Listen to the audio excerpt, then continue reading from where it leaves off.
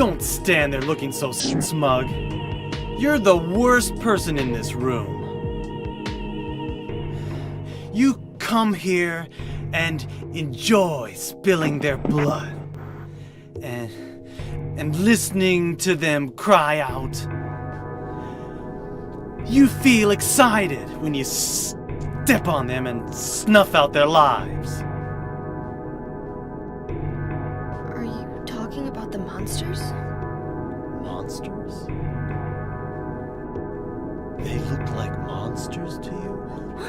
Oh no. Don't worry. It's just a joke. That was Vincent, and this is Silent Hill 3. Now, if you're familiar at all with the Silent Hill survival horror video game series, you've probably heard that line before, but if not, don't worry, we'll get to that. For a set of games that have lived on in just over 25 years worth of speculation and ambiguity, what you've just seen is actually a pretty key moment in many fans' understanding of the entire series and its arcane and grotesque cosmology. It's also a very important moment for what we're about to explore in this video, just in a slightly different way than most people tend to focus in on, I think. A perspective I hope I'll be able to show you over the next, several hours. I know. I'm so sorry. Now don't get me wrong, I love all the tinfoil hat shit that usually comes along with this quote just as much as the next unremarkable white guy on YouTube sat in front of a bad green screen. As with so much of the game's backstory, themes and, dare I say, lore, it's able to deftly walk that ever so fine line between giving just enough to tantalise and shock while never quite going too far and shedding all too much of that sterilising light of understanding which so often proves to be the undoing of other lesser attempts at building a truly enigmatic mythology like this one. Let's be honest, there is a reason you clicked on this video. There's a reason why we're all still talking about Silent Hill all these years later. A lack of the concrete and an absence of certainty, while they may be a little frustrating at times, are precisely why we are able to fill in the blanks with our own thoughts and feelings so much in these sorts of works. Each game is less a linear narrative languidly populated with set-in-stone ideas, and more a minefield of emotion, scattered with abstract meanings and horrifying implications. Then we as players are left to simply pick our way through them, finding unsettling reflections in all the strange new things we find. And like I say, I do find the horrifying implications of what this creepy little weirdo was saying there to be quite fascinating in their own right. At the point at which this conversation takes place, we as the player are most of 3 games deep. We've spent more hours than we can count desperately fighting against the horrors of Silent Hill, and we've already learned the hard way that we cannot trust our own perceptions in a place like this. Even so, I don't suppose many of us ever really questioned a belief so core to the genre as, yes, this is in fact a monster. And that's the genius of this line. A seed of doubt is planted, a doubt that was, in one way or another, already there. All it needed was for this self-satisfied little prick to tease it out. This simple line and all its endless innuendo has proved so pernicious, in fact, that, as I say, it's become one of the many key dividing lines between the innumerable and often highly argumentative fans the series has collected over the years. I hate this fucking shit! So if that's not what I'm here to talk about, why am I even saying any of this? Well, I mention all of that simply to stress that these games, like all great art, can really only be understood on an ever-changing, deeply personal level. And while all that cool theory crafting lore stuff is great, most of the time, and we'll certainly be touching on some of that here in this video, what I really want to talk about is actually something a little bit different, a little bit more holistic, I guess. Because I think it's fair to say that what Vincent is doing here is actually indicative of quite a lot more than just teasing the player with some sort of wink-wink, nudge-nudge story hook. The way that Vincent is treating Heather here is really just a small part of a broader through line that can be traced through virtually the entire Silent Hill series, actually. So along with all that other stuff, I'd really just like to take an up-close look at what this malicious little man's malicious little lies really represent. Not just for Heather, but for us as well. I think a big part of why this series has garnered so much praise from critics and emotional investment from fans over the years is that the games themselves have a real love of introspection, for truly exploring their characters and laying them bare right down to the bone. In fact, I'd go so far as to say that's the whole reason that Silent Hill exists, the series and the town. It's psychological horror, right? Psychological horror has to shake human's heart. deeply. So I guess I shouldn't have been too surprised on a recent playthrough of the original Team Silent series when a whole new host of ideas and experiences came flooding into my mind as I tentatively made my way through the fog. Things that never really hit me in the same way when I was playing these games for the first time as a probably far too young child. So much stuff just seemed to resound again and again in strange concert with the world we all now find ourselves trapped in, hemmed in on all sides by an ever-shifting, shattered landscape, self-destructive cultists and inexplicable out-of-season weather events. It's like we're stuck in some bizarre kind of other world, you might say. This whole town, it's being invaded by the other world.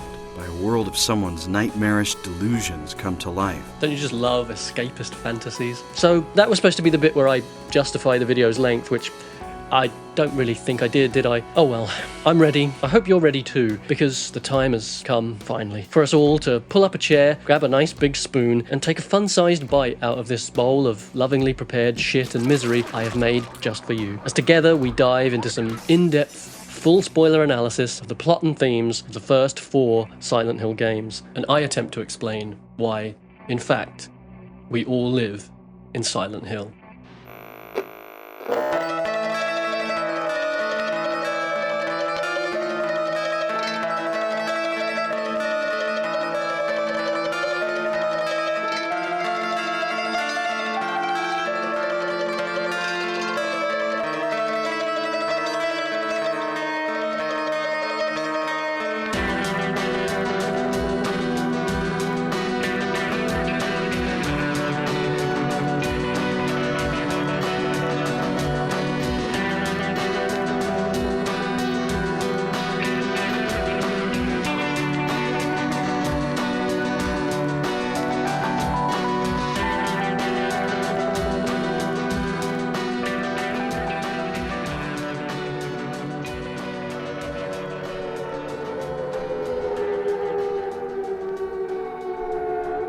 Silent Hill 1 was developed by the now legendary Team Silent, published by the now notorious Konami, and released in the now largely incomprehensible North America for the original PlayStation console in February of 1999. Which means that I was about 6 years old when I first played this demo disc, which contained the opening section of the game, which in turn explains why the first 20 minutes or so have been literally burned into my memory for the past 2 and a bit decades. The game tells the story of a man named Harry Mason as he hunts for his missing daughter Cheryl through the strange and nightmarish town of Silent Hill in a race against time before an obscure religious cult can use her in a ritual to summon their demonic god. He's aided by a local police officer, a local nurse, and a local cat lady. But is anybody in this town quite who they seem to be? Let's find out. Before we start, I'd just like to give one last massive spoiler warning right here. This video is a very personal stroll through the streets of Silent Hill, and I will be diving into just about every single plot beat and theme that resonated with me in the first 4 of these games. So please, if you'd rather play them completely blind, I really do recommend just going and playing them right now. You can play all of these games on PC relatively easily, and I'll link to a comprehensive fan guide on the best ways to do so in the description below. If you have the originals and the original consoles, or perhaps an entirely legitimate reproduction of such a console, please do yourself a favour and just play these games. They're great. So don't forget to click like, subscribe, ring the notification bell, regret all your life choices, and leave a thinly veiled death threat on the front of your local representative's house scrawled in your own fecal matter. Going back and playing these games in 2024, I think it's fair to say that Silent Hill 1 is reasonably regarded as the most simple and quaint of the bunch. I'm choosing to be polite, obviously, because I love it, but some people would probably just call it shit. Its crunchy PS1 graphics, simple storytelling, and pretty typical voice acting for the time really do work to give it that 1999 stamp of approval. Hold it! Stop! Don't shoot! It's the basic bitch of the series, right? Especially when compared to the juggernaut that is 2, right? Well, honestly, you might be surprised at just how much depth there is on this tiny 660 megabyte disc. I know I was. On one disc. On one CD disc. Fun fact, you could actually fit literally every single PS1 game ever made onto just one 5.5 terabyte hard drive, which nowadays would net you almost half of a single Call of Duty multiplayer load. given the limitations of his character development, Harry Mason is honestly still a pretty interesting guy. He's been through a lot even before the start of the game, and he's about to go through a whole lot more. But through it all, he's driven by an overwhelming desire to rescue his daughter. He's driven by love, and contrary to what some people might believe, no, this does not make him a woman. The lead character of Silent Hill 1 is a man named Harry Mason. And he worked very well in the game, but when we start to write him, respecting his personality, we found that it's a woman. Hey guys, is it gay to give literally a single shit about your own kids? It makes him a little short with people, it even makes him a little stupid at times, let's be honest, but it also makes him singular in his focus, and I think this is what makes him strong. This is what shields him from the corruption that is gripping the whole town, and ultimately, it's what saves us all. First off, before we get to any story, let's just get this out of the way. The vibes in Silent Hill are just... Nice. Insert 1,000 chefs kissing right here. These games are still stunning, from the music to the art design, the lighting, the character designs, the camera work, the sheer mesmerizing bloody horror of it all. And that's even true all the way back here on the PS1. And honestly, it only gets better from here. Malformed shapes emerge from the VHS haze as your pinprick of torchlight forlornly pierces the oppressive gloom. The town itself seems to cry out in pain. The trees here are in misery and the birds are in misery. I don't think they sing, they just screech in pain. Threat looms in every pixel. The uncanny dwells in every wonderfully wobbling texture. Silent Hill tends to wear its influences pretty prominently on its big, foggy, blood-stained, oddly sexualized sleeve, but it always manages to leverage those influences in fresh and interesting ways. You might say it's very muchly necessarily Twin Peaksy vis-a-vis Cheryl Lee, if you follow me. That was my Thor high heels impression, by the way. Obviously Thor doesn't need a shout out from me, but you know, go and check their stuff out all the same. Jacob's Ladder is another legendarily great movie that served as a huge influence on these games. All of Stephen King, obviously. So much so, in fact, that he's directly featured in the games. Twice,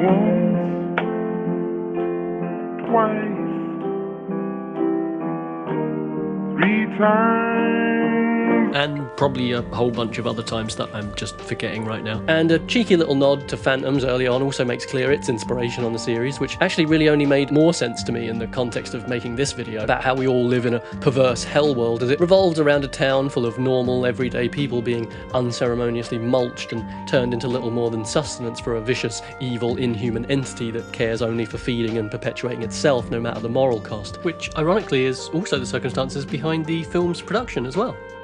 Oh look, I recognise that name.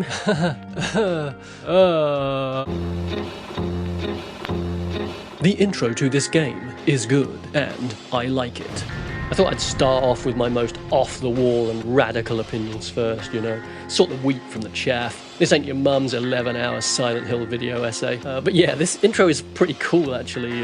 Past and present fuse. We're given insights here that won't really mean much to us until quite a bit later. I think it just does a great subtle job of getting us into the mindset of genuinely questioning everything we see and just being curious about the world and the story and these characters. I say it gets us thinking that way, as if I'm speaking for anyone other than myself here, but you know, welcome to video essays, I guess. If this is your first time with one of these, I will be doing that a lot, so do try and stay calm, just roll with it. It all works out in the end, you know, and if you don't like it, please do feel free to go and fuck yourself. We see a young nurse arguing with this dour-looking, handsy fucking prick about something. We see a strange older woman in what looks like a church. We see this bike pig giving our guy Harry the stink eye and running afoul of something strange.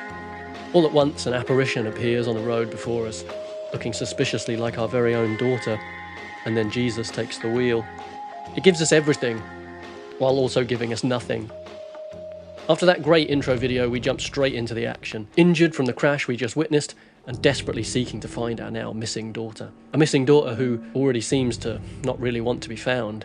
We should probably be worried about that, right? This search quickly leads us down what will prove to be a dark and terrible path for Harry. A trap we cannot hope to understand has been well and truly set here, and we might have to gnaw our own leg off just to get out of this one alive. Despite its familiarity, the landscape here is fractured and undeniably alien to us. Not for the last time, Silent Hill expertly utilises what modern audiences would undoubtedly call liminality in its approach to horror. These games sometimes feel made entirely out of these uncanny places between places. Every street street seems just a little too quiet. Every home we venture into just a little too empty. Cheryl isn't the only person missing in Silent Hill tonight. Somehow, in the swirling mist, thousands of people have simply vanished. I think we've all had that feeling of being a kid and waking up to an empty house, an empty street, a seemingly empty world, and even if just for a moment being instantly gripped by the certainty that we are genuinely the only human being left alive. In Silent Hill, that fear becomes a total, all-encompassing, utter reality. I think it makes a lot of sense that we've seen such a boom in this liminal horror obsession, not just because of some mini-DV JPEG artifact nostalgia for millennial childhoods that is often evoked in these grainy, flashlit, mundane environments, but also I think it's in part because we live in a world that feels so increasingly at odds with us. We feel desolate, alone, and maybe even a little scared, or, you know, a lot scared. We're cut off from any sense of shared community. We've lost any hope for a collective vision of the future. We're adrift in a churning sea of endless fog. And so, of course, we reflexively retreat back into our younger years, simpler times when prevailing narratives still rang true. But even those happy memories can't always escape the stain of this horror that we all must live with now. The world is not our own. An unearthly pall hangs over everything. A freakish snow falls from the sky, and all too quickly the sun seems to set at an impossible speed. The laws of nature themselves seem to be conspiring against us now, and that's just the appetizer. Within moments, Harry is being assailed by creatures ripped straight from a nightmare, penned in by rusted metal and blood-drenched razor wire. We're hurled face first into a hell of pain and knife thrusts. Our hideous attackers reach out for us with blades and claws, and soon enough, Harry goes down. Then, as quickly as he fell, he rises, out of the dark and back to the light, as though roused from some strange, already half-forgotten dream. We wake with a start in a nearby cafe, only to be greeted by a young cop from the nearest town over. She wants to know just what the hell is going on here. All Harry knows is that his daughter is still missing, and he isn't about to sit around just waiting for her to turn up. How do you feel? My mouth feels like somebody parked a car in it. Sybil heads off to get help, even hilariously leaving us with her gun. It was 25 years ago, I guess. Okay, just roll with it. This is America. Free guns for everyone. And I'm proud to be an American, where at least I know I'm free. We search the quaint but eerie diner, and within moments we come under attack from some kind of mutilated flesh dinosaur. Harry steps over its still juddering corpse before heading right out that door, straight back to the very spot where he just got his ass kicked. What a guy. Except, we find the place suddenly blocked off by debris. At our feet, Cheryl's sketchbook and a message. Looks like the first real stop on our tour of this strange town is going to be the school. I actually really like to imagine Harry encouraging Cheryl's interest in art with this sketchbook. I just like to imagine Harry as a really good dad, I guess. He's a single father and he's doing his best, damn it. What's better than this? Guys being dudes. We're left to wander this empty, incoherent, dead town. There is a palpable lack of connection to the world around us here. Lifeless high streets packed with shuttered shops and cars that look like they haven't been driven in 1,000 years. Police officers are handing their guns out. People play basketball with severed dog heads. Looks like there were problems here long before this fog rolled in. Darkness descends once more, and naturally we take the first real steps of our journey in the halls of the local Midwich Elementary School. A place where the kids carry knives and yeah. You probably all already know that these knife-wielding children were actually removed for the Japanese and European releases of the game. Seems that then, just as now, only the North American territory was fine with the idea of us gunning down their children in the halls of an elementary school. Between the American release date of the game and the slightly later Japanese and European releases, there was time enough for the Columbine shooting to occur, the spectre of which tragically still hangs over the US to this day. Playing the game now in 2024, you can't help but be taken aback by the imagery on display here and be endlessly infuriated that vain, cowardly murders like those which occurred at Columbine have not only continued but have essentially become accepted and even endorsed by certain parts of the American political system. The ghosts of children stumble crying through the halls, fleeing the beam of the gunman's flashlight. Our first glimpse of this town's many, many victims. The children here have become fodder for a death cult. The children here have become fodder for a death cult. Collateral damage for its true masters, the human cost of the world they have created. But if we thought things were bad already, they can always get worse. Now the real transition hits. We descend into what looks like a bomb shelter, emerging, impossibly, right back in the same courtyard we just left. Except, not quite. A layer of deceit has been stripped away. We can see the truth a little closer now. Air raid sirens undeniably evoke the fear of nuclear war, which is hardly surprising from a Japanese developer. Skinless forms stumble through the dark, a world scorched by fire. The school now stands stripped entirely away, the thin veneer of a child-friendly educational environment swept aside in an instant to reveal the industrial abusive nightmare beneath. What was once just a sickening thought hanging in the back of our minds is now transformed into something all too hellish and real and now. We teach our children how to behave by how we treat them, and the world they make with what we have taught them might just become a nightmare. Looking at the hanging skin suits that litter the school, I couldn't help but imagine these demonic shells being planted in the ground, watered with fresh blood, and then a short time later, these little dickheads popping out ready to shank the fuck out of me. I wonder if that imagery has any relevance in this series. Nah. Probably not. As Harry tries desperately to decode this arcane structure, everywhere we look we see this cycle of abuse heaped upon abuse, the perpetuation of evil and violence that begins with the traumas we inflict upon our children. The seed of evil planted within ourselves births a new generation of twisted, stunted, malformed people who only know how to lash out with violence. Sometimes kids really are little monsters. Also, unrelated, but I love the fact that you can just straight up fucking run into walls in this thing. It does so much to make Harry just some fucking dude, you know? Pretty much all the games go for this kind of thing, and I honestly love it. More games should let you trip and fall and knock your own dumb ass over. I also really respect Team Silent's dedication to the bit in allowing us all to roleplay as an actual everyday person stuck in a mind-meltingly horrifying scenario like this by letting us have fucking no idea what the fuck literally any of these fucking puzzles are even vaguely fucking on about. A thing they really dig into in later titles. In the bowels of the school, deep within this Stygian abyss, we find the infernal machine itself, seemingly powered by this flaming human sacrifice and guarded by some hideous facsimile of a dragon from a child's fairy tale. The heart of this place is little more than an immolated human soul screaming in the darkness. Side note, most of my family are Irish, so I can confirm that this is basically what all Irish schools look like even to this day. The creature spreads its wings, and Harry blows its fucking head off. In the midst of a dream, we finally catch sight of... No, not Cheryl, but the girl from the road. Just what is going on here? Are we following the trail of our daughter? Or something else entirely? We're awoken from the nightmare by the sound of church bells, because of course we are. You can't have an insane death cult without some perverted spirituality now, can you? Here we meet an immediately strange and striking older woman. She looks like some sort of homeless nun. This is Dahlia Gillespie, and sadly she's the first person to offer Harry any kind of answer as to what's really going on here. She spews what is frankly just a bunch of absolute gibberish, and Harry has literally zero time for her bullshit. It's honestly quite wonderful. I've been expecting you. It was foretold by gyromancy. What are you talking about? Dahlia immediately presents herself as an ally to the player, giving us our first proper glimpses into the arcane and demonic nature of what is really going on here, and a weapon that we will need in the coming fight. But let's be honest, she's a pretty shady motherfucker, to put it lightly. She rants and raves and demands little more than total obedience from Harry from the get-go. If we weren't so desperate, these might be some pretty big red flags, but all the old rules are gone now. Our need for guidance in this strange new world leaves us totally open to her manipulation.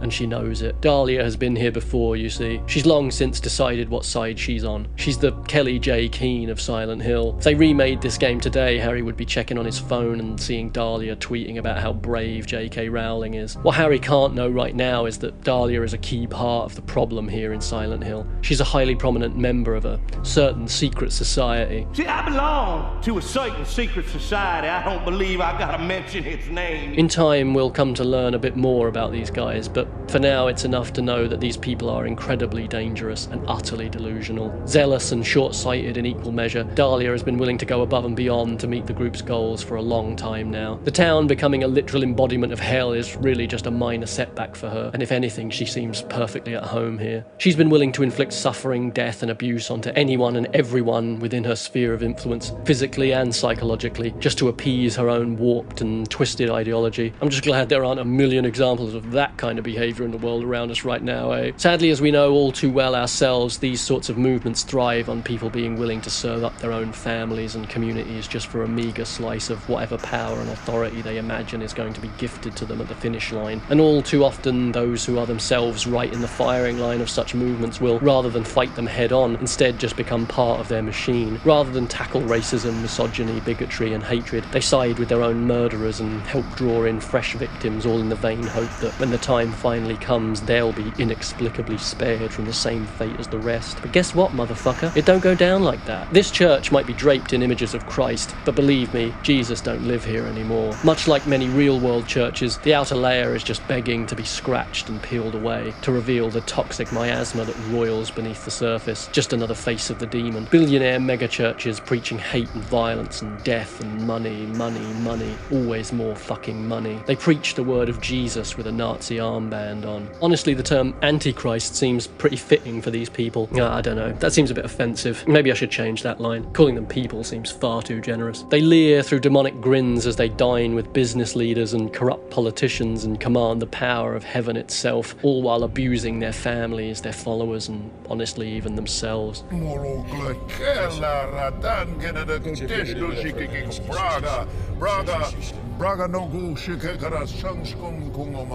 the hell are you talking about? Our daughter is missing, and it's all the fault of the demon, or so Dahlia tells us. The diabolical entity at the heart of this strange affliction that has so shattered this peaceful town has somehow seized Cheryl. For what? We do not know, but the why doesn't matter right now. Not that Dahlia gives us time to ask questions. At her urging, we make our way to the nearby hospital and are somehow relieved to hear the sound of gunshots. Gunshots means people in this world. Safety. A nice thought. Here we meet and are immediately, very nearly accidentally shot by Dr. Michael Kaufman, this dickhead from the intro. He's the director here at the hospital and, of course, a key associate of the true power here in Silent Hill, the Order. Not that order, although, actually, honestly, pretty much that order, to be fair, though sadly Harry doesn't seem to know any of that yet. Kaufman marvels at the world he himself has helped to create, seemingly genuinely shocked that it's all gone this far. He and the rest set the machine in motion and have now promptly lost control of it. Whatever alliance he and Dahlia might once have enjoyed now seems to be forever broken as the dividing line between them grows ever more stark in the present situation. Kaufman was never in this out of some commitment to the cause, not like Dahlia is. A sign of their mutual mistrust can even be found in Kaufman's office. The only treatment for what ails this town has already been destroyed, and naturally, by the very people we trust to protect us, the so-called pillars of our society. Something that, again, I think we can all relate to in one way or another, and something many communities have had to battle against for just as long as any of us can remember. The vast inadequacies of the American health insurance system and the ruling elite's general disdain for the concept of affordable and accessible healthcare is certainly no secret at this point, so the order embedding itself in the hospital administration just feels so right here. Every policy we put forward, every reform we implement, every change that we make will have at its heart this simple idea that we need to give the NHS back to the people. The staff were poisoned and worked to death. Now they shuffle through dank halls, always on their feet, never able to rest. Not even for a minute. Their only solace to be found in a merciful death, the parasite that snakes through their bodies now entirely in control. If he's perceptive enough, Harry might have just enough presence of mind to try and preserve that which someone has clearly tried so hard to destroy. But who can say what use we might find for such a strange substance? Kaufman claims he's waiting for the military to save the town, something even he doesn't seem to really believe, but it still just feels so typical for a man like him. The hospital is desolate. The elevators don't work. The vending machines don't work. Jesus, most of the doors don't fucking work. Being from the UK and living under the Tories for over a decade, I actually can relate to this pretty strongly. Honestly, if anything, I feel the other world treats the place far better than any Conservative government ever has. How do you do, ma'am? I'm Rishi.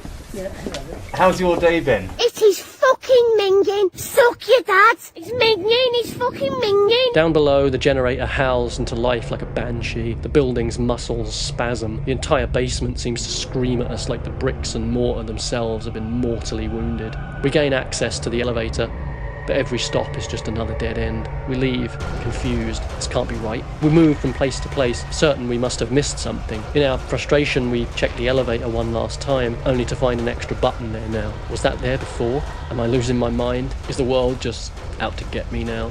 The old boundaries have broken down. Nothing is as it once was. Nothing is safe anymore. We move forward, and the door is locked behind us. We shouldn't have come here. Even places of healing become battlegrounds in this other world, just another legitimate target. Your health is not our concern.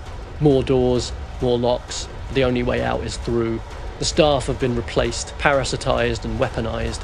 Floors are collapsing, the cramped hallways are filled with discarded souls and rusted hospital beds as the walls run red with blood. Let the bodies pile high in the streets. In the end, death is all that matters. The forsaken wheelchairs that litter the town now feel even more at home here. Their users no doubt long forgotten by the few remaining inhabitants in this hell of their own making. The fallout is immaterial. All that matters is that the machine keeps running. This is what they mean by agency workers, I guess. Later we find evidence of a recent patient, a young girl named Alessa. Hidden away in some out-of-bounds basement room, her mind contained an impossible power. Now her body has been destroyed beyond repair. In truth, she looks uncannily like our missing daughter, like the apparition from the road. Something bad was happening here. Maybe Cheryl isn't the only girl who needs saving in Silent Hill tonight. On our way out, we meet another member of staff here, only one who is decidedly less horrifying than the others. Lisa is perhaps the first person we've met to actually behave in any kind of way approaching normal. She's clearly terrified and almost overwhelmed just to see another actual human being. She asks Harry to explain what's going on here, strangely unsure despite clearly being a native of the town herself. Something is definitely up with her, but that's perfectly understandable given the circumstances, isn't it? Either way, at least we're not completely alone in this hell. A siren blast wakes us from our latest nightmare, and all at once we're in the real world once more, or at least something a little more like it. The truth is, of course, there is no real world, not anymore. Not for those who have seen the truth. Dahlia reappears and tells us just enough to keep us thinking she's our friend before she sends us off chasing Cheryl's shadow once more. We're looking for what Dahlia calls the other church, whatever that means. The town is about to fall into darkness, she says, but if we listen to her, do exactly as she says, maybe we can avoid that fate. Maybe we can save ourselves, save the world. Well, our bit of the world, perhaps. This is worse than false hope, however. It's a delusion, spun before our eyes to distract us from the truth of just who and what Dahlia really is. Truth and perception must always be undermined here. We must never trust ourselves. Trust only those who will make the decisions for us. Let them worry. You put your feet up. Let Dahlia do the thinking for you. Oh, and as Harry hoofs it across town here, I'd like to just take a moment to shine a light on one of the Silent Hill series' great many tricks of the trade. Something else it judges to perfection. It's absolutely stunning sound design. From the hideous howls of these tortured creatures to the sometimes unsettling, sometimes outright nauseating ambience of the town itself. And who can forget the countless bumps and bangs that punctuate the world and always seem to catch you at just the right moment, or wrong moment, depending on your perspective.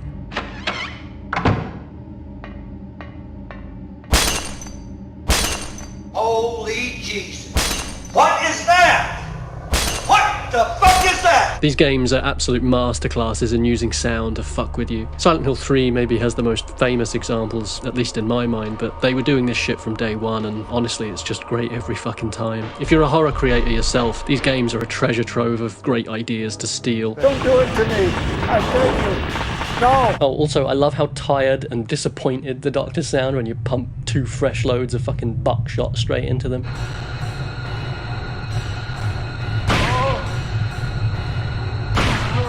I'm afraid that foul-smelling itch is back, Doctor, and I'll be requiring yet another thorough rectal exam.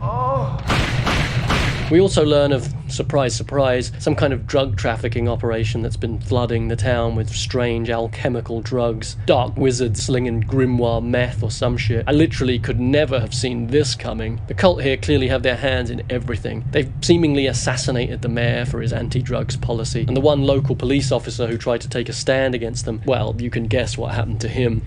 The only good cops really are dead cops, it would seem. Their colleagues make damn sure of that. The Order used this drug made from a local plant known as White Claudia in their rituals, and now, seemingly, they are using it to control more and more parts of society here in town, and possibly even beyond. So what you're telling me is that the spiritual leaders are all actually demonic and drug addicts? And they spread their dangerous, hate-filled delusions to control people's minds and bring about a literal hell on Earth?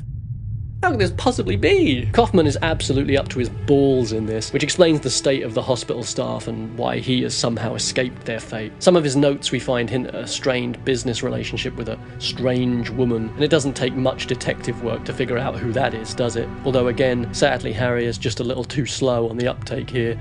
His mind is elsewhere. There's actually an entirely optional side quest that plays out here where Harry can get a bollocking from Kaufman after uncovering his little side hustle and finding a hidden vial of the same strange red liquid Harry collected in the hospital. We get an insight into just how shady and dysfunctional things must be here in this quiet and seemingly idyllic town. Just a side note, but this is actually the only unrealistic part of the game in my opinion, because actually Harry would have just rattled this cunt's jaw the moment he stomped through the door acting the fucking bollocks. Unless you want to die, keep your mind on business.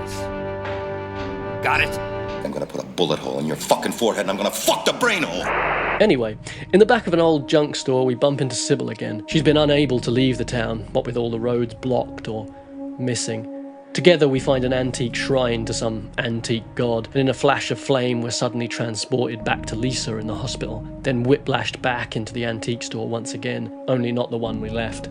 The rust and grime and blood and flesh have all returned. Harry can't help but wonder to himself what is even real anymore. Is there such a thing as the truth? Is anything real beyond that which we will into being, that we simply desire to be true? But to Harry, in this moment, none of that can matter so much as his pure wish to simply see his daughter again. So he pushes on, desperate to find her, no matter how deep the rabbit hole goes. Sybil mentioned that she thought she saw Cheryl heading towards the lake, and Lisa tells us of a way to skirt the ever-shifting landscape of the town itself to reach her there. She knows the workings of this nightmare better than we ever will. So now we've made our way through pretty much our entire society in decay. Our high streets are shuttered and dead. Schools are battlegrounds of abuse. Churches are empty, save for the insane cultists who have infested their rotting hulks. And then a hospital filled with barely standing staff marching mechanically around under the control of a parasite that has reprogrammed their instincts and now merely uses them as just another vector of attack.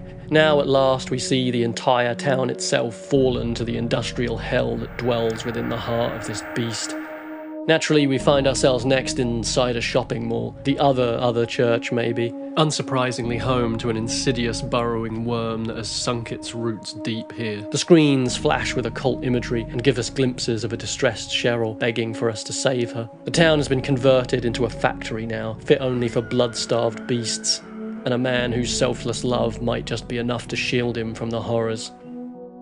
From here we head down into the sewers. But hey, I guess it's about time we waded through a literal river of shit, right? These are the pipes that snake through the belly of the machine. This is where the runoff pools, where the fluids come to coagulate and congeal. Even detritus from the other world has seemingly found its way here, as well as other things, of course. I'm not going to show it because it's truly disgusting, but there's this video on the internet, right, of this like big grasshopper mantis type thing, and it's lying on the pavement, and someone comes up and spritzes the body with like a spray of water or something, and all of a sudden this dead body just starts to move again, sort of shuffling awkwardly like some zombie, when suddenly from its back this off-white tentacle kind of erupts. A parasitic worm that had been living inside the host body, which it's presumably now finally killed. Whenever these little shits are on screen, I can't help but think of that video. It's something that has literally stayed with me for easily over a decade since I first saw it. It's that genuinely horrifying. Parasites feeding off their hosts until their entire ecosystem rots and dies, dooming them both in the process. I wonder why that would come to my mind at a time like this. Yeah, fuck these little tortoise-headed fish bug fucking... What the fuck even are these things? I feel like that's something we're going to be saying quite a lot here. We even find boats down here, as though these grime-smeared sewers have become one with the tributaries and waterways now. Just one more mode of travel we'll all have to get used to. I guess the people here have just adapted to this strange new world where the waters have risen and, oh, it's happening again, isn't it? It is happening again.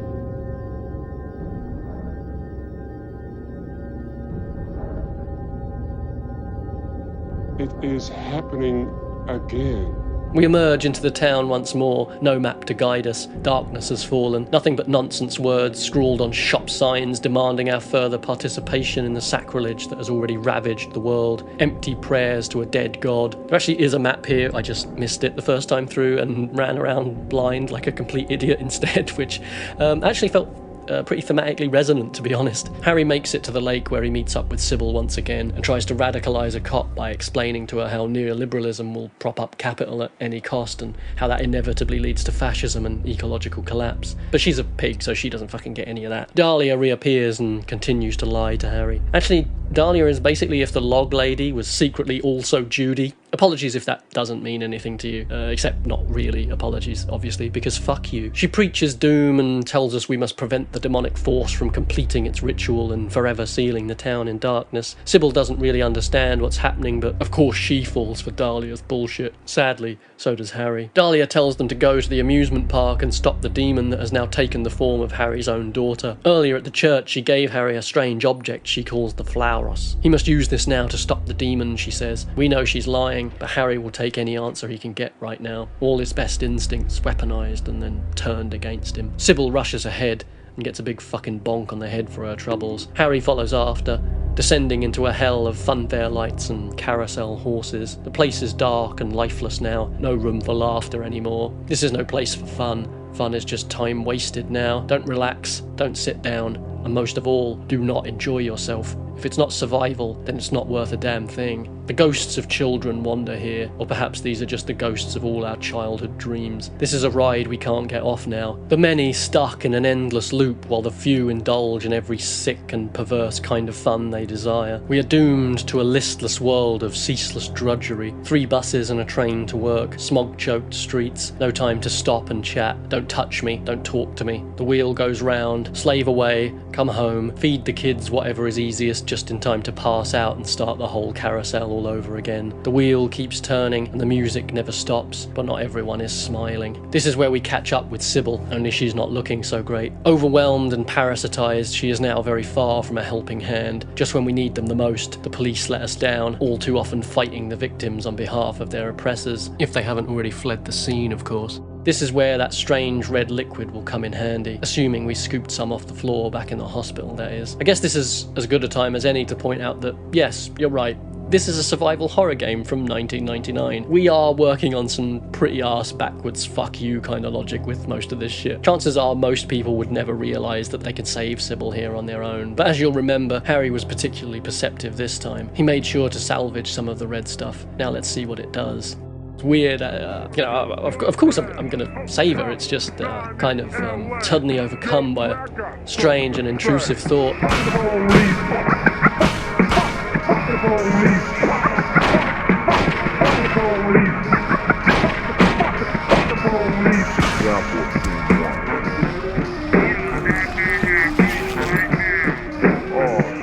If for some strange reason we instead save Sybil here, Harry will actually confide in her that Cheryl is not in fact his biological daughter, which honestly just makes him even more of a king in my eyes. He explains something we actually saw all the way back in the intro, that he and his now dead wife found Cheryl abandoned beside a highway and took her in to raise as their own. He admits then, too, something that has clearly been troubling him for longer than he lets on, that it is entirely possible that perhaps Cheryl does have some unknown connection to the town of Silent Hill, but as we've come to expect, he swears to save her no matter what. We've also come to learn the true nature of the strange red liquid now, a substance known to the cult as agglophytus, which has the ability to exorcise these demonic parasites. Now we know what it can do, and that there is still a spare bottle of it in play somewhere. Finally, Harry finds the object of his pursuit. Using the Flauros, Harry attacks what Dahlia calls the demon, only to quickly realise his mistake. As usual, he's been tricked, and in his misguided attempts to fix the world, he has in fact inevitably attacked a person who is even more of a victim than he is, and probably the only person who could have ever truly healed any of these wounds. Dahlia emerges at last, showing her true face, that of an abusive, power-hungry mother. The demon, or Alessa Gillespie, to give her true name, is snatched up and taken away by Dahlia. That's right, this so-called demon is, in truth, Dahlia's own flesh and blood, her own daughter, and the mysterious patient the Order had stowed away in the hospital basement after a hideous ritual gone wrong. With that, Harry is hurled through the darkness and back to the hospital once more, where Lisa is still waiting for him. Her memory is hazy, but she knows something is very wrong, something Harry just can't understand. After a trip to the basement, Lisa is beginning to remember pieces of her past here, a terribly injured young girl she helped care for, and the drugs foisted on her by Dr. Kaufman. At last, she's finally beginning to realise her own nature. I'm not the only one that's walking around. I'm just like the others, she tells us. She's desperate for contact, for something human, anything that might keep her here, even if just for a moment longer. But Harry can't offer it to her. In his fear, he pushes her away, and the final thread is severed. Lisa unravels. The drugs the Order plied her with finally taking over. Perhaps with Alessa restrained by Dahlia, unable to hold the darkness back, the sickness implanted in Lisa rises up to pull her down at last. Harry runs, locking her in the darkness and leaving her to her fate. She vanishes once again, leaving nothing behind except some small proof of who she once was.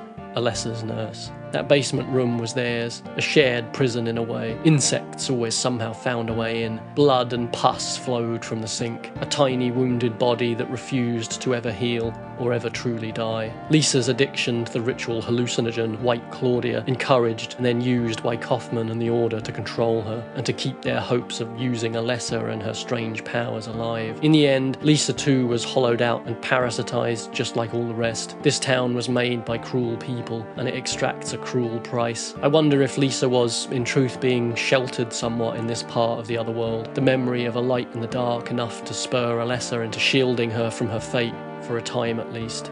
We're summoned below, and at last the full truth begins to be revealed. Pieces of the town above are scattered all around here, impossible combinations of disparate places somehow pulled together from memory or dream. The antique store with its hidden altar scrubbed away, hospital rooms bare and bloody now, a classroom from Midwich Elementary with signs of childhood abuses, all directed at one little girl. In the deepest parts of ourselves we might find that we're little more than our own past traumas haphazardly stitched together, bound painfully up with nothing but tendon and sinew, raw nerves exposed to be prodded at over and over. The rooms down here scream, reflecting back all the pain that they've witnessed. Beneath it all chugs the never-ending machine on its eternal quest for yet more blood, yet more suffering. Not even ghosts can lay quiet down here.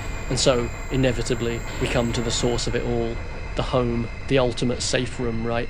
Here we learn that, of course, Alessa is no demon. She's quite the opposite, in fact. From the moment her powers were discovered, or perhaps even created, Alessa was groomed by her mother and the Order to be a perfect vessel for the object of their twisted worship. Her pain and misery was knowingly induced to entice this eldritch being into the young girl, a child bride to be sold off in a bargain with hell itself. Bullied at school and at home, wishing the world away, fear, resentment, anger, wanting to be the only person left alive. Dinosaurs on the walls at school, bugs pinned up in her room, fairy tales in every book she escaped into, sexual predators prowling the streets. Now trapped in an endless nightmare, indelibly yoked to the dreams of a dead, insane god. The horrors we have battled here have in truth been the psychic projections of a brutally tortured young woman crying out again and again for any kind of help. One little girl who had a strange power inside, a power which might have been used to change the world for immeasurable good, a power whose true abilities we will now never know, because cruelty and greed and lust for power won out over simple, basic humanity. Many times love loses,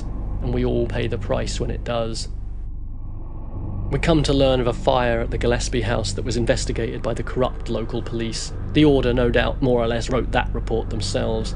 It seems a young girl, Alessa, was badly burned in this incident. The house she was in burned down, as well as several others. Much mystery surrounds the events to this day, and we never truly learn what really happened that night. But the cult's obsession with flame, their desire to awaken Alessa to her purpose, and Alessa's unwillingness to be used, clearly combined that night in a way that ultimately resulted in both Alessa and the demon being sealed away ever since. They made an open wound of her body so their dark lord would crawl inside, but once it did, Alessa cauterized herself with fire, chaining them both away inside a cocoon of pain and loneliness, until now, until us. At last, Harry finds Cheryl, and Dahlia, and Alessa. Not the apparition we've seen of her the whole game through, no, the somehow still living and breathing husk that young girl has been forced to grow into, thanks to the uncaring home she was born in.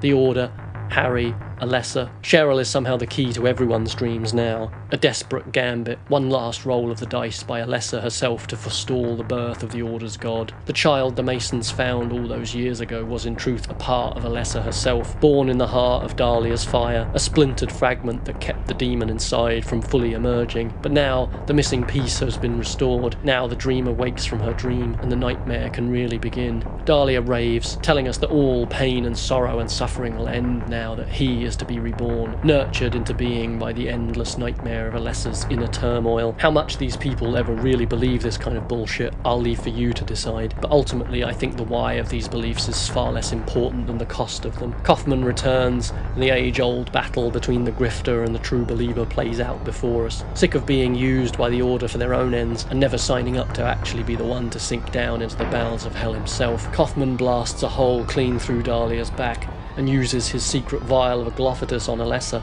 just as the parasitic demon within her is at last about to emerge. These people have a funny habit of destroying themselves in the end. The incubated Baphomet within her is forced out into the light, where it promptly and fittingly rewards its most loyal subject with a flash of arcane lightning. In an instant, the fearsome Dahlia Gillespie is utterly undone, burned away by the ultimate product of her own evil. Not even she will live to see the promised land she worked so tirelessly and callously to create. Deals with the devil rarely go as planned, I guess.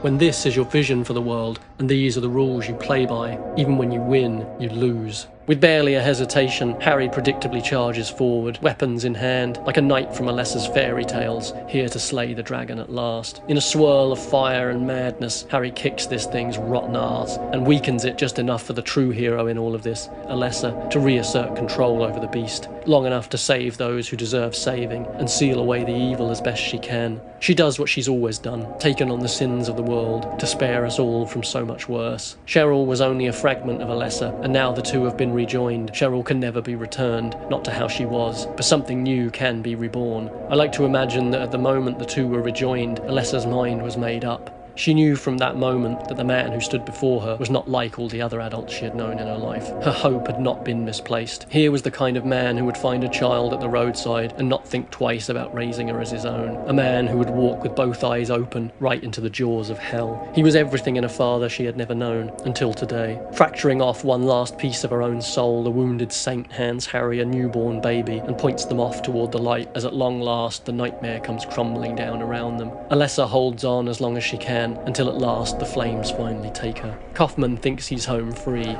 but Lisa knows where this one belongs.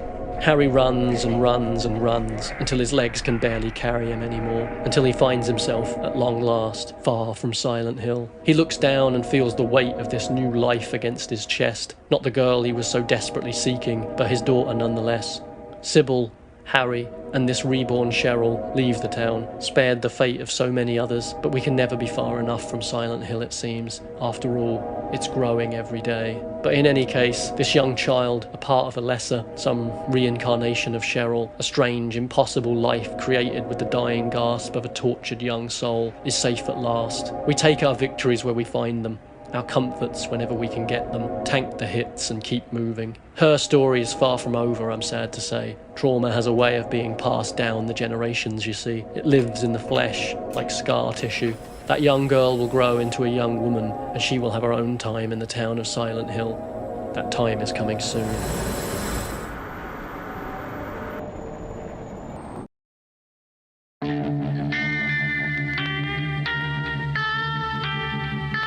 I thought I'd just add some last-minute thoughts here at the end about this game. Playing Silent Hill 1 again for this video was the first time I have played it in well over a decade, and I was honestly stunned a little bit while playing it. I know it has a reputation among the Team Silent games as being sort of sillier and goofier and less complex than later titles, and it is all of those things, I agree, but I was still blown away by just how much I still absolutely adore this game. Seriously, if you haven't ever played it, or even if you have, just sit down, play this game again. It's honestly just so fucking good. It's crunchy and squelchy and strange and hokey, and I love the stilted voice acting and the not entirely there localization and the FMV sequences and the dumb jokes and the references to horror movies, and I love how even after all of that it can just effortlessly absolutely break your heart right out of nowhere, you know? It is just incredible. I was absolutely floored by just how much this game had to say about the world that we find ourselves in these days, from how we treat our children, how we devalue and dehumanize healthcare providers, the way that drugs are used as a weapon against disadvantaged people while the rich profit from their sale, fears of atomic holocaust, the near total absence of police assistance at best, and their complete weaponization at worst. It all just felt so of right now, despite being released all the way back in 1999. And yeah, I'd just like to take a moment to give a huge shout out and thank you to all of the incredible work that was put into these games over the years. And of course, all of the incredible, talented people that are behind that work. I'm going to put the full credits on screen here to highlight the work of everyone involved in bringing this to life. I know I'm not alone in appreciating it all immensely. So also just a huge thank you to all the creators and artists out there just doing their best for what seems to be a ever decreasing amount of respect and recognition and money now. I just hope you know that the majority of us really do care about the things that you make, and they really do matter. Fun fact, the guy who did the FMVs for this game, he lived in the office for like 2 years straight, sleeping under his desk, hand making all of those FMV sequences in constant fear because he was always being threatened with having his name taken off the credits and his work being stolen by higher-ups at Konami. So yeah, this shit is as old as the industry, I'm afraid. Yeah, I hope things change for the better. We just have to demand better conditions, and I think we will get better games out of that. It's all right. Anyway, sorry about all that. God, I've waffled on for far too long. I really don't think we've got time to get into anything.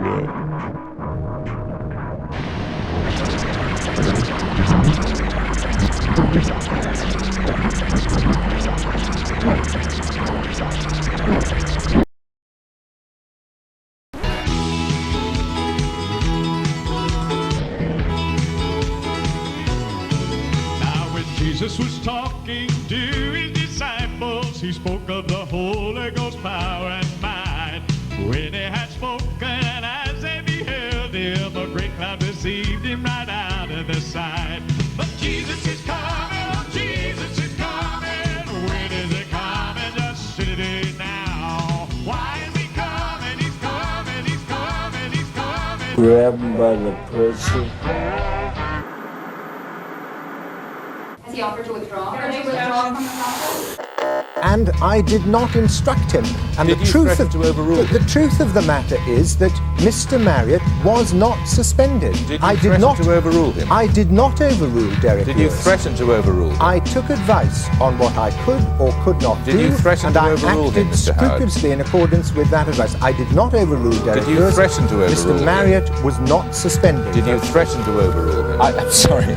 It's a quick, straight yes or no. And I will give you an answer. Did you threaten to overrule him? I discussed this matter with Derek Lewis. With respect, that is not answering the question of whether you threatened to overrule him. It's dealing with the relevant point.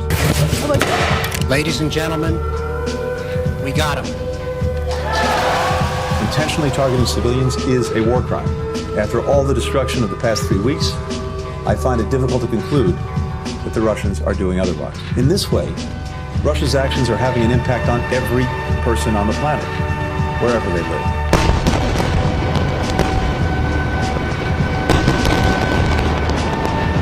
As we know, there are known knowns. There are things we know.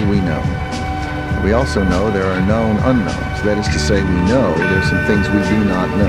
There are also unknown unknowns. The ones we don't know. NHS has been destroyed. It's been destroyed. And now you come here for a press opportunity. What do you mean there's no press here? Who are these people?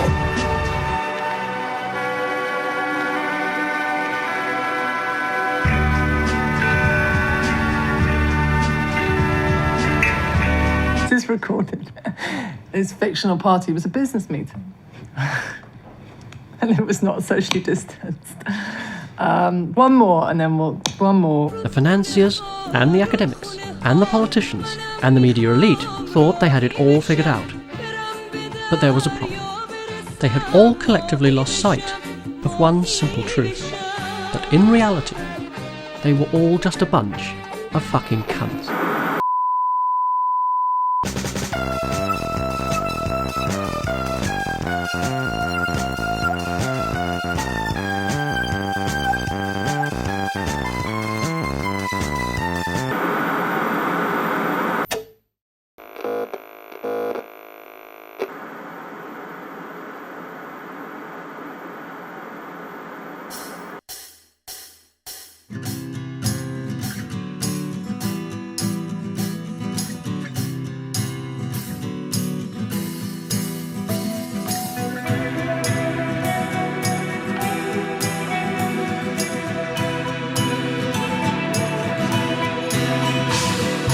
Silent Hill 2 was, much like the first game, developed by the ever-shifting Team Silent. This time, sans the first game's young writer and director Keiichiro Toyama, who was lured back into the fog by the sound of a very different siren.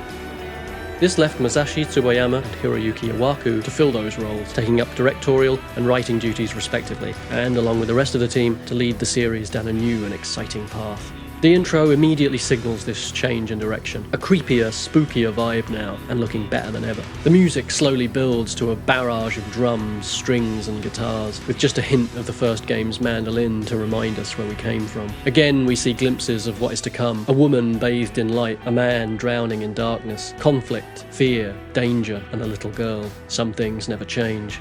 Just as with the first game, a whole host of influences are at play this time, from films to novels to comic books, all entwined and composed into a fresh new experience, unlike anything else. This time we venture into Silent Hill, not searching for a missing daughter, but for a long-dead wife. An obviously impossible task on the surface, but in a place like this, might not anything be possible? This time around, the town of Silent Hill is even less a site of simple physical danger, and far more a locus of philosophical and emotional terror. A cold, seeping dread that silently pervades all, a probing intelligence that tests the very substance of our souls. We start the second game staring into our own reflection. Heavy-handed maybe, but the sheer atmosphere of this entire opening is easily strong enough to carry it anyway. This is a troubled man, a man struggling with his sense of self, his sense of reality, at odds with his own image of himself. With Harry in our rear-view mirror for now, we're introduced to a very different leading man for this game, James Sunderland. What will only become more clear over time is that James is a man who is being pulled in 100 different directions at once. Stilted and passive on the surface, but always on the edge of flying apart just a few inches beneath that. The only things James carries with him at the beginning of his journey are a picture of his late wife Mary and a recent letter seemingly written by the very same woman. "You said you'd take me there again someday," Mary writes, "but you never did.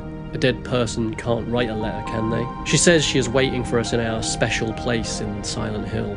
And so to Silent Hill we will go. A sense of dangerous nostalgia pulling us in. The world as it is desolate and empty, devoid of meaning. But in the safety of an idealised past, perhaps we can find some refuge. I think we all feel that these days. Whether we know it or not, we can all sympathise with James here. A feeling of loss, a feeling of emptiness, a seemingly endless void instead of any real future. It's a common feeling, and sadly, an all too exploitable one, I'm afraid. Made all the worse by the fact that, at heart, it's entirely justified. Just like James, we too will soon be faced with a choice. Some will embrace a constructive path, while others embrace fantasy and whatever the fuck this is supposed to be.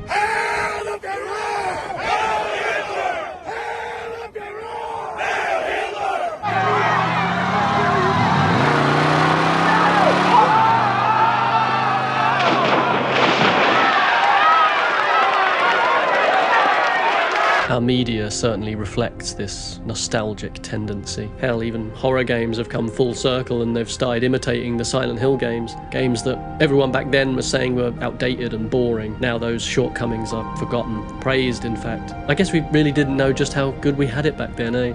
Yeah, I guess we miss even those times. Well, not that fucking much. It looks like a Pollock notebook. The city inspector came here, Pollock written all over it. Got the Pollock stamp out.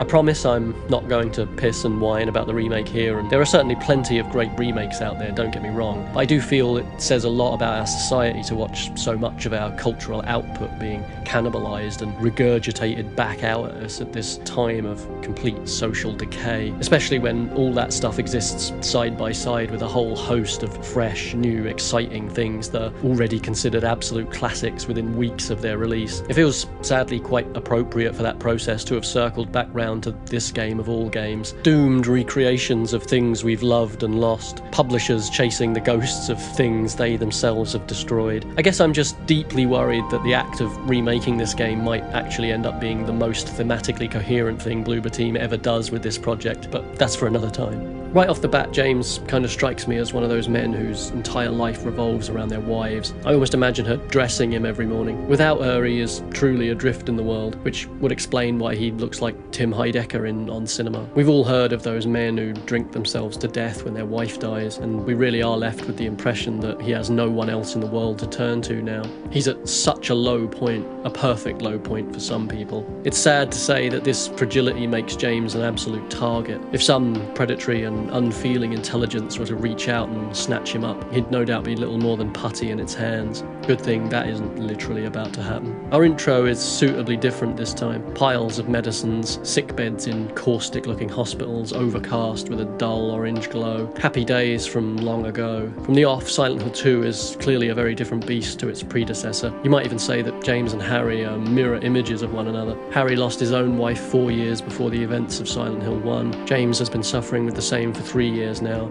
So he says. But without a Cheryl in his life, he seems utterly listless, completely despondent, a man unmoored. With nowhere else to go, he abandons his car and simply strolls into the woods, an image which honestly has pretty obvious implications. Slowly, he submerges himself in the sea of fog and sinks into the town of Silent Hill. In many ways, the generalities of our first tour through this place are behind us now. This time through, we'll be getting lost in the weeds. We ventured through society at large last time we were here. This time, we'll be charting the emotional depths of the fractured people that society creates. The idea of toxic masculinity isn't the simple, accusatory concept that some would like to have you believe. It isn't just some bitter dig at the damage that men can and often do in the name of a fragile ego. It also concerns itself with the damage that the idea of masculinity can do to those very men themselves. The discomfort, the urge to conform, to be something perhaps we simply cannot be. Unable to deal with his loss, unable to deal with his own emotions, James instead falls ever downward, down into a black pit of sexual frustration and violent tendencies. Basically, James is getting fucking black-pilled is what I'm saying. You can almost imagine him listening to back-to-back Andrew Tate TikToks on a loop in the car ride over. I'm living my life!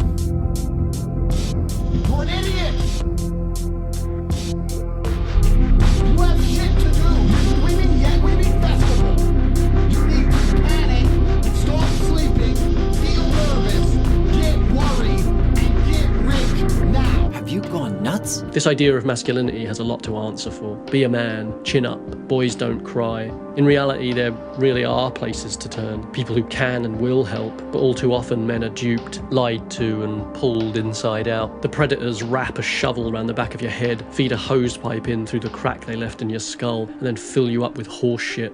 The town of Silent Hill isn't just a place of abuse, deprivation, and violent control. It is also a place of radicalization. It tells you all the things you want to hear, all the things that will perfectly destroy you. James runs blind through the trees, the first steps of this divine comedy. The sounds of some unseen beast echoing around us, toothless and invisible. It never quite emerges from the haze, but the fear of it urges us onward all the same. It doesn't take long, though, for a figure to finally materialize from the fog ahead. Not a monster this time. Well, a different type of monster at least, a human being. A young woman stands among tombstones. Her name is Angela. She tells James the way to Silent Hill, but she warns against travelling there. It's dangerous. And not just the fog. Something is wrong there. It seems the legend of Silent Hill has only grown since we were here last. A lot has changed since James and Mary vacationed here in peace and quiet, and since Harry picked a fight with a god and won. But James doesn't even entertain the idea of leaving. Angela misunderstands his dismissive attitude, and all at once she seems suddenly deeply concerned about simply being believed. This is our first real hint. But James stresses that he does believe her. He just doesn't care about his own safety anymore. The two of them both switch between vocal registers and intonations. This is our second hint. The two are alike in a fundamental way. That's why we're here after all. We're all carrying the same kind of weight now. Angela says she is looking for her mama before quickly correcting herself. Her mother. She means her mother. She's hoping to find all of her family, but she seems confused, same as us. There are moments where she sounds far younger than she looks, a part of her locked in perpetual childhood, a defense mechanism perhaps. She has her struggles, we have ours. James betrays a raw, emotional fragility here about the subject of his wife. Has he really had 3 years to grieve Mary and start to rebuild his life? It doesn't sound like it here. I guess time has kind of slipped away from us all, right? We pass a church, long since abandoned. No one ever had much use for Jesus in this place anyway. Derelict cars litter the way forward. Ours too now. How many others have travelled down this road before us? Did any return? We hear what might be footsteps. Is someone following us? Is anyone ever alone in Silent Hill? Are these streets ever as empty as they seem? Now is probably as good a time as any for a quick vibe check right now. The vibes are...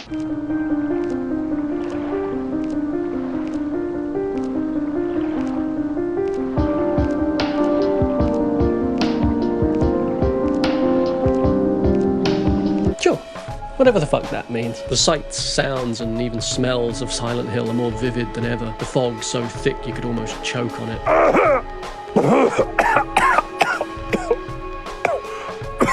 The emptiness and desolation is somehow even more palpable here than when Harry wandered this same asphalt. The roiling fog, the endless grey of it all. A silence stretches out forever in every direction. The never-ending roads seem to march implacably on into infinity and then somehow beyond it. It's impossible now to imagine people living in these houses. The businesses are long shuttered. You can almost smell the rot and the mould here now. And of course, those broken roads and old, comforting nonsense shop signs are back just to remind us that we're home. Harry was following a trail of life, but James is following a trail of death. We walk the paths of those who came before us, those who made the same mistakes we will. When we finally reach the town proper, we find ourselves greeted by a smear of blood beckoning us onward, and once more a strange shape retreating further into the fog. But this is not Harry's little girl. It's a straining, misshapen form. The object of James's pursuit is far more troubling and strange. Harry is panicked and outraged, while James simply passively accepts everything he sees here. Some mental block almost limiting his expression, his emotion, until at last he is confronted by the creature he has pursued. Not what any of us would have expected. The thing rises from the dark, a pained and contorted constriction of limbs and decaying skin, a terminal illness given form. There is fear here, yes, but also a will to survive. James pries loose a length of wood and matches the creature's advance. Smashing its fragile bones, James leaves it behind him, little more than a trail of bloody footprints in his wake. The town is now crowded with horrors. They howl and spew their sickness as we pass, coating us with their poison. Bodies shriek as they slither out from under parked cars, death wriggling out from under every rock. They continue to cry no matter how many times we try to smash them into nothingness. There is no release from their perpetual extremity. Everything in this town is telling James to leave, to run, to save himself, and yet he refuses. This is where he wants to be. Maybe it's where he needs to be. Following the guidance of a corpse, we make our way to the only place open to us. Not a school this time, a nearby apartment building, a place of community and life, now utterly devoid of both. In an upstairs room, we find a gun inside a shopping cart. This is America after all. The walls themselves have been shot to pieces. Bullet holes and shell casings litter the room. A pistol is a welcome tool in this world we've made for ourselves. Nearby, another tool awaits. A torch rests pinned on a mannequin. A very different kind of mannequin is awakened by the light it throws. A tangle of unreal feminine legs, shining like plastic in the torch beam. Our way blocked once more. At last we spy a key, just out of reach. Grasping through bars for some means to our salvation, we encounter Laura, just a kid, 7 or 8. She kicks the key away and laughs as she does it, carefree and untroubled, despite it all. How can she even be here in the dark, dank halls of this monster-infested death trap? Just who is this child? Another young girl in the clutches of the town? She's no Cheryl or Alessa, that much seems plain. Perhaps it was new to Harry, but we've already seen too much to be surprised. Naturally, the building itself is a hostile entity. These are no homes. Not one of these tiny concrete boxes was ever fit for human habitation. Not really.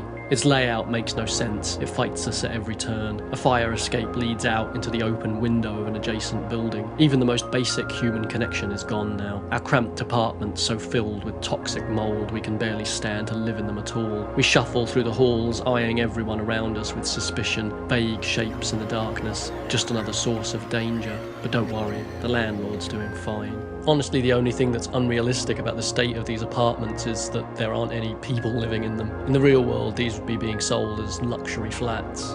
In these prisons we build for ourselves, much like the empty futures we imagine, violence and conflict are our only means of progression. It still makes me sad to realise just how few people truly envisage a world of cooperation at the end of capitalism, a better world with less division and greater connection. It is possible, we all know this. As a species, we literally would not be here today if that were not the case. The market didn't get us here, money didn't get us here. Solidarity and community are the only things that have ever held this great human experiment together. But no, even those who loudly claim to see the danger coming would rather hoard their food, their skills, fence themselves in and arm themselves to the teeth. Why help others when instead you can fantasize about killing them with impunity, little realizing that they are not preparing themselves for some bleak future as much as they're bricking themselves inside an all too bleak present. They aren't forestalling an apocalypse, they're praying for one. I've extrapolated this out, and I won't have to for a few years because I got food and stuff, but I'm literally looking at my neighbors now and going, I'm ready to hang them up, and gut them and skin them and chop them up. And you know what? I'm ready. My daughters aren't starving to death. I'll eat my neighbors. I will eat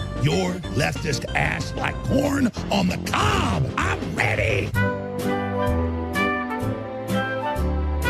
We hear a scream, and then we see him. Something in the static, bathed in red light. Something impossible, something different. It watches us just as we watch it. Another clue as to the effect this town is having. Another clue as to just why James is here in the first place. But he can't understand that yet. He's just standing there, menacingly! In a nearby room, we find a chair, once empty, now filled. A blood-stained body sits before a white noise TV. This man has been eviscerated. This man looks familiar. I'd just like to take a break to gush a little about this butterfly room. It's just brilliant. The hideous grime, the fluttering wings that even follow your torchlight once you leave the bedroom, that aggressive, industrial and somehow medical soundtrack, the indication that something is in the hole but we never know what. There are so many one-off event rooms like this, delightfully unsettling vignettes throughout the series that you can't help but just stop and stare and wonder, what in the ever-loving fuck even is that? Holy God, what are you showing me? His head! Come on! Also, now is probably as good a time as any to say that I love the maps in Silent Hill. I just think they're neat. The hand-drawn notes that are automatically added as you learn things, locked doors and block routes crossed out, points of interest, where to go. It's just a great way to do it. We'll all have to draw our own maps in this strange new country. Plus, of course, who could forget all the great little moments like this one? In a stroke of genius, this one is actually based on random chance, so plenty of people never even see it.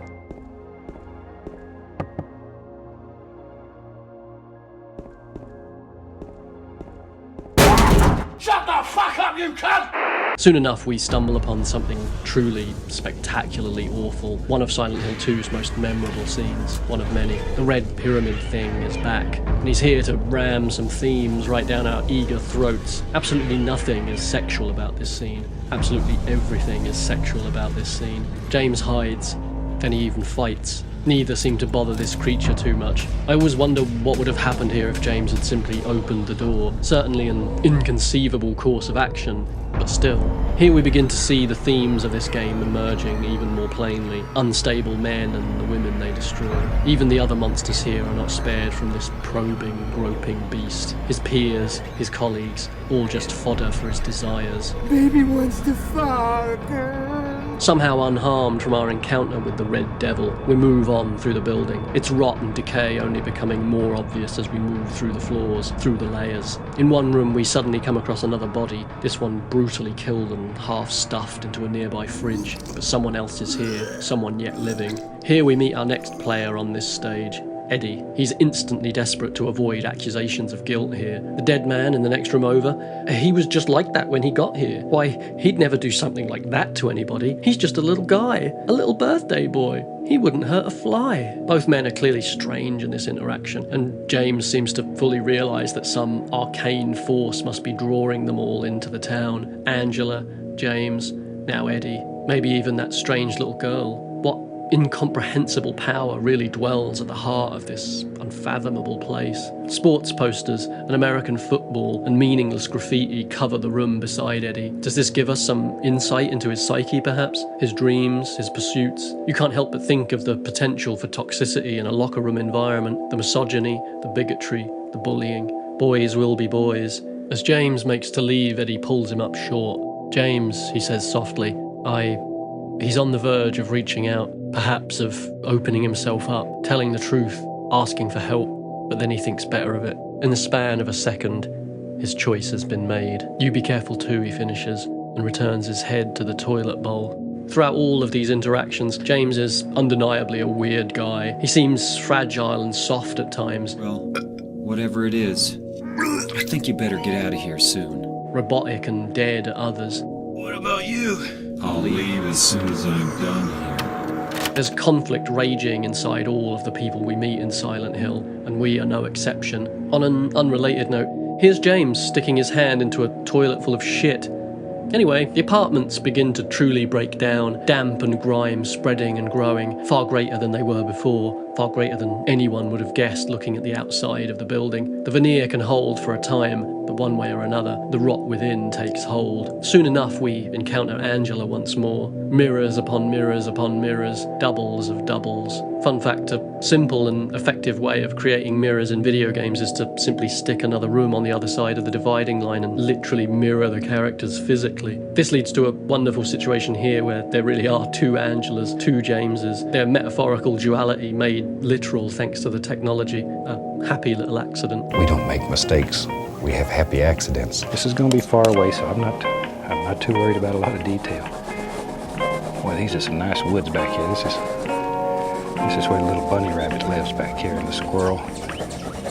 All them little fellers. I like all those little creatures having friends. She sounds terribly despondent now, and James seems to know immediately what she's thinking. Maybe he's been here before. But by the same token, Angela understands more about James than perhaps even he does. We're the same, she says, but James rejects that out of hand. He reacts badly, too hastily. He throws it back in her face, suddenly desperate to stress that he's nothing like her. Angela responds with her mother's voice, then catches herself. She seems uninterested in finding her mother now, and even questions James's interest, reacting with paranoia when he asks her about her search. He casually lets slip that he knows his wife is dead, but claims he isn't crazy, even if he doesn't quite believe that. Naturally, Angela is wary now that James has confessed his state of mind. She wants to leave the knife and what it represents behind, but as soon as James reaches for her, her instincts naturally kick in. She screams, holding out the blade in self-defense. She panics, berating herself in another woman's voice before fleeing the room. Besides a picture of Angela's family, fashion magazines litter the floor. A teddy bear sits on the carpet by the door outside. Two doors, shoulder to shoulder, a battered and barred one, and another, pure and white and unblemished.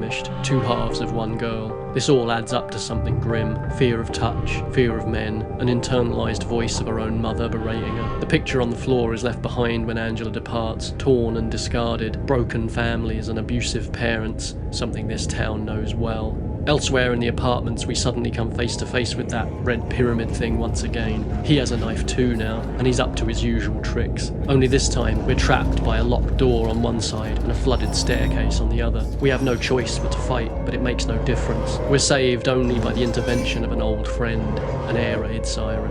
The creature quickly loses interest in us and then clears the way ahead. What kind of intelligence governs this place? Is there any way for us to truly know it? Does friend or foe have any meaning anymore? Regardless, we have no choice but to follow in its wake, even more on edge than ever. Shortly after this, we encounter Laura once again. She's on some absolute queen shit here, and she fucking bodies James from the off, which honestly happens enough times in this game that I think it counts as a sort of honorary theme, really. A leitmotif. He tries to pull rank, and it gets him absolutely nowhere with this kid. She heads off, mocking James once more, and most importantly of all, revealing that she knows who he is, and she too knew Mary. Something strange is happening in Silent Hill. Perhaps the power that young Alessa Gillespie once channeled is now running loose, made stranger by its contact with the cult, now grown wild and unpredictable in its newfound freedom. Next, we reach Rosewater Park, the place that James believes Mary might have meant by their special place. From here, the water seems entirely drained away. Fishing rods and equipment sit uselessly to one side. It seems that industry and leisure both are equally dead here now. James marches implacably on through the fog, and then,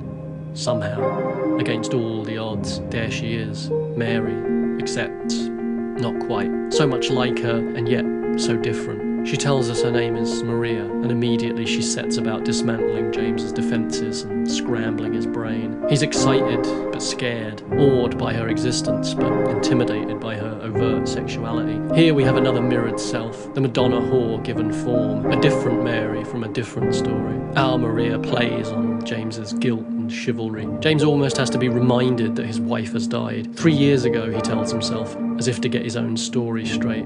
But if Mary is not here, if this is not their special place, then she must be at the hotel, of course, the place they made their videotape. Maria says she'll tag along, not like there's anything else she can do. Sun sets and deep red begins to tinge the entire town. For a little while at least, the pained, stretched and tortured creatures retreat to the background, replaced by suggestive representations of women rendered in all too malleable plastic. Alessa's psychology may have been the engine giving form to the nightmare all those years ago, but now it seems that James's own psyche is being reflected here. If these creatures are created from his nightmares, might not Maria have been similarly fashioned from his dreams, a living doll to satisfy in ways a dying woman never could? Women have always served this role, haven't they? But here in Silent Hill, that process is made a little more literal. By now, we've met Angela and Eddie, and we've also come to know James a lot more. Something is wrong with each of them. Angela is struggling with a multitude of abuse she has no doubt endured since early childhood. Eddie seems to be on the edge of spiraling into a violent tailspin he might never climb out of, and James's struggles can be glimpsed through the world we see before us now. All of them have been touched and left indelibly marked by the spectre of male violence in one way or another. How does a man deal with his emotions? A real man, I mean. A patriarch. This, in part,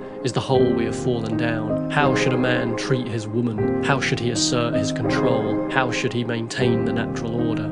Perhaps for a short time we saw these kinds of attitudes as outdated relics of a bygone era that were destined to simply fade from our minds and from our society as new, better, more progressive ideas took root in our children and then in the world around us. Sadly, I don't think we're doing an exactly stellar job in taking care of our fellow human beings, children or otherwise. We've not exactly been leading by example here, have we? And the people who should be guarding the walls are, at best, perpetually asleep at their posts, it would seem. The rest of the time they just go ahead and open the gates for our enemies. These outdated notions of masculinity, power, race, control, family, force, sexuality, art, gender and dominance are all self-evidently self-destructive and have brought nothing but pain and suffering to those who fell victim to them, and even to those who subscribed to them. And yet, even still, there is a comfort within them. Gone are the messy abstractions and ambiguities that govern real human relationships. No longer do you need to respect the humanity of those around you. No longer do you have to reckon with the human cost of your actions. All of these things are optional. You're simply fulfilling your preordained role now. You can't be responsible for something which is simply your nature, can you? A man is a man is a man. Except when I say he's not, of course. To a certain degree, the nonsense is the point. Keep it nebulous. Keep it arcane. Now do as I say, and give me your money. Far from leaving these deadly ideas behind us on some endless upward journey towards utopia, the forces of petty human weakness work tirelessly to reassert their own control of society, despite being an overwhelming minority of the population. And so it increasingly feels that as our planet enters a period of enormous ecological and political upheaval and decline, as our entire species faces legitimately existential threats, that the conservative forces of social decay and incohesion that have always held us back might just finally tip us entirely over the edge into complete and utter oblivion with their arrogance and their short-sightedness. I can only speak from my limited view of human history and from my short time here on this planet, but it feels to me like the normalization and weaponization of this unhinged, anti-human, potentially world-ending ideological poison has truly reached an all too dangerous and devastating height. These fights have never been easy, but as human inequality only grows, as the gap between the haves and the have-nots only widens, the struggle before us as human beings seems only to grow more monumental by the day. We're alone in the dark with a beast we cannot see, and without even a rusty iron pipe with which to maybe bash its misshapen head in. Anyway, what was I talking about? Oh yeah, pizza. With the bridge to the hotel washed completely away, we find ourselves outside a bowling alley, our only port in the storm. James moves to head inside, and yet Maria holds back. She refuses to go in, leaving James to venture inside alone. Immediately we hear some familiar voices. Laura seems to intuitively understand how the town works. Eddie reveals he is on the run, scared the police might already be after him. He's fleeing a crime, it seems, though surely nothing too serious. Laura quickly takes off when James appears, still mocking him. James gives chase, but Eddie stays to eat pizza. This town is full of monsters. How can you sit there and eat pizza? You know what it is? I'll tell you what it is. It's anti-Italian discrimination. Outside, Maria returns out of breath, saying that Laura just ran past her into the fog. The two head off, not wanting to leave a child at the mercy of such a strange and brutal place, though Laura seems to have done just fine up to now. Maria's prior absence is enough to force us to wonder yet again about the reality of her existence. Of course, she remained out here in the street, but would anyone else have even seen her if she had gone inside? And just what might the others be seeing that we aren't? Chasing after Laura takes us to Heaven's Night. Maria's home away from home. She really isn't Mary, is she? All the same, we've been expecting her from the start, it would seem. Maria opens the way for us. Right now, James is nothing without her. She's forceful and resourceful, sly and playful. Everything the sickness must have stolen from Mary and from James. The Born from a Wish side scenario will eventually show us that Maria was essentially born right here in an upstairs room. She is a self-evidently impossible being, a doppelganger, an exact double of Mary, only coloured by James's frustrations and desires. Yet her genuine interiority is what marks her, and indeed the town itself, as something truly special. When we build an idea of a person in our heads, that can be a dangerous thing, for it cannot truly imbue that person with any of those imagined characteristics. In Silent Hill, however, the danger comes precisely because it does. A literal cult of personality, a parasocial relationship rendered in flesh gone sour. Just what kind of power are we contending with here? Maria isn't just some representation of a person, she truly is one. She might be small and a little pixelated, her textures might not be entirely convincing to our eyes, and she might be a whole screen's length away from us, but she's real all the same. It's easier than ever to see the people around us as empty, anonymous, unfeeling shells, but the damage that way of thinking can cause always lands on a living, breathing human being. In Born from a Wish, before Maria meets James, she encounters a man named Ernest in a supposedly haunted house where, some years prior, Ernest's own young daughter died in a tragic accident. Maria helps give the man some closure, and in so doing, lays his spirit to rest. Ernest, who will only speak to us through a closed and locked door, has of course been dead the whole time. We open his perpetually sealed door at last and find nothing. Just the birthday card and present from his daughter Amy that, at last delivered, has finally allowed him to move on. He knows James somehow. He warns Maria that he is a bad man. They both seem to know things they really shouldn't. In a way, they are both ghosts.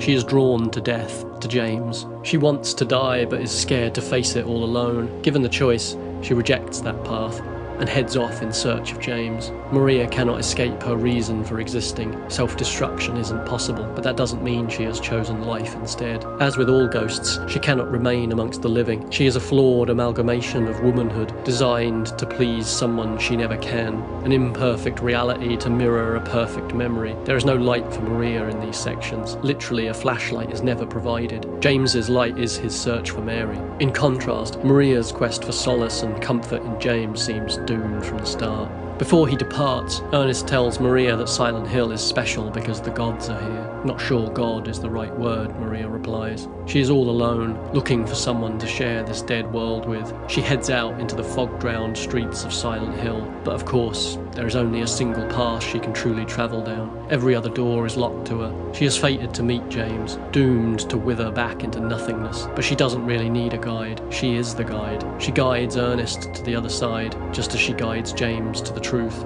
Sadly, in this world, you can do everything right and still be punished for it. James is another locked door for Maria to open, another locked door with nothing on the other side. I feel this is something else that Silent Hill games do so well. Just like with Lisa's transformation in the first game, it would be easy to make a character like Maria seem grotesque in some way. But by leaning into the realm of tragic horror, Team Silent are able to enrich the whole experience in such an unexpected and emotional way. Honestly, I think Maria is probably my favourite character in the whole series for that reason, followed very closely by Laura, of course. You! It was you, wasn't it? You're the one who stepped on my hand. I don't know. Maybe I did. It's the motherfucking Eagle Double G. Snoop Dogg. As an aside, I've always found this aspect of Silent Hill 2 to be fascinating and frustrating in equal measure. Silent Hill 2 would go on to be hugely influential, not only on other media, but sadly also a little too influential on some later entries in the series. Endless regurgitations of James's tale would follow, and yet never again would a character like Maria be explored. A real missed opportunity, I feel. Also, Maria spawning in down the bottom of the stairs here and jump scaring people is just such a fantastic and admittedly almost certainly accidental way of exploring her unreality. She literally just pops into existence whenever we move to the next screen and constantly surprises you. And as you know, we don't make mistakes. We have happy accidents. Also, I like the way when you slow down after running for a while, the two of them just stand there together in the middle of the street, panting like a pair of absolute maniacs. It's actually kind of cute in a way.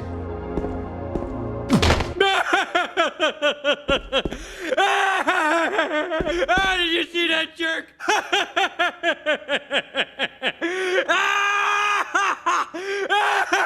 Maria soon spots Laura entering a nearby building and James gives chase, bringing us neatly inside the tight, claustrophobic halls of the Brookhaven Mental Hospital. What a delightful name. What could possibly go wrong in here? Silent Hill just loves its hospitals, clearly. They've probably got about 10 of them at this point, and they're all fucking shitholes. I guess we finally know where Boris built those 40 hospitals, though. Yesterday I went, as we all must, to Peppa Pig World. In my restless dreams, I see that town. Peppa Pig World. Inside, the doors are all locked or otherwise barred. One door even seems to breathe at us. Not the most open or welcoming place, is it? After our experience in the first game's Alchemilla, God only knows what this place has in store for us. Patient notes tell us stories of people battling suicidal thoughts, guilt over causing the death of a loved one, and a man with a persecution complex who solves his problems with violence. We also see a note left by a man claiming he can control the demon, whatever that might be. The creature of his fears will serve him now, or so he says. Could such a thing even be possible? Or is this just another seductive self-delusion men sell themselves to reaffirm an illusion of control? A note in one room tells us of a doctor who is apparently attempting to rationalise and quantify the other world that his patients seem to at least partially exist in. I'm reminded of the prisons and so-called hospitals of old, the sanatoriums and asylums, the panopticon turning us all into our own paranoid prison warden, the so-called separate confinement of Victorian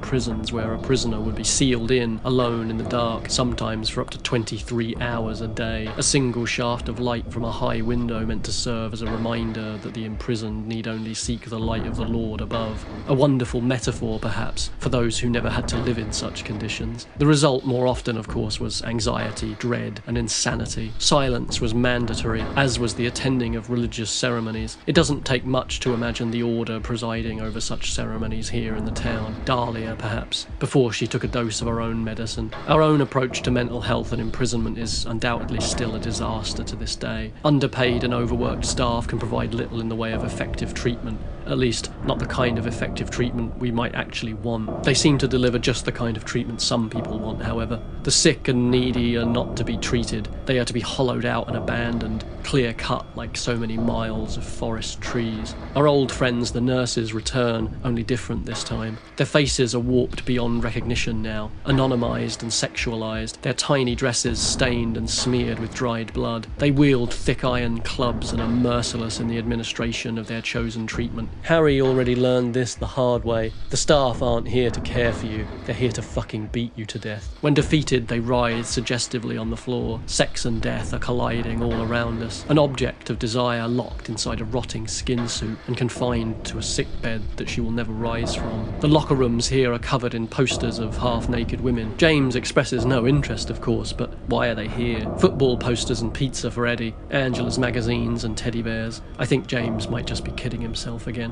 Running through the cramped halls here, we can't help but forcefully crash into Maria at multiple points, shunting her aside as she blocks our path toward progression. She becomes a mere obstacle, a silent, implacable roadblock that we will seemingly never be rid of, a lodestone around our necks, bringing nothing mechanically to our journey here, only a source of frustration and annoyance. I wonder if that has any kind of thematic relevance. Did I mention she looks identical to our dead, sick wife? This game just effortlessly shows us so much without having to tell us a damn thing. Soon enough, Maria begins to cough. She says it's just a hangover, she'll be fine, but we know it's something more. James urges her to rest, and so Mary's twin lays down in a hospital bed. Mary didn't make it in a real hospital. I don't much rate Maria's chances in this place. She wonders aloud what James will do if he never finds his Mary, but James hasn't even considered this possibility, and yet he has found her, hasn't he? Here she is, right in front of him, except in this state, she can never be enough to fill the gap that she herself has left. The gap that sickness left in James. He loved Mary, but he resented her too. He still desired her to the end, and hated her for that desire, a tale as old as time. James soon finds himself on the roof, the sky little more than a gaping void of darkness now. There can be no view from this place,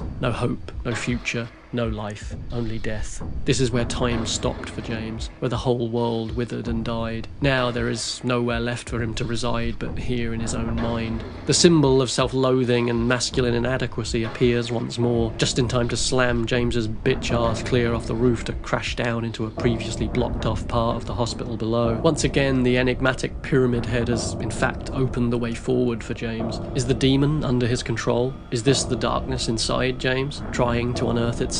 Trying to emerge into the light. You can only suppress a part of yourself for so long before it starts to seep out through the seams. James finally finds Laura laughing and playing in a downstairs room. As always, she seems entirely unaffected by the strange goings on here. Without human interference, it seems that even the town of Silent Hill prefers to leave innocent children alone. After extracting a promise from James not to yell at her anymore, she confirms for us that she did indeed know Mary. They met in the hospital. They met last year. But that can't be right, can it? James suddenly explodes, calling her a liar before catching himself. His angry outburst seems to surprise even himself. His delusions are beginning at last to unravel. His carefully constructed self-perception is running face first into the truth of who he is. His ideas of what he is supposed to be collapsing under the weight of what he really is. Laura says she has a letter from Mary and uses the promise of its contents to lure James into a side room before locking him inside. The promise of hope in a place like this is always a delusion.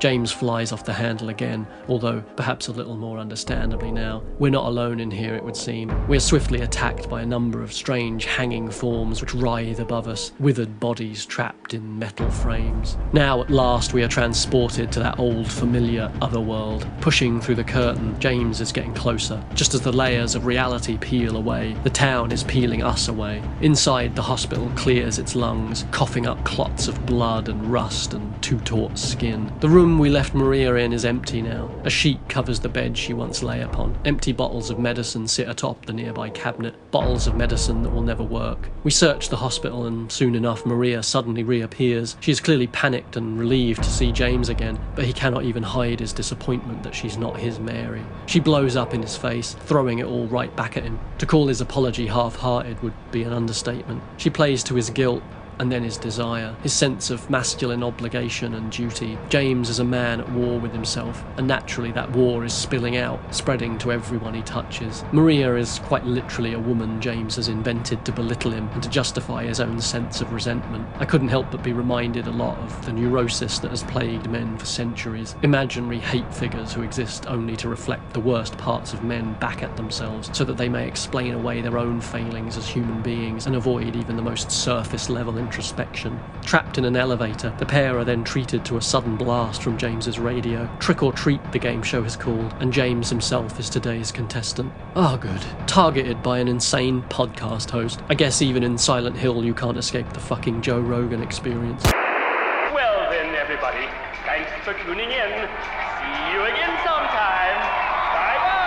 Bye-bye. Honestly, this bit is just a great moment of complete surrealism that even Maria is like, what the fuck is going on? James's storm of feelings towards Maria reaches a head in the basement. Out of nowhere, the red pyramid thing attacks from the shadows. His bullets ineffective as usual, James runs ahead, leaving Maria behind in the darkness as the seemingly unstoppable creature closes in, a rusted spear held tightly in one hand. An elevator door begins to close ahead of them, and James ducks inside, but there is only room for one on this trip. He struggles with the door, but it's all in vain. Once again, Mary is taken by the sickness, a sickness that lives in James now. We fashioned ourselves an impossible golem, filled it with our darkest fears and desires, and then unleashed all our hate upon it. An AI-generated deepfake girlfriend to lust after and then annihilate. Women have filled this role since we crawled from the oceans, it would seem. But of course, they aren't the only ones. Anything but inward, anything but ourselves. Gaze too long into that abyss, and you just might realise that the abyss is you. James slumps to the floor, alone once more. His only hope now is to find another Mary, a truer one, an ideal that doesn't exist and never did.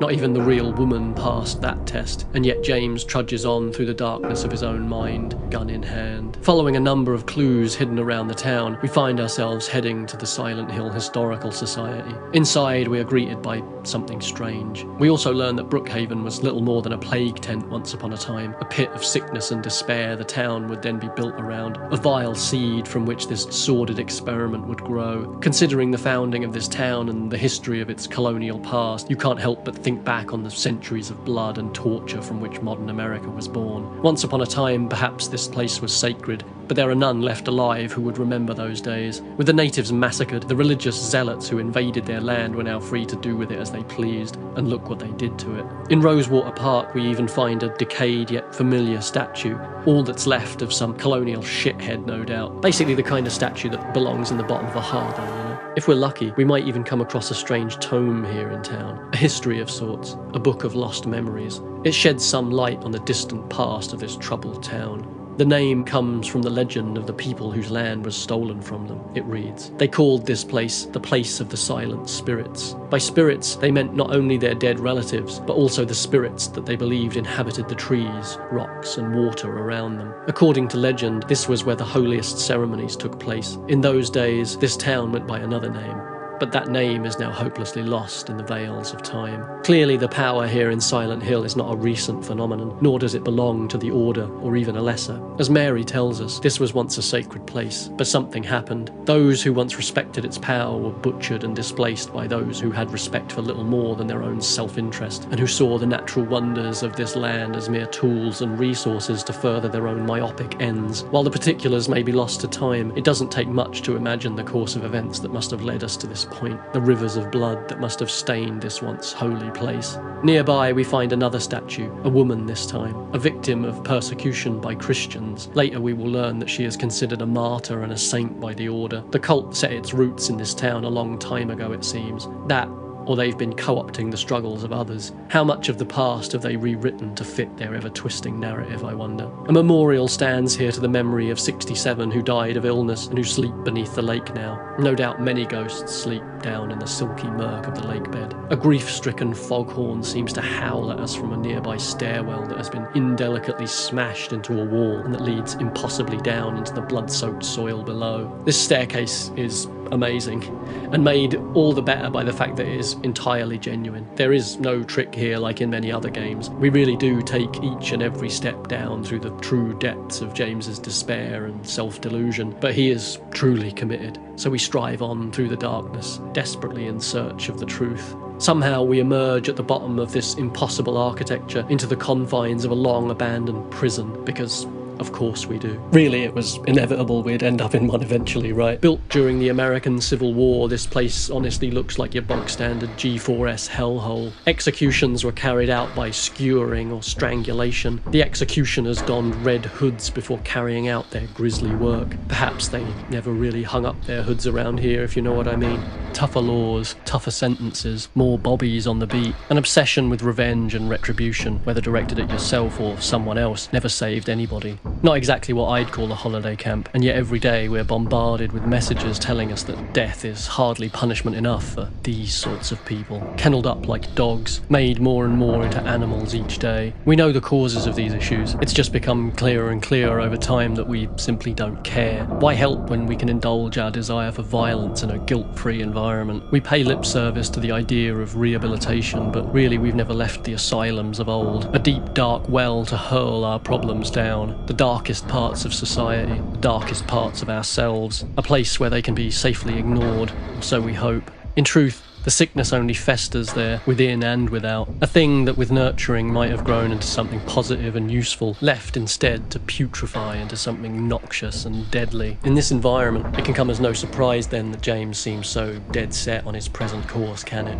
He's been trapped in a prison for a long time. We descend once more, down and down again. The lake above us leaks in through the concrete and steel. We are truly in an impossible space now. The fabric of the world is coming apart. No matter the depths, James is willing to to simply hurl himself into any abyss. Ah, old friend, we're back in the sewers, where we descend once more. Truly, we have reached unfathomable depths now, sinking further and further into James's mind, getting closer and closer to Mary and the truth. Despite our immense descent, we meet Eddie once again. If Silent Hill is a testing ground, then Eddie has clearly failed, falling victim to his darkest desires. Another body sits face down nearby. Eddie's overt and boisterous violence does not come from a place of strength, but of extreme fragility. He tells us he killed the man, but he still tries to avoid responsibility for his actions. He lets slip that the man in the fridge was a victim too, and that he injured a dog before coming here. He won't let anyone walk all over him anymore. The allure of violence and threat has entirely seduced Eddie. He was a loser before, pathetic and cowardly, but now he can hold the power of life and death in his hands, a promise so many young men have fallen for. Feelings of inadequacy, left to fester, all too often mutate into violence.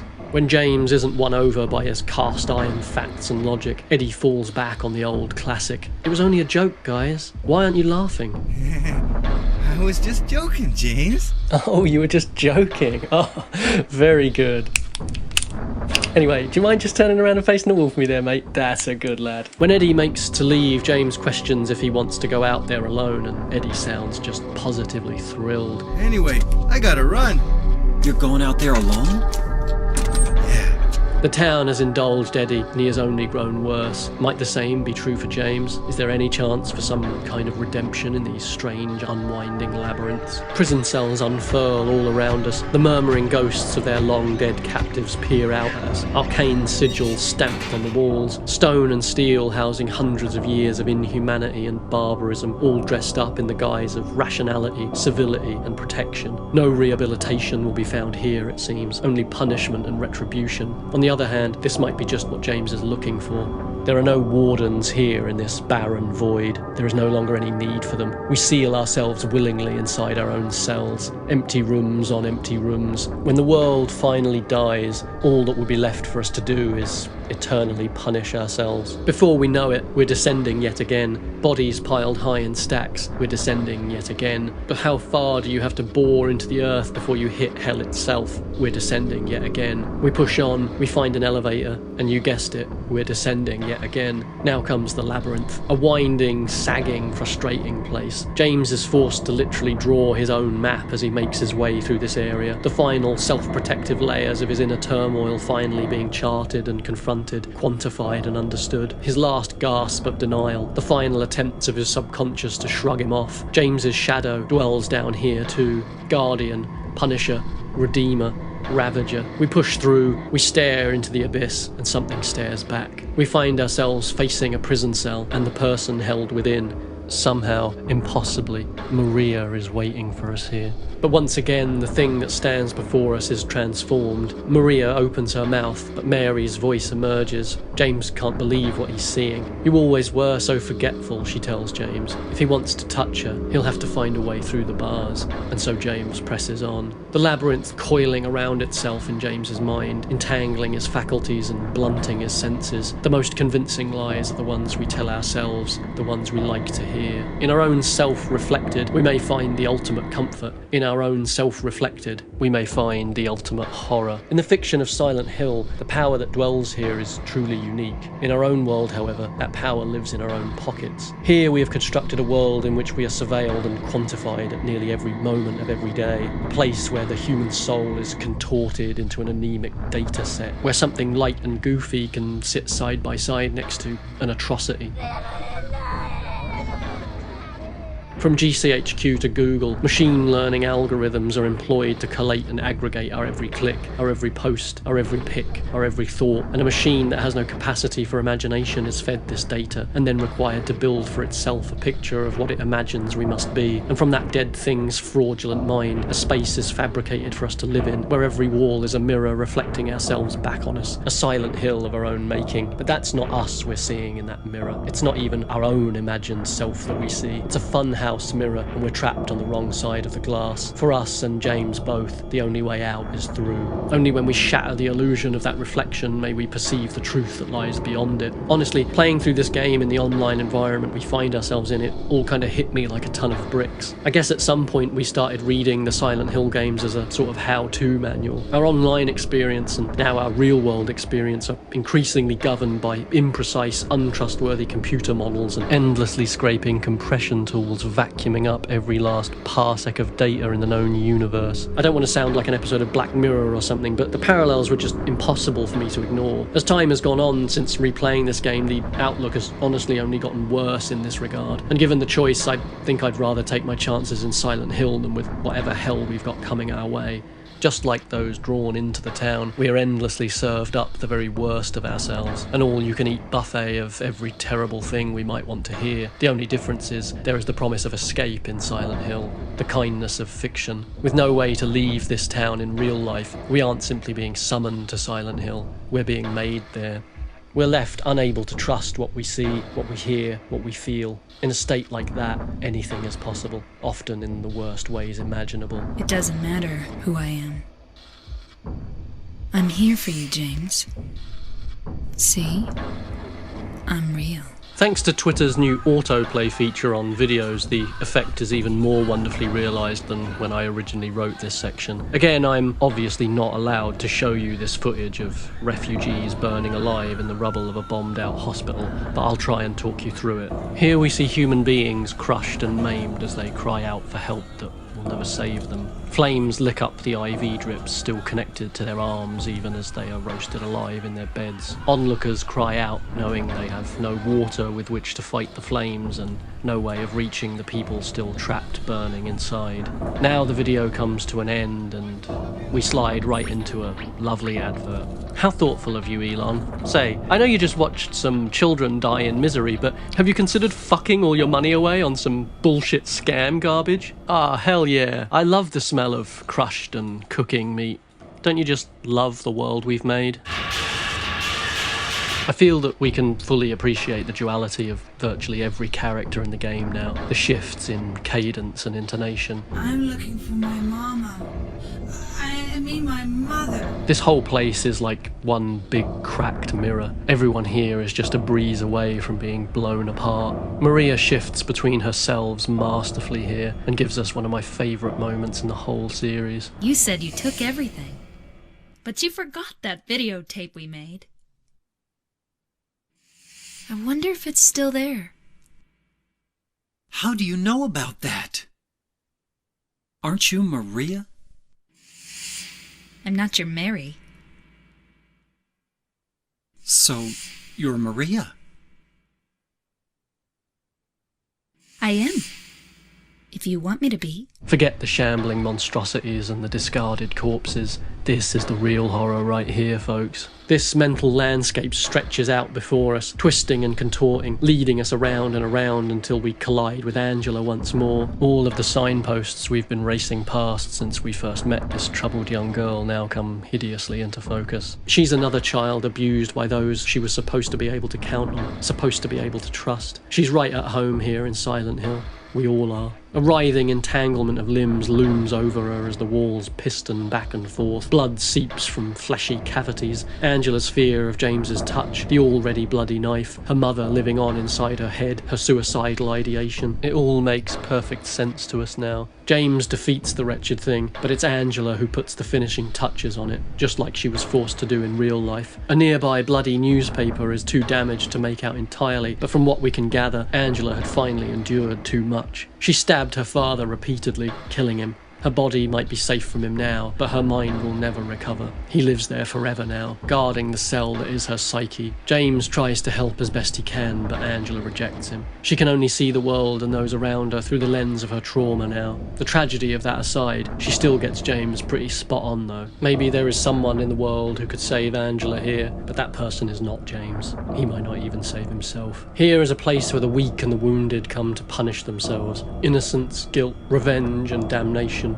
We finally catch up with Maria in her cell, only to find that, yes, once more, of course, she is dead. The promise of touch unfulfilled. She lies alone in bed, her face distorted and disfigured by the ravages of some terrible disease.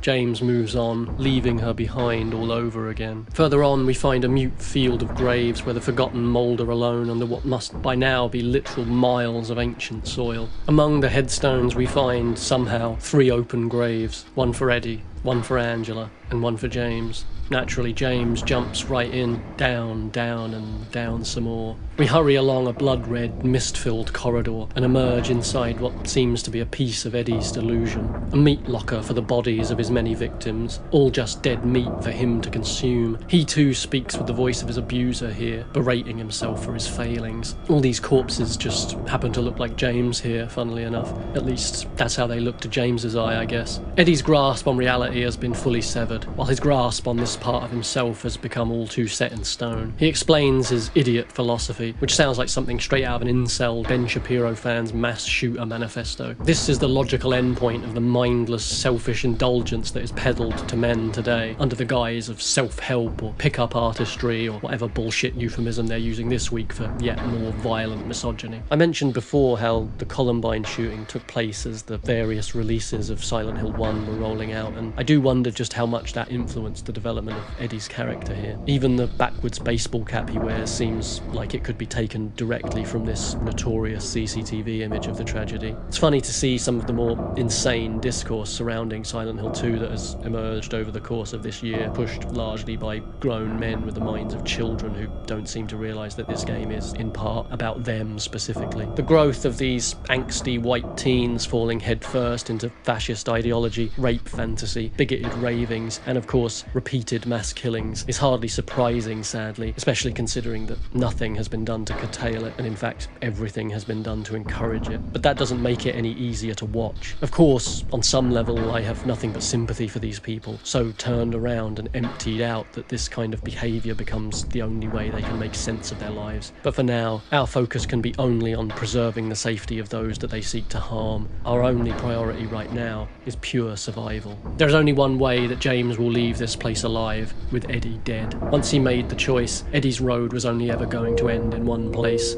James clearly struggles to handle the fact that he has, for the first time, taken a human life.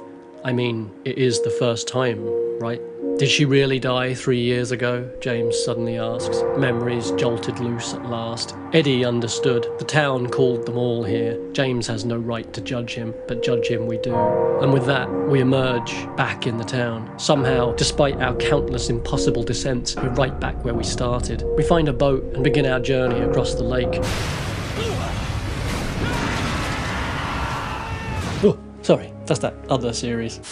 Across a river of souls, James heads towards the light. That shining, spectral hotel at last coming into view, a glimpse of yesterday's paradise. We finally reached that special place. We know where we must go. The truth is finally here for us to find. But once we do, will we really want to know? By now, Mary's letter has all but faded to nothing. I guess a dead person really can't write a letter. But something brought us here. Let's find out why. Laura jump scares us with a piano. Sadly, not like that. Laura jump scares us with a piano. She knows that Mary is here too, and finally she gives us the letter that Mary gave to her. Happy 8th birthday, Mary writes. James considers, then asks Laura when her birthday was. It was last week, she replies.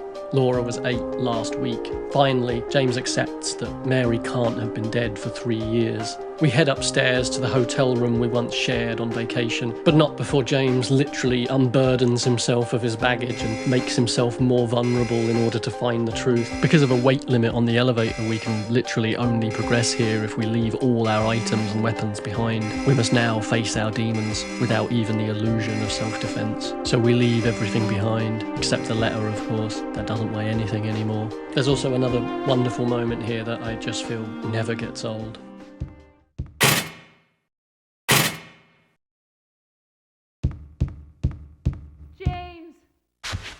What in the blue fuck was that? At long last, we watched the camcorder tape that James left behind here all those years ago. He always was so forgetful. We see the first sign of Mary's illness in her final moments with James, and unable to look away anymore, at last we see the awful truth. Of course, it wasn't the sickness that finally took her, but James himself. An act of violence, an act of frustration, resentment, an act of love.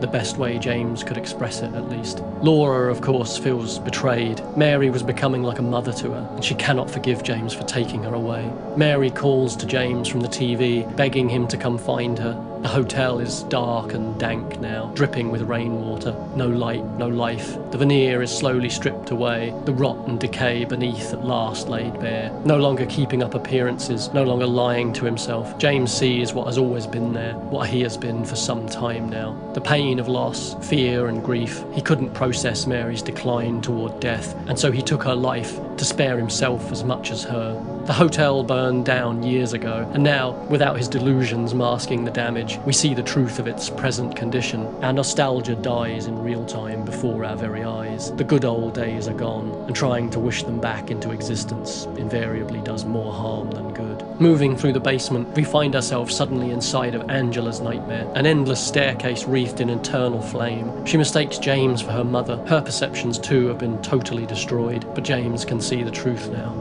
Angela at last gives in to her despair, rejecting the notion that James might save her, and with both eyes open, she walks off into her own hell. The damage has been done, and she just doesn't want this pain anymore. They weren't there for her. No one was. It's like this all the time for her. There is nothing James can do for her now. No matter how dark it gets, there is always another way. Just not always, you know. Angela was undeniably a victim. Even Eddie was in his own way. There was a time when the damage they received might have been limited. A world in which they were protected from that pain, but we do not live in that world. Instead, we live in the world that endlessly encourages women to hurt themselves and encourages men to hurt everyone they can get their hands on. Our co-defendants have fallen under the weight of their own crosses now. James is the only one left to soldier on. We move through the flame-damaged ruins of the real Lakeview Hotel. Mary's light at last extinguished, we find our flashlight suddenly useless. We step through a doorway, and all at once we're confronted by a strange, nightmarish room where once the lobby stood. Maria is alive again. Maria will die again. She stands suspended in a metal frame, like so many others before. A pair of pyramid heads appear, and despite his pleas, Maria is killed once more. A reality James just has to accept now. He howls in grief, in anger, truly affected for the first time. His emotions finally let loose, finally felt, for real, with his whole heart. He collapses, prostrating himself before her murdered form. He understands now, realizing that these red pyramids were his method of self-flagellation, a way to punish himself for what he has done, but he doesn't need them anymore, not if he can be honest with himself. At last he fights back against the monsters, and so, without purpose, their time has come. They impale themselves upon their own shafts and leave James to push forward.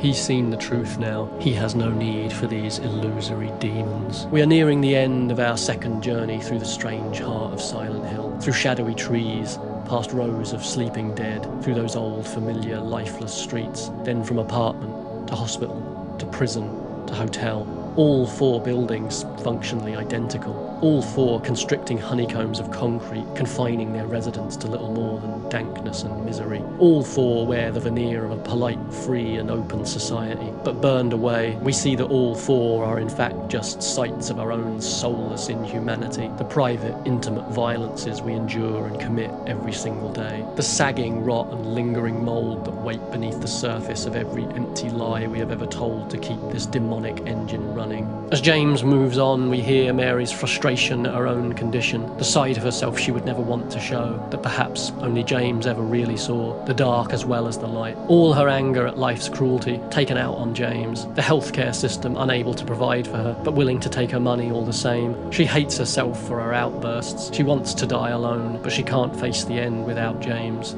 We emerge into a cleansing rain, up and up and up at last, to find Mary waiting for us out in the open air. The building is sparse and barely constructed. None of the town's illusions are needed here. It's Mary at last.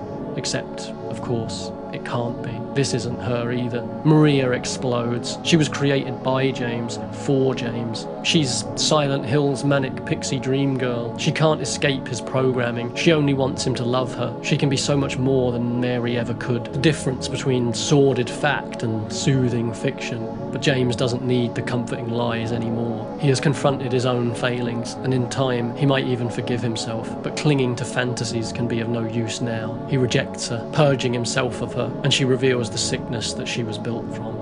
Breaking free of your own self-delusions is never easy, but little in life is, and this is something that must be done. Where we're going, delusions won't save us, and those who remain in their bubbles of fantasy, their cocoons of loneliness, will invariably fall by the wayside. Only when we at last acknowledge the damage we have done can we even begin to repair it. James has finally confronted himself, and at last he can explain himself to Mary. He has passed the town's trial by fire, and this is its parting gift. He couldn't stand to see her suffer, but that's not the only truth. He hated her for how she had derailed his life with her illness. He wanted her gone. He wanted it to be over. But even so, he couldn't stand to be without her. And so, the letter, Maria, all of this. At the end of it all, Mary forgives him. She knows how much it has destroyed him to do what he did, and how much she truly wanted him to be free. At last, we read Mary's letter, in full this time. In my restless dreams, I see that town. Silent Hill. You promised you'd take me there again someday, but you never did. Well, I'm alone there now, in our special place, waiting for you. Waiting for you to come to see me. But you never do. And so I wait, wrapped in my cocoon of pain and loneliness. I know I've done a terrible thing to you. Something you'll never forgive me for. I wish I could change that. But I can't. I feel so pathetic and ugly laying here, waiting for you. Every day I stare up at the cracks in the ceiling, and all I can think about is how unfair it all is. The doctor came today. He told me I could go home for a short stay. It's not that I'm getting better. It's just that this may be my last chance. I think you know what I mean. Even so, I'm glad to be coming home. I've missed you terribly. But I'm afraid, James. I'm afraid you don't really want me to come home. Whenever you come see me, I can tell how hard it is on you. I don't know if you hate me or pity me, or maybe I just disgust you. I'm sorry about that. When I first learned that I was going to die, I just didn't want to accept it. I was so angry all the time, and I struck out at everyone I loved most. Especially you, James.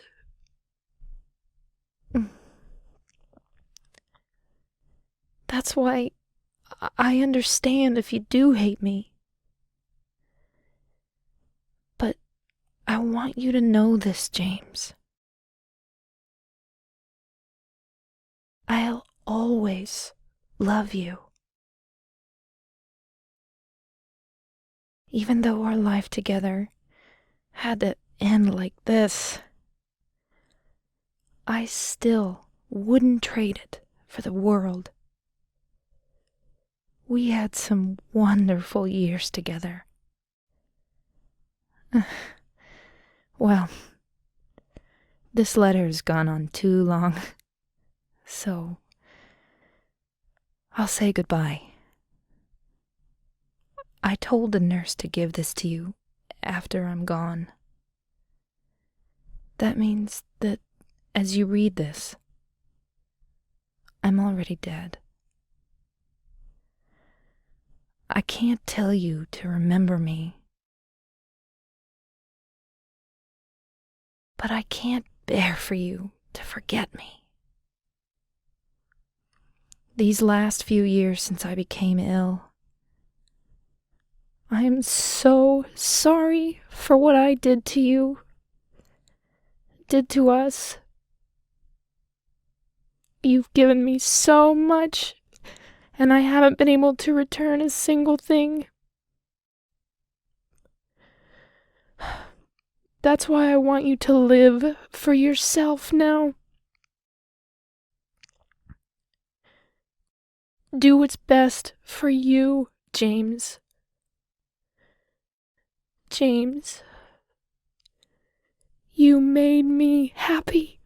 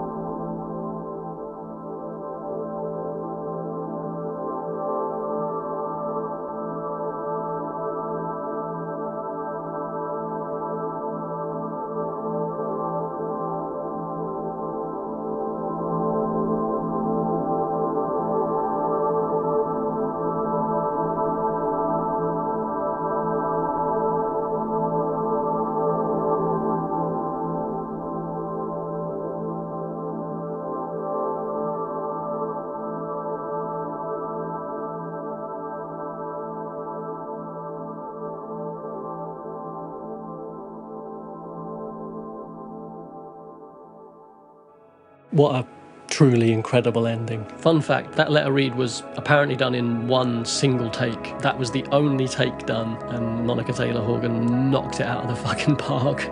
Just incredibly done. Also, this is a great time to give a massive fucking shout out to Jeremy Blaustein for his incredible work localising these games for us here in the West. The series just would not be the same without his work, and I think that last scene there was as good an example of what I mean by that as you're likely to find. And so, Laura and James leave together, maybe something new and good from all this old and useless pain. James rejects the easy lies and charges headfirst into what must surely be the most difficult truth for a person to manage. Maybe James can be a little more of the man he hoped he would be. Maybe he can be a Harry too, you know? He faced his demons, faced the darkness within him, and he didn't flinch. It took him some time, but even those of us who have fallen to the darkest depths, perhaps with hard work, can rise again, without fear, without lies, without a fantasy world constructed to indulge their basest instincts. Who knows where these two might go from here, but what's certain is they can leave the town of Silent Hill far behind them.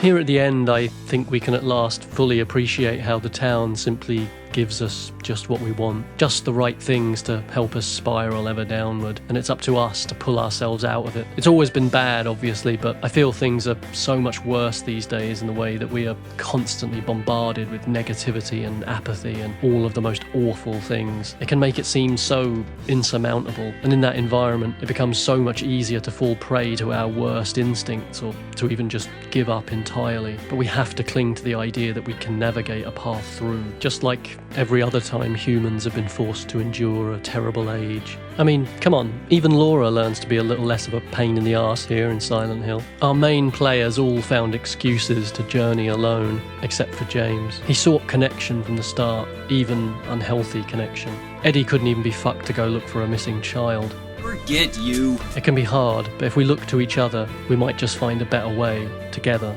James, Angela, Eddie, in different ways that sweet, alluring darkness rose up in all of them, and it takes a whole lot of strength to turn away from it. but turn away from it we must. Look at it this way. Sure, a lifetime supply of free pizza might sound great, but it's not exactly healthy if that's all you eat, is it? Ha! See? I was talking about pizza. On that subject, I genuinely do wonder to what extent this idea actually explains the entire history of the Order in Silent Hill. Obviously, they aren't really much of a presence at all in this game, but it definitely makes sense to see them as basically victims of the power that dwells here, just as much as everyone else is, I think. Angela, James, and Eddie are all given exactly what they want here, just like the cult are. They want a dark god to burn away their enemies and solve all the mysteries of life for them, and that's just what they get. Religion and magic inexplicably become real here just for them, and just like Eddie and Angela, that sets them down a path that will completely destroy them. I don't know. Food for thought. And while the tinfoil hat is on, I do wonder just how much of Mary is inside Maria. It's generally held that James probably brought Mary's body with him to Silent Hill on the back seat of his car. So, I mean, technically she's here too then, right? I don't know. There are definitely a few things I'd like to quickly mention here which didn't really get a look in the main body of this video. So I guess I'll start with some of the usual suspects. Firstly, the voice acting, which I think is largely great in this game. It's obviously a huge step up from Silent Hill 1 in the sense that the strangeness fits the vibe of the town and the characters even better here, I think. The localization is also massively improved, and the oddness of the dialogue and the delivery never really pulls you out of the story, and honestly I think it only really serves to enhance it in this game. The character designs are another high point here. Angela looks far older than she should. Eddie dresses like a 5-year-old. You almost expect him to come running out with a lollipop and a little helicopter hat on at times. Maria and James definitely take their cues from their Jacob's Ladder counterparts. Both Mary and Maria are completely idealised, and strangely I feel that Maria actually comes across as the far more grounded real-life character between the two of them in some ways. James is certainly the hardest to get a handle on, and even all these years later I do wonder just what kind of man he was before all of this. Masahiro Ito has spoken in the past about how this game was designed with a 1980s or even 1970s setting and aesthetic in mind, and after hearing that it certainly makes a huge amount of sense from an art design perspective for this game and for the first. Not sure I have too much to say about that, but I thought it was worth mentioning as it was something I never really gave much thought to myself, but it just seems so obvious once you hear that. I know I gushed quite a bit about Silent Hill 1 and I'm trying and obviously failing not to do quite as much of that here again, but playing through this again for this video I was less surprised than I was by the first game, just purely for having played this one more recently, relatively speaking, and of course who can really be all that surprised to be reminded that Silent Hill 2 is an absolute classic. But goddamn if that ending doesn't just hit you like a freight train every fucking time. And honestly, just like with the first game, I really never expected it to have quite this much to say about the emotional landscape of 2024, and yet here we are all over again. I chose to go with the leave ending here, of course, because that's the ending that resonates with me the most, but the multiple other endings also work just as well and fit perfectly thematically, especially the dog ending, obviously. And they all trigger based on weird behaviours the player exhibits through the game without ever even telling the player that. It's all just such a great way of getting inside the player's head without them even realising that you're doing it, which is certainly a fascinating, terrifying aspect to confront in 2024. Definitely not something that had quite as much thematic resonance in and of itself, I think, back when this game was released, but yeah, incredible stuff. What more can I say than the already entirely too much that I have already said? It truly is the GOAT. What a game. Thanks. So, that was Silent Hill 2, and I got through that whole section without even once saying the phrase, my wife. So, you know, well done me. And after all, isn't that the real lesson of Silent Hill? I certainly think so. Can you hear that? Is that? Oh no. Oh no.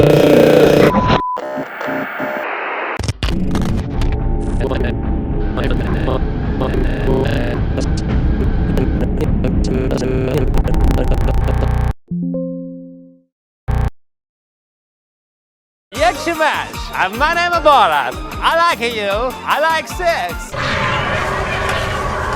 It's nice.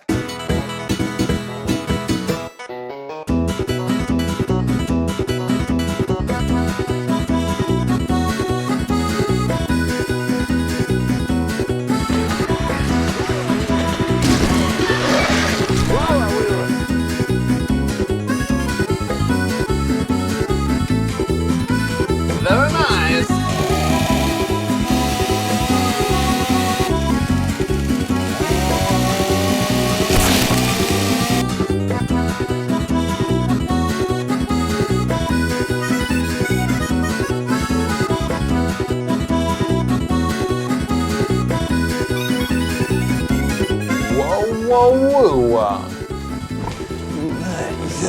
King in the castle, king in the castle. Have a chair, I have a chair. Aren't you looking for someone? My wife. This is my other wife. This is my missus. This is my girlfriend. This one I have to pay money for, but she worth it. Wow, wow, wee, wow. This is my mother. She oldest woman in the whole of Kusek. She is a 43. I love her. You say my wife is dead? Yes, sir. I'm sorry to inform you, but that's what the telegram says. High five. Great.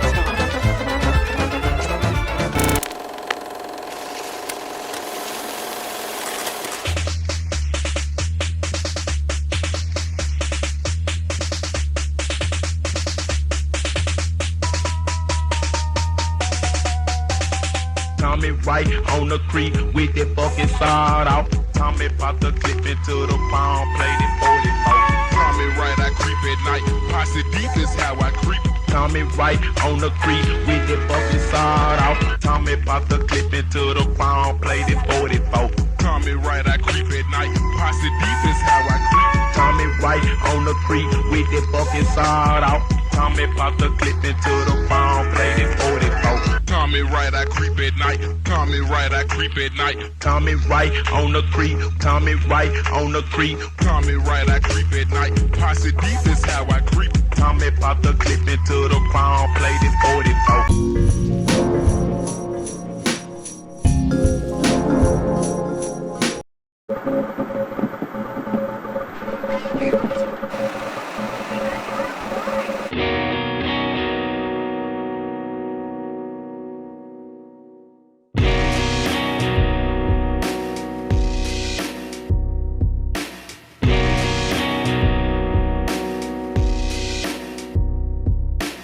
Silent Hill 3 was released in 2003, and much like the previous game, saw another switch-up in directors, with Kazuhide Nakazawa filling the position for this new outing, while Hiroyuki Owaku retained his role as lead writer. With lessons learned from James's vacation in Silent Hill 2, the team would now return to some familiar ground, and some familiar faces, but with a far more oppressive and overwhelming atmosphere this time. As the game begins, we are treated to an absolute banger of an intro. Once again, we're shown flashes of the hideous delights that lay in wait for us further down the road, as well as our new protagonist, Heather. The music this time feels perfectly in line with this new teenaged perspective. Gone are the creepy mandolin-infused ballads of the previous games. This time, we're treated to an energetic freight train racing straight towards us. It opens with a dose of ritual-tinged chanting, and then, for the first time, we're treated to lyrics. A human voice serenading us like a siren song, drawing us closer to a rocky shore. I can already picture Heather listening to this out of crappy little tinny phone speakers at the back of the bus.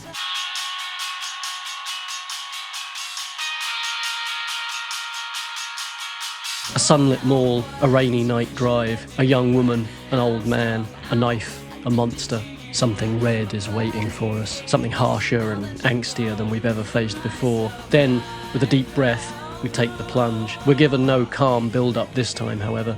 We cold open in hell, not knowing who we are or why we're here, wherever here might be. Heather can't know, but we do. We've returned at long last to the monstrous carousel, only now it's drenched in blood. Harry was here once. Things change, but some things never do. Violence begets violence, passed on down the generations. It's in the blood, in the genes, from father to daughter. You might have thought this ride had ended, but no. Now, admittedly, I am playing this on a PC in 2024, but make no mistake, even on the original hardware on a standard definition TV, this game is absolutely stunning. The textures, the character models, the lighting, the effects, this really is a team on top of their game here. For a quick comparison, this is what your favourite movie of 2003 actually looked like, without those rose-tinted glasses on.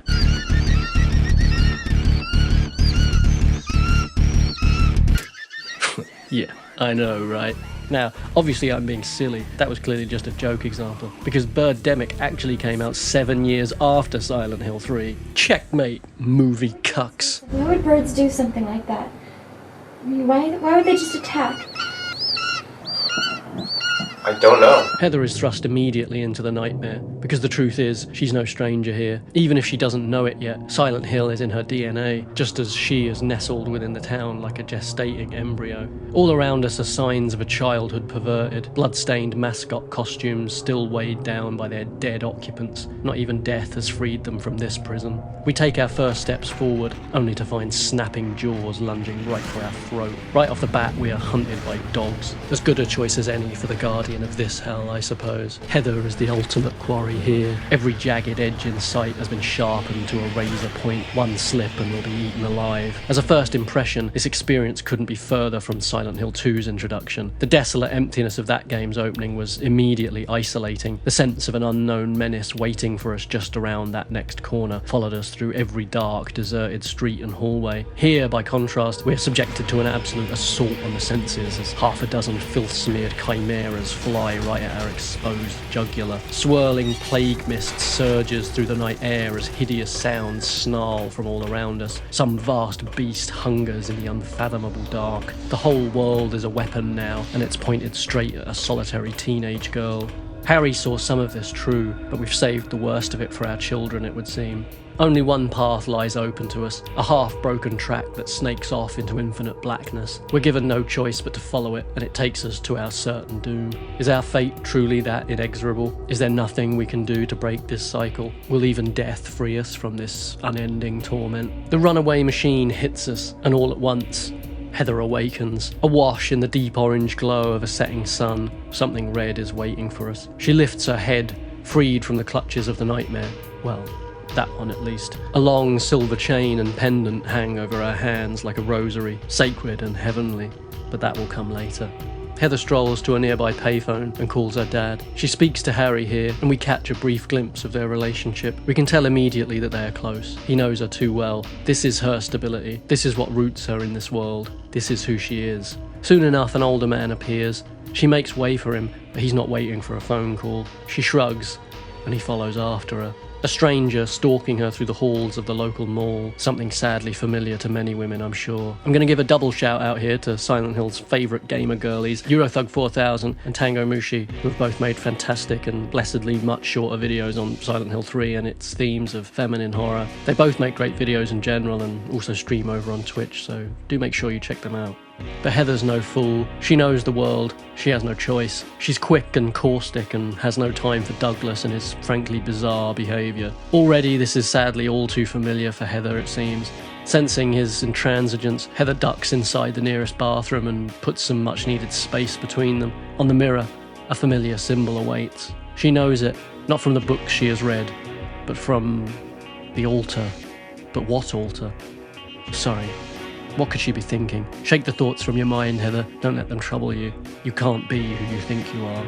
The fraying of identity begins immediately. Here, just as in the real world, particularly for the marginalised, of course, but for all of us. As soon as we are born, we are bombarded with an incessant wall of noise screaming at us, demanding we conform to impossible standards, and belittling us for each and every way we fail to do so. We cannot be ourselves. We cannot know ourselves. We cannot be trusted with our own minds. So we're herded like cattle, meat for the machine. This is something Heather has lived with all her life. In a very real way, she is not herself. She is not even a reflection of herself. Hiding out here in the bathroom, Heather professes an intense dislike of mirrors. She senses that some other world might lay beyond them. Typical teenage insecurities, of course, but also something much more. A truth she knows but cannot yet name. You see, there is something on the other side of the reflection, something that is already looking back.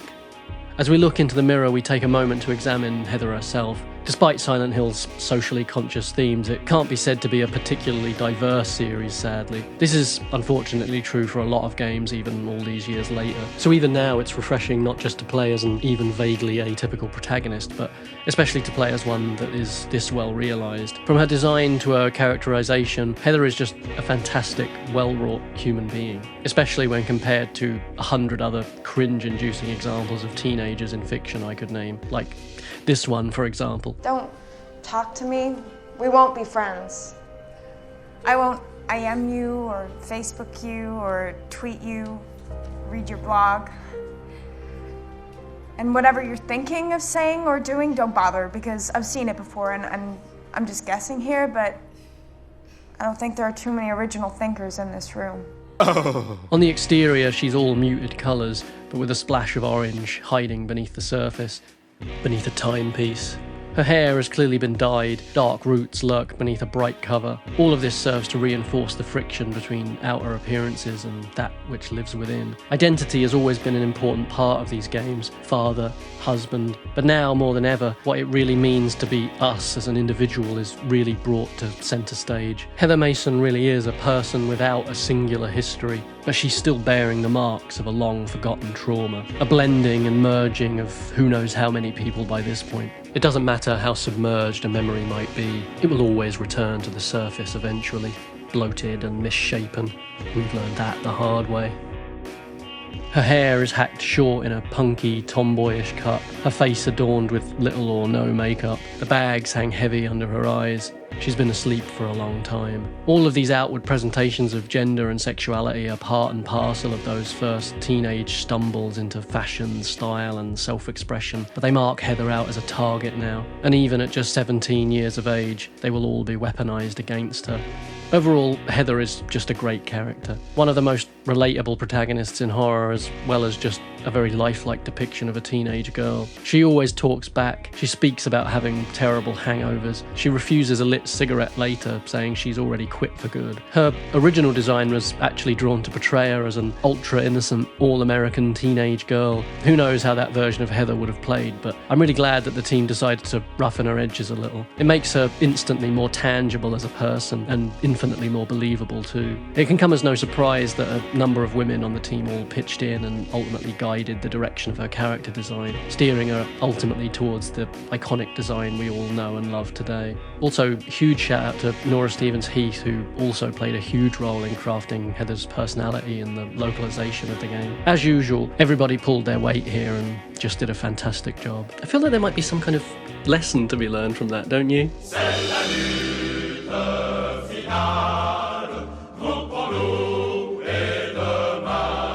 I'm sure the conversation today would be all about how Silent Hill has gone woke and that Heather is probably trans and that Japan is a perfect apolitical fascist utopia where they haven't even heard of gay people. You know, normal shit like that. It's kind of funny how perfect a living metaphor the games industry itself has become in this regard. A whole Silent Hill of its own, full of hideous monsters, pain and suffering. Fans and devs alike exploited and expendable and criminal and complicit. The simple truth is, the working conditions that produce these horrors are far worse than anything we will ever encounter in the digital nightmare that Heather now finds herself in. It'd be funny if it wasn't so utterly devastating. Of course, we also take a moment to examine the special pendant that Heather carries, a piece of our forgotten past and a glimpse of our impending future. With no other way out, Heather is forced to flee through the bathroom window just to escape from Douglas, who was actually willing to wait outside the toilet to ambush this kid once more. As is to be expected, the music here is absolutely perfect. Just a lazy afternoon in song form. 3 really just continues the series' unbroken streak of peak aesthetics. Bloody hell, looks like treacle. I tell you what though, folks, that's bloody nice. That is bloody lovely. That is, ooh! A pink-orange glow fills the air, the last dying gasps of the setting sun, the final moments of an otherwise normal life. Once again, we are faced with the illusion of choice. An archetypically creepy van impossibly blocks our one route to safety, and so Heather is forced once more to take the only path ahead, just like our dream foretold. Right back inside the mall she tried to flee. The nightmare has inbuilt defences, you see, rerouting and misdirecting our desire for change, always somehow bringing us right back within its unforgiving embrace. It knows us too well. The soothing music fades away to leave us alone in a shroud of silence, blocked in on every side by locked doors and cramped hallways. This is something we'll have to get used to now. The stage has been set, the lines are beginning to blur, and all definition is being lost. We've slipped behind the curtain, behind the scenes where only the cast and crew are allowed, only the theatre is closed, and everyone else has already gone home. The first signs of something being very wrong appear here. The mall is dishevelled now, dirty in ways it surely wasn't before, or at least in ways we never noticed before. Whatever this place must have meant to Heather, that meaning is being stripped away now. The only signs of human presence are the distant, muffled voices that echo from some far-off other place. Are we separated simply by walls and doors, or by something much stranger than that? Our dream is becoming reality. A mall is no place to look for safety. This is a place of commerce, after all. A place for consumers to consume and be consumed. Only isolation dwells in the heart of the capitalist's church. It bleeds you dry, and if you seek anything in return, you'll find the shutters have all been closed to you, if you're lucky. Heather finds a discarded gun and approaches. Nothing strange about that at this point, but something even more terrible awaits in the darkness. One of the creatures from her nightmare rises up before her, having already claimed at least one unfortunate victim. Another woman dead, but Heather ain't going out like that. She's a final girl if ever I saw one. She does carry a switchblade after all. Heather raises the pistol and fires into the beast. If it bleeds, we can kill it. It falls lifeless before her. Her instincts tell her to fight. That will serve her well here. We press on, further and further out of bounds, deeper and deeper into the world's subconscious, before once more we are hurled into the nightmare. Only this time, it's no dream, just a dark hallway with nowhere left to run. Hideous, stretched forms groan and howl at Heather, hunched over humanoid figures, bent and repurposed into reproductive cells on legs. A vile-looking orifice drilled into what seems to be the top of their heads. Sex and death indeed. Lord only knows what horrors dwell within that yearning hole. First of all, there's a noble way of being that allows you to exist properly despite that, and also not to make it worse. There's no point in you betraying your future self to gratify your present self. It's a stupid game. There's heavy temptations to play those sorts of games. I understand that. But I decided a long time ago that I would rather not play that game. What are you talking about? This is a bad game. To hell with this. Now, and you have your reasons, you know, terrible parenting, abuse, all of those things. Excuse me. Why? What the hell? It's not okay. Really? It's appalling. It's appalling. I'm not going to get all guilty and lose. I'm going to get all cruel and win. Screw you. You're dimwit. This is bloody well driving me crazy.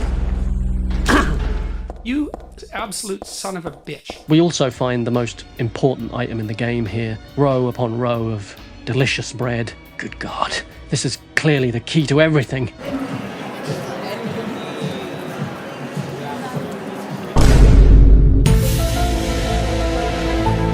Here we meet Claudia. It doesn't take much for us to know that she's a strange cookie. If the casual ease by which she seems to have strolled through the mall didn't clue us in, the bare feet and lack of eyebrows probably will. Insane fucking person. It's clear from the off that Claudia knows exactly what is going on here. Her cryptic answers don't impress Heather, who, just like her father, has no time for this kind of nonsense. They've come to witness the beginning. The rebirth of paradise, despoiled by mankind. What are you talking about? I am Claudia. So what?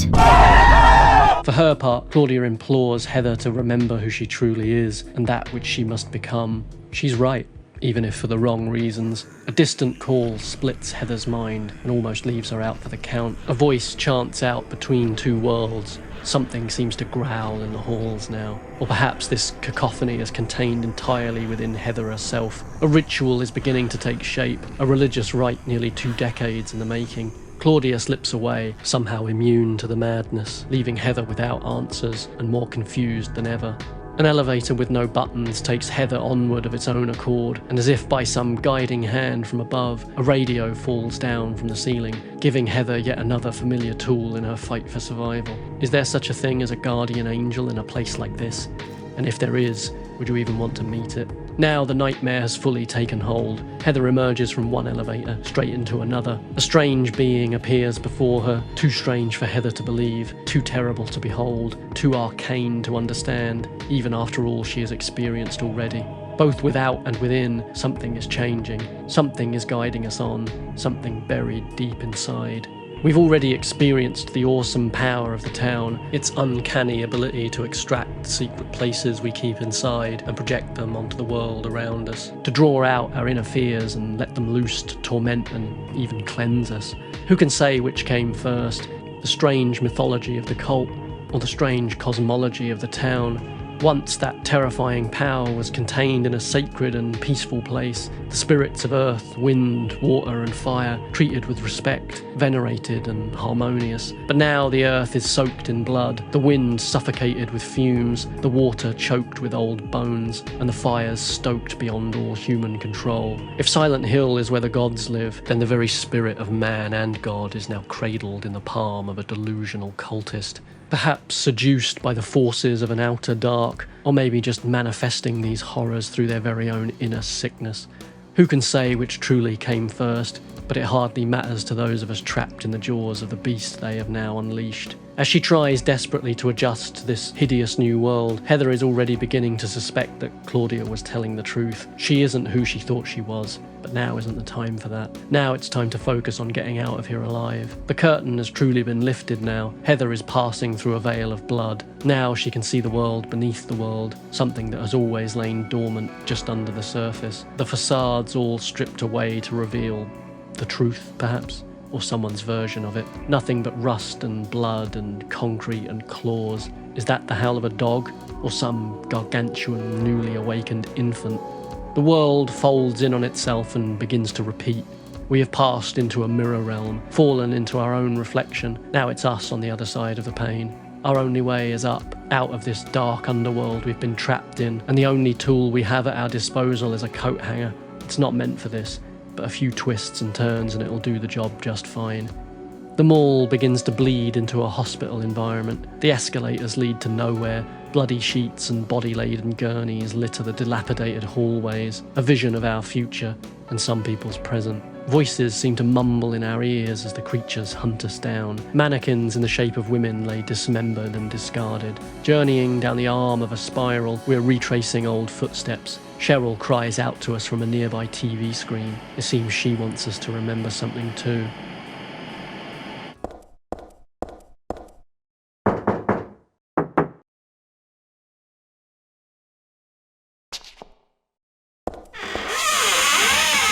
Please, please, please, fuck right off. A previously locked toilet now reveals a cubicle showered with blood. On the surface, it seems obvious that someone was killed here, but I think the full truth is somehow much worse than that.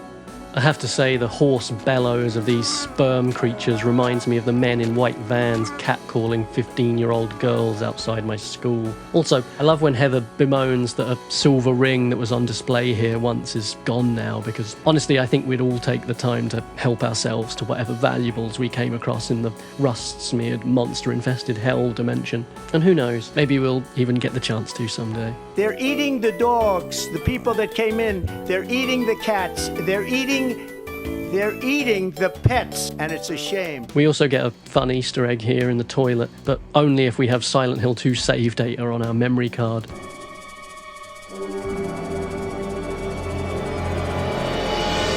Oh, forget it. This is way too gross.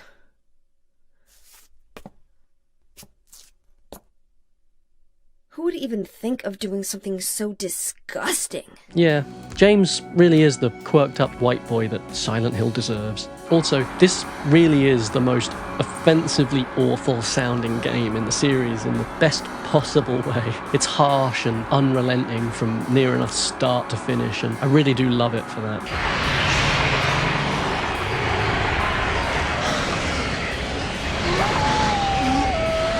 Horror is so close and grinding and oppressive this time out. A horrible time to be had by all. This is supposed to be me trying to sell you on the game, you know. Before long, another impossible descent lays before us, and a wretched creature waits beneath.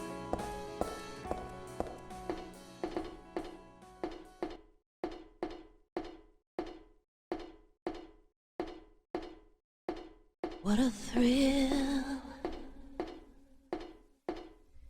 with darkness and silence through the night. What a thrill.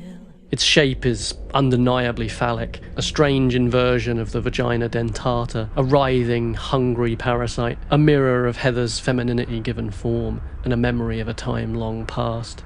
It surges forward, thrusting and assaulting, but Heather is far from an easy target. With the worm dispatched, we return to the real world, the phallic umbilical cord tethering us to that place finally severed. Douglas still waits for Heather, even now. He expresses his shock at what just happened, so he saw it too.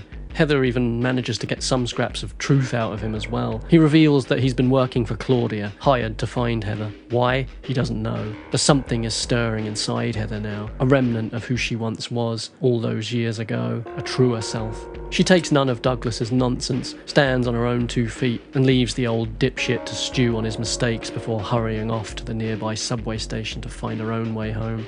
Douglas is clueless, but Dad will know what to do.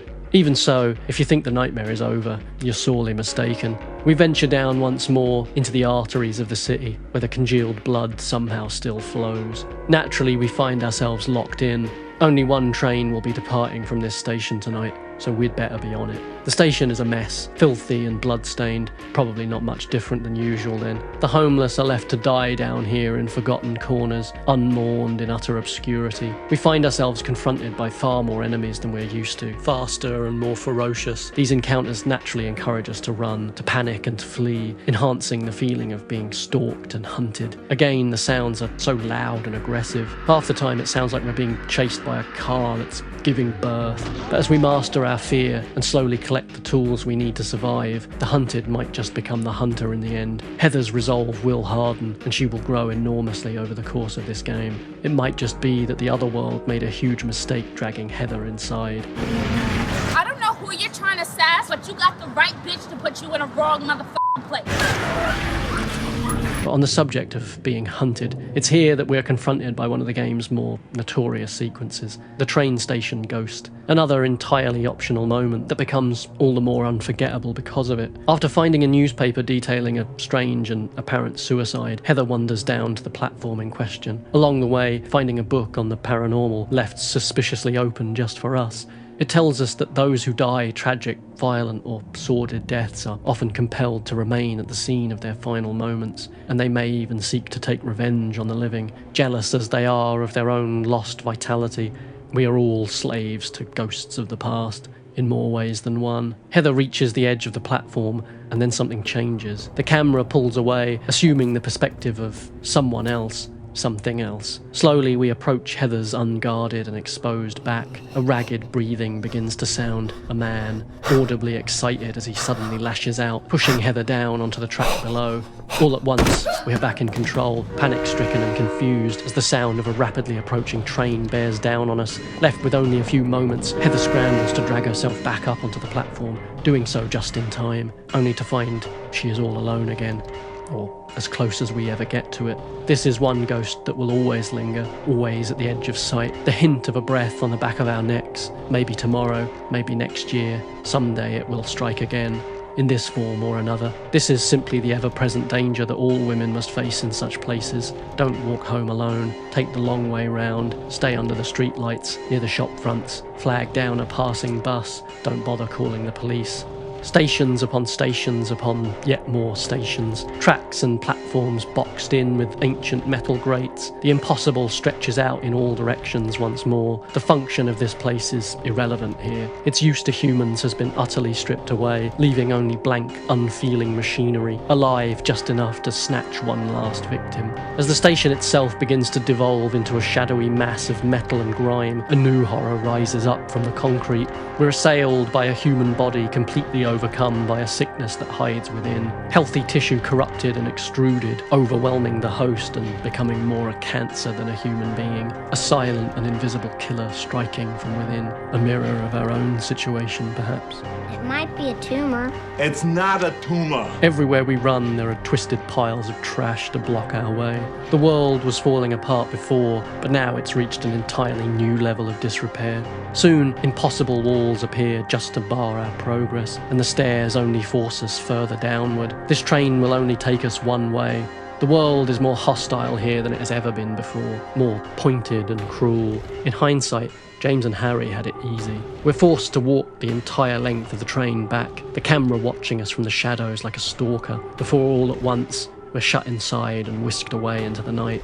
These are precisely the places young women are told to be careful in, to watch for strange men and dangerous situations. these warnings are made for good reason. The train rattles along, picking up speed. As we travel from car to car, it gets darker and darker, filthier and filthier. Soon enough, we realise the impossibility of the space. The train cars loop endlessly, degrading further with each transition. Creatures lumber towards us in the darkness. There's no slowing down, no way to get off, until suddenly, all at once, it stops, one way or another. Everything does. It shakes, groans, and rattles to a halt, throwing Heather to the ground. But even so, she pulls herself back to her feet, ready to fight on. We step off the train, almost in disbelief that we're still alive. Looking behind us, we see that we're somehow still on the carriage we first boarded, and this station has no name.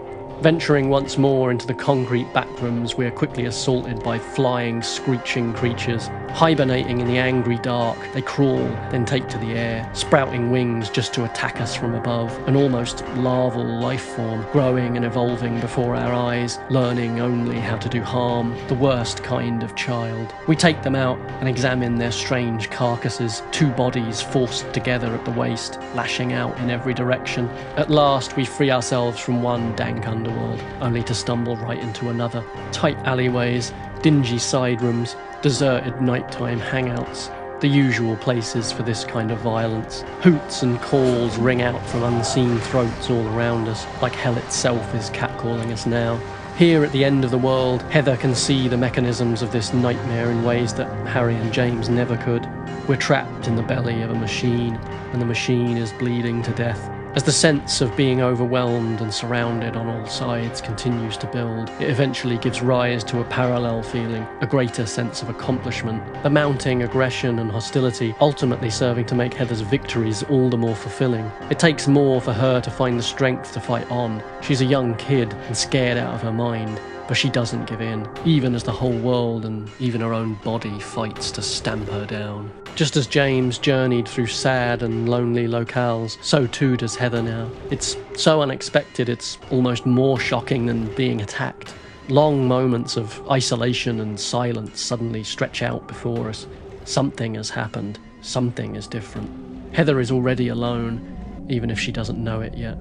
Heather never really mentions friends. We'll learn later that Harry had to move Heather as a child for fear of the cult catching up to them. Who can even say what the Order would have put her through had they caught her back then? Something similar to Alessa's own childhood, no doubt, bullied and abused. Sometimes there is safety in solitude, but it's still a lonely existence. Heather is an odd bundle of traits. Strong, independent and outspoken, yet spending hours alone at the mall, a knife hidden in one pocket. And we're back. It's our old pal, the sewers, where all of society's filth eventually runs to. But it's only natural that we find ourselves here. Not only are we once again mirroring our father's journey all those years ago, but let's face it, we are each of us little more than waste to those for whom this infernal machine is endlessly running. Our spilled blood is nothing more than fuel for their generators, more lubricant for the ever-grinding gears. At last, we make it to higher ground and breathe fresh air. At least, the closest thing to fresh air that we have nowadays. We find ourselves stumbling across a construction site, and with nowhere else to turn, we head inside. It seems the whole world is being fashioned anew now, pulled apart and reordered. Perhaps we hoped for some respite in the world above, but the world we knew is gone now, torn down and reconfigured, for someone's benefit perhaps, but not ours. The building itself is crumbling away, far too dangerous to serve whatever purpose was once envisioned for it. Now it's just another death trap, concrete dust and black mould, and whatever the hell that was. More unknowns, more uncertainty, more doubt. Against all the odds, someone has clearly been living here, adapting even to this. Are they friend, or are they foe? We'd probably rather not find out.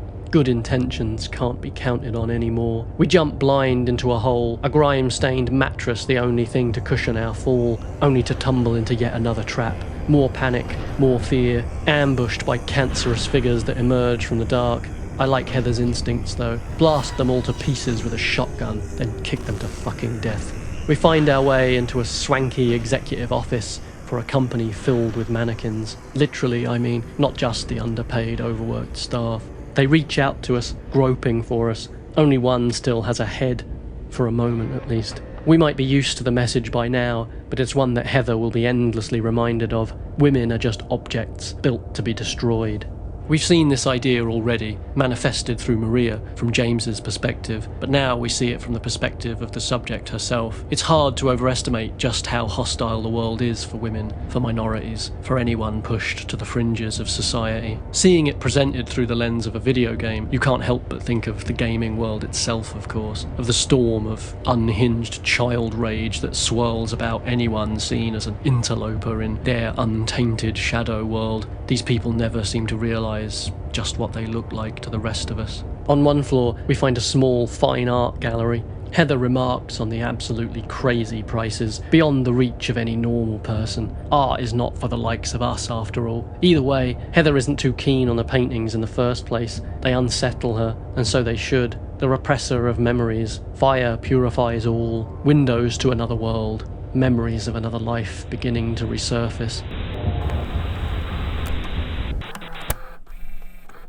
But first, allow me to destroy your gallery. Oh. Bullshit. Bullshit. Derivative. That I love. I absolutely love. That's just the air conditioner. I want it. It's everything. When the transition comes again, it is centered around a bathtub this time. A vessel, a place of nakedness and vulnerability. The white of old porcelain stained red with time and pain. Our guardian angel appears once more, turning a valve, adjusting the flow of water through the pipes. This time the change is signalled by a flood of blood and agony, the birthing of a new world. The walls pulse with arteries and flesh now. A body is beginning to take form within the nightmare. Pushing ahead through the newly twisted version of the office block, we find yet more signs of a stalker. Proof now that Heather was being followed. To the cult, she is the Holy One. Watching from the shadows, they held her life in their hands. Clearly the Order survived Harry's victory, and the remnants have not forgotten about Alessa. But just what has Claudia got in store for us? Then, at long last, we finally meet him. We're almost full circle. Calmly, Vincent sits untroubled in the nightmare world. He feels right at home here. From the very start, he keeps the truth from Heather, hinting at what he knows without telling her anything, delighting in her confusion, enjoying the sense of power that it gives him. He mentions a crazy old hag, calls her Heather's mother. When he insults Harry, though, he goes too far. So Harry didn't tell you anything. I guess he hid the truth to keep you on his side, eh? That figures. He's a pretty sneaky guy. Don't talk about my dad like that! Sorry. I apologize. Please, calm down. There is something inside Heather. It was in Alessa too. Something that makes her stronger than Vincent will ever understand. She quickly tires of his nonsense and leaves him to seethe in his own impotent self-importance. Wait! I'm not finished talking. Shut your fucking mouth, you cunt! I'll rip your fucking arsehole out a minute! Vincent is the kind of guy who'd be a threat to Heather even if the world hadn't been turned inside out. At least now Heather has a katana close to hand. Fairy tales return. Heather remembers reading these books as a child. The world is now fully degraded. Rotten wood and rusted metal are all that remain, like a memory of a memory, an image copied over and over until it becomes artifacted beyond recognition. Heather has walked these halls before. She was there when they were made. The distant shore is calling to her, a realm beyond all others. We're coming home. The creatures here make wretched, undeniably sexual noises as they feast on rotten flesh and drag Heather to the ground. Masked, predatory animals searching for a meal. Who knows what horrors lay beneath that grotesque mask?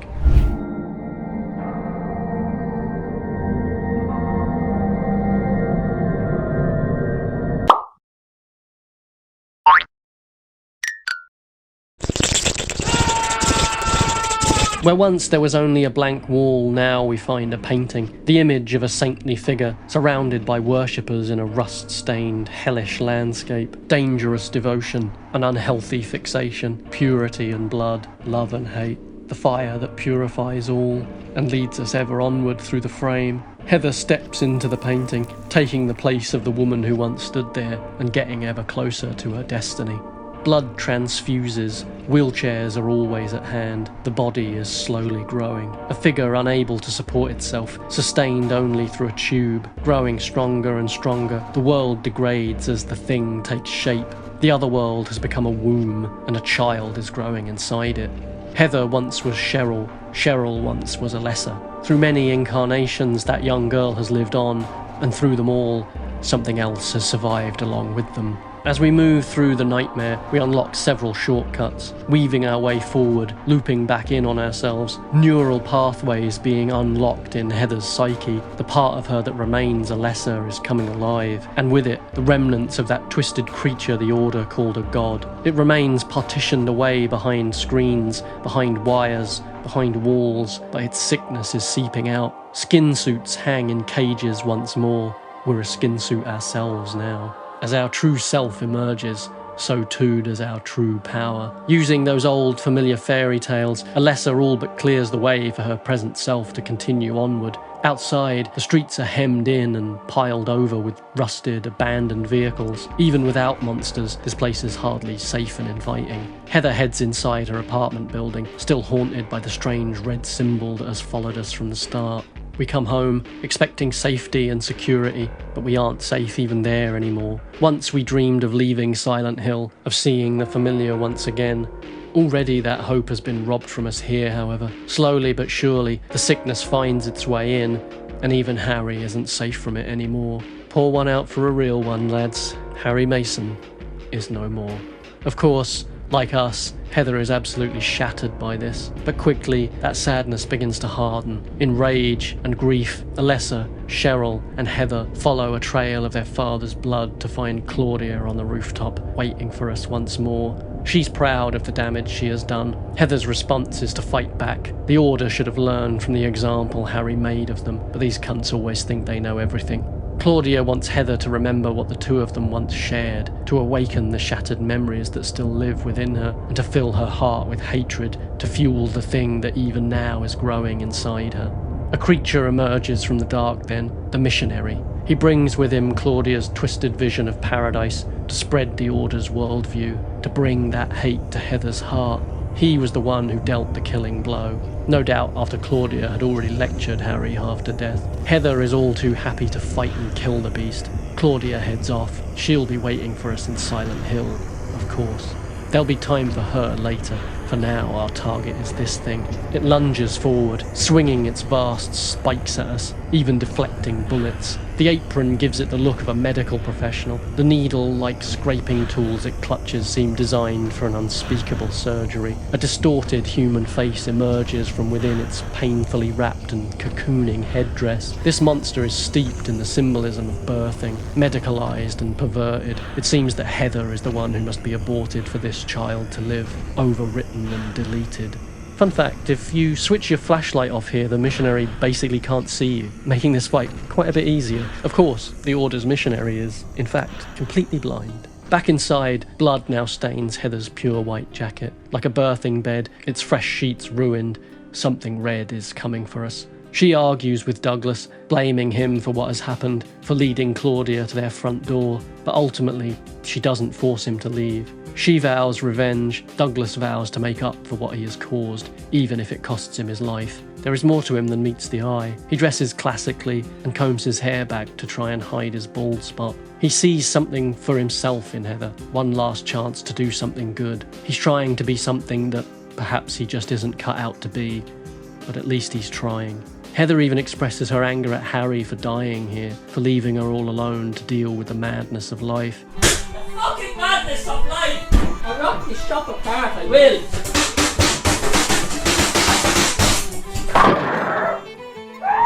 The fucking door's hanging on its hinges now. Oh shite, that's fucked. That's fucked. I know that's fucking damaged. Jesus Christ, that's fucking leaking out shite now. Come out, shipper-leggins hands, come out and fight me like a man. Heather even expresses her anger at Harry for dying here. He told her he was the strongest person in the world, but that was just a fairy tale. The music here slowly becomes more and more reminiscent of the Silent Hill 1 soundtrack. One more for the road, to see Harry off in style. Searching her bedroom, Heather grabs the stun gun that Harry bought for her. They were always aware of the dangers of simply being a young woman, now made so much worse. After a final farewell, Heather heads outside on what might just be a one-way trip back to Silent Hill. Out by the car, Douglas tells us that he had a run-in with a friend of ours, Vincent, who tells them both to look in on a man named Leonard once they get to Silent Hill. We certainly can't trust him, but what other leads do we have?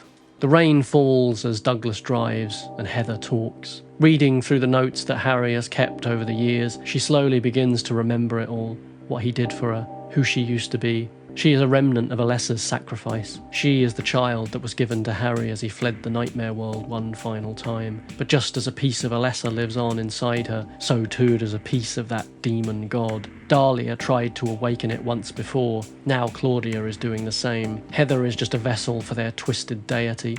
Its malice will flow through her and birth terror onto the world. Harry's notes to Heather even reveal his own conflicted feelings about losing Cheryl and finding Heather all those years ago. For a time, he struggled with anger over losing his daughter. He confesses to having thoughts of abandoning or even harming the newborn child. But in the end, his love was too strong. He saw her smile, and in an instant, he knew he had to take care of her for the rest of his life, and that's exactly what he did. Now that is an alpha male right there, folks. Puh, puh, puh, puh.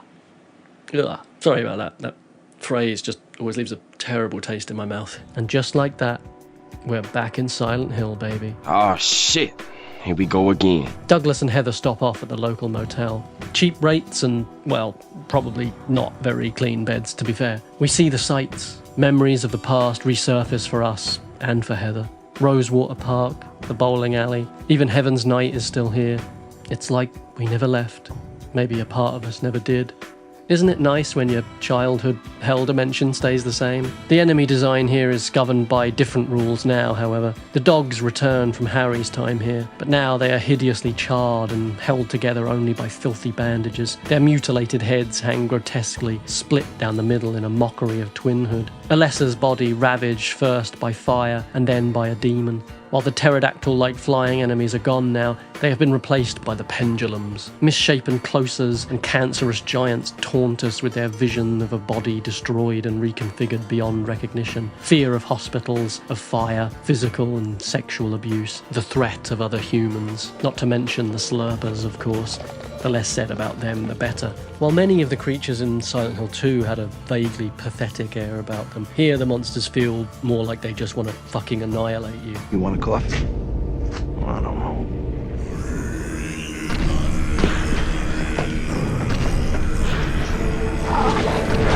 Christ.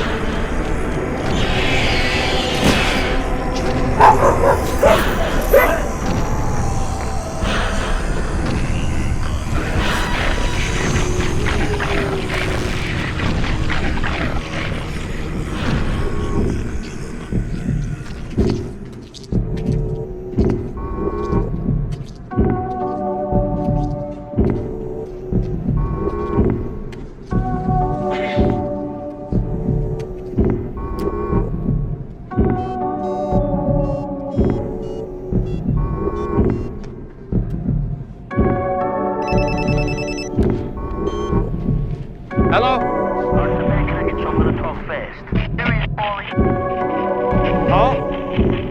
Oh, you there?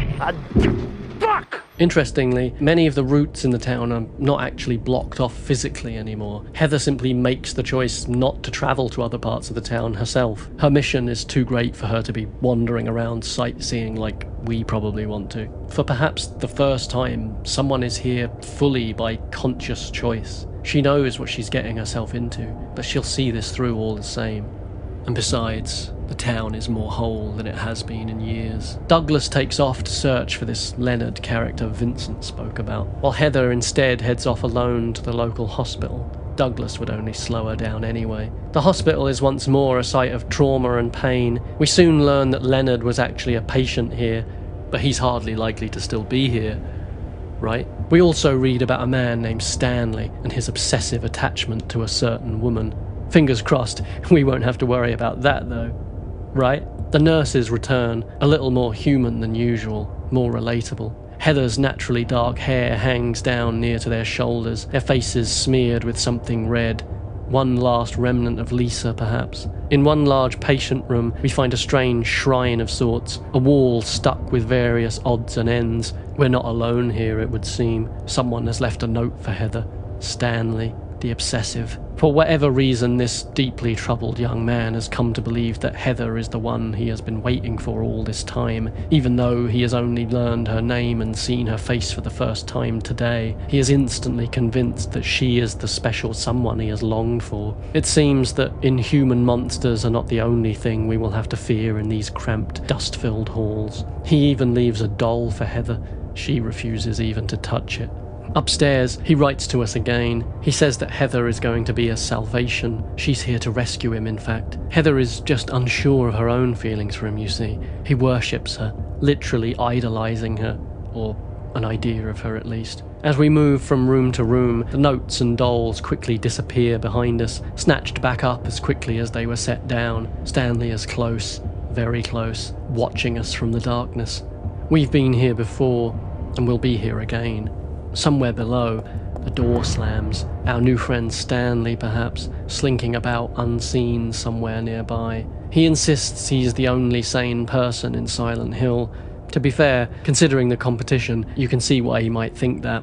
Soon enough, he professes a desire to carve messages into his own body just to prove the ferocity of his so-called love for this 17-year-old girl. His fantasies are not only limited to self-harm, however. His desire for annihilation seems to warp and spread, pulling any and all objects of his distorted obsession into a dream of death and mutilation. Stanley is not the first to be troubled by these dreams, however, and this is not the only blood spilled here, of course. One note we find exposes the casual violence regularly visited upon the patients, and the sexual abuse committed by the head physician against his own staff. Even the workers who keep the machine running are not shielded from its assaults. Every profession, no matter what, where, who, it all becomes the same story. None shall be spared. An old bottle of perfume can even be found in one locker. When worn, the smell makes it easier for monsters to track Heather, bringing them to her in greater numbers. Any signifier of femininity is simply a target which draws yet more attackers.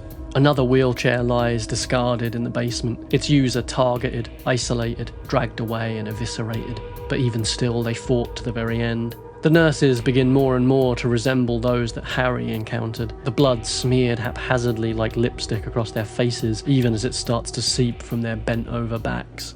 Soon enough, we find a final note from Stanley, apologising for not being able to truly return Heather's overwhelming feelings for him, and for being too late to find her. Leonard has put a stop to his search, or so Stanley says. He had wanted to take Heather to his world, a beautiful world, for them and them alone. The note and Stanley's grisly mission remain thankfully unfinished, and the doll now lies in pieces. Even Stanley has fallen prey to worse horrors in the dark. We receive an unlikely phone call from a man who seems to be trying to talk Claudia down from her present course of action, not realising and not wanting to be told that we aren't her. Once he finally calms himself down and listens, he tells Heather that he is in fact Claudia's father. This is Leonard. An inversion of Harry and Heather, another mirror image. Heather can't quite believe it. Leonard can feel Heather's hatred towards Claudia. Even so, he says he can help us, but first we must free him from his captivity here in the hospital. He begins to ramble, saying that he has a seal, assuming we know what the hell that means. Leonard is clearly an odd man, a dangerous one, and he's obviously here in Brookhaven for a reason. But an ally is an ally, right? In one room, we find a magazine detailing an expose into a place called Wish House, an orphanage on the outskirts of Silent Hill, one with connections to the Order. Just like a certain high school 17 years ago, what should be a place of love and kindness is instead a place of violence and abuse, where the children are forcibly indoctrinated into the cult's deadly theology. Somewhere in the back of her mind, Heather feels certain that she has heard of this place before. If Claudia was raised by these people, it's hardly surprising she has turned out the way she has. Abuse begets abuse begets abuse. She's been trained from birth, and now all she knows how to do is make the world a worse place. All at once, a door appears in the wall where no door stood before. We're slowly corralled down corridors, our footsteps directed. Heather's choice is all but irrelevant now, but as usual, the only way out is through. So she marches on and begins to truly remember. She sees Lisa once more and recalls how heavenly she was to her, even in so hellish a place. The The good people are gone now. They die quick here. It's the wicked who linger on beyond any mortal span. Just as the town brought out James's true self before her, now Heather's layers are slowly being stripped away. She is forced to confront the reality of her identity. Only this time, the transformation is being controlled, guided, wielded. The other world has never been quite so visceral and graphic as it is here. Blood throbs and pulses in the walls. The cold metal and dank concrete is beginning to flush with some putrid form of life, or perhaps an animated form of death. Something which never should have been is starting to open its eyes. The nightmare bursts forth with an animal aggression and a grisly brutality. This is like nothing we've ever seen before. A new hell is being born before our very eyes, and we are its vessel. Then we come to the mirror room, another classic Silent Hill moment. The fatal disconnect between what we know must be true and that which we can plainly see is happening anyway. Heather's fear of mirrors, of herself, the terrible act of truly beholding oneself. Her certainty of a world behind her own comes vividly to life, reaching out and trying to snatch her through the reflection. Soon enough, if we don't flee in time, the door will seal forever behind us, trapping us inside this living echo, forced to watch eye to eye with our own frozen doppelganger as we are overwhelmed, destroyed, and replaced. Heather's twin is alive, and she's waiting for her here in Silent Hill. If Alessa could split her soul in two, might not this dark god have learned that trick too? There's an old joke about how being a leftist is spending every single day being proven correct in the worst possible ways. The bad guys always win, but we get to say I told you so as they load us all into train cars, I guess. When I first entered this room, I was quite a few years younger than Heather is here, and looking into this mirror honestly hits quite differently all these 21 years later. The dissonance in our daily lives has genuinely reached what I personally consider to be the worst levels it has ever been in modern times. The gaps between fact and fiction, fantasy and reality, our perceived selves and our true selves are only widening, it seems. The glue is coming unstuck, and soon enough will simply peel apart, fatally diverging at the root. But will it be the lie that dies, or the truth? I guess we're going to find that out together, aren't we? What the fuck? What the fuck? As an aside on the subject of dying in this game, one of the more notorious but little seen moments comes in the form of a death screen. Usually when Heather succumbs to the damage dealt by her demonic foes, she falls to the ground and this fleshy game over message fills the screen. But sometimes, very rarely, death is not quite the end, as our guardian angel makes another appearance, dragging Heather's lifeless body away into the darkness, protecting the only thing of value she has left, the gestating evil that grows within her womb. I'm sure the symbolism here isn't lost on anyone at a time like this. The life of the mother is always secondary. The life of the child, even if just a cluster of cells, will always be sacred, right up until the child is born, of course. Then it couldn't matter less. Soon enough, we're receiving more impossible phone calls, this time to wish us a happy birthday. Today is going to be the day, after all. Alessa's birthday, Cheryl's birthday, God's birthday. The caller even forgets her name, which is understandable. She does have quite a few by this point. Creepy callers are nothing new. In the age of the internet, the tactics have only grown and reached new levels. I guess we can just be glad Heather isn't on Instagram. God only knows what sort of pictures Vincent would be sending her. The caller confirms for us that Stanley is dead. Leonard has murdered him. We can't help but wonder through all of this, just how are we communicating through these telephones? Are these callers denizens of the other world? Or is this some effect of Heather's inherited psychic abilities? Who can say? One thing is for sure, however, the cult has only continued to grow since Harry upset their plans. Defeat has not been kind to them, and they've only gotten stranger, it would seem. The other world seizes control once more. The monsters themselves are now surging with blood. Severed limbs and sacks of flesh decorate the hallways. It's an age-old method, really. If you want to make something look even more disgusting, just slop it up a little. Let's slop them up! Heather reads of the cult's various unsavoury practices, piercing the hearts of sinners and prisoners while burning clerics of their religion in more prestigious and honourable sacrifices to the heavens. An offering to the sun is an offering to God. How holy then must an offering to the flames themselves be? The Book of Lost Memories returns, guiding us in the cult's history much like before, giving us a slightly more cynical take on their devoutly held doctrines. Offering up some blood we found to a familiar nearby altar reveals a vast chasm suddenly stretching down below, the place where Leonard has been imprisoned. The Order has a way to bargain for passage through the other world, it seems, control it in limited ways, to beg for favour, to punish those who defy them. How long has Leonard been down here? And to what extent are they all mere prisoners to their own delusions? Heather speaks to Claudia's father, obscured as he is in the dank darkness he now calls home. He had told us that his daughter's plans were insane and that she had to be stopped. Now he explains why. Paradise for all?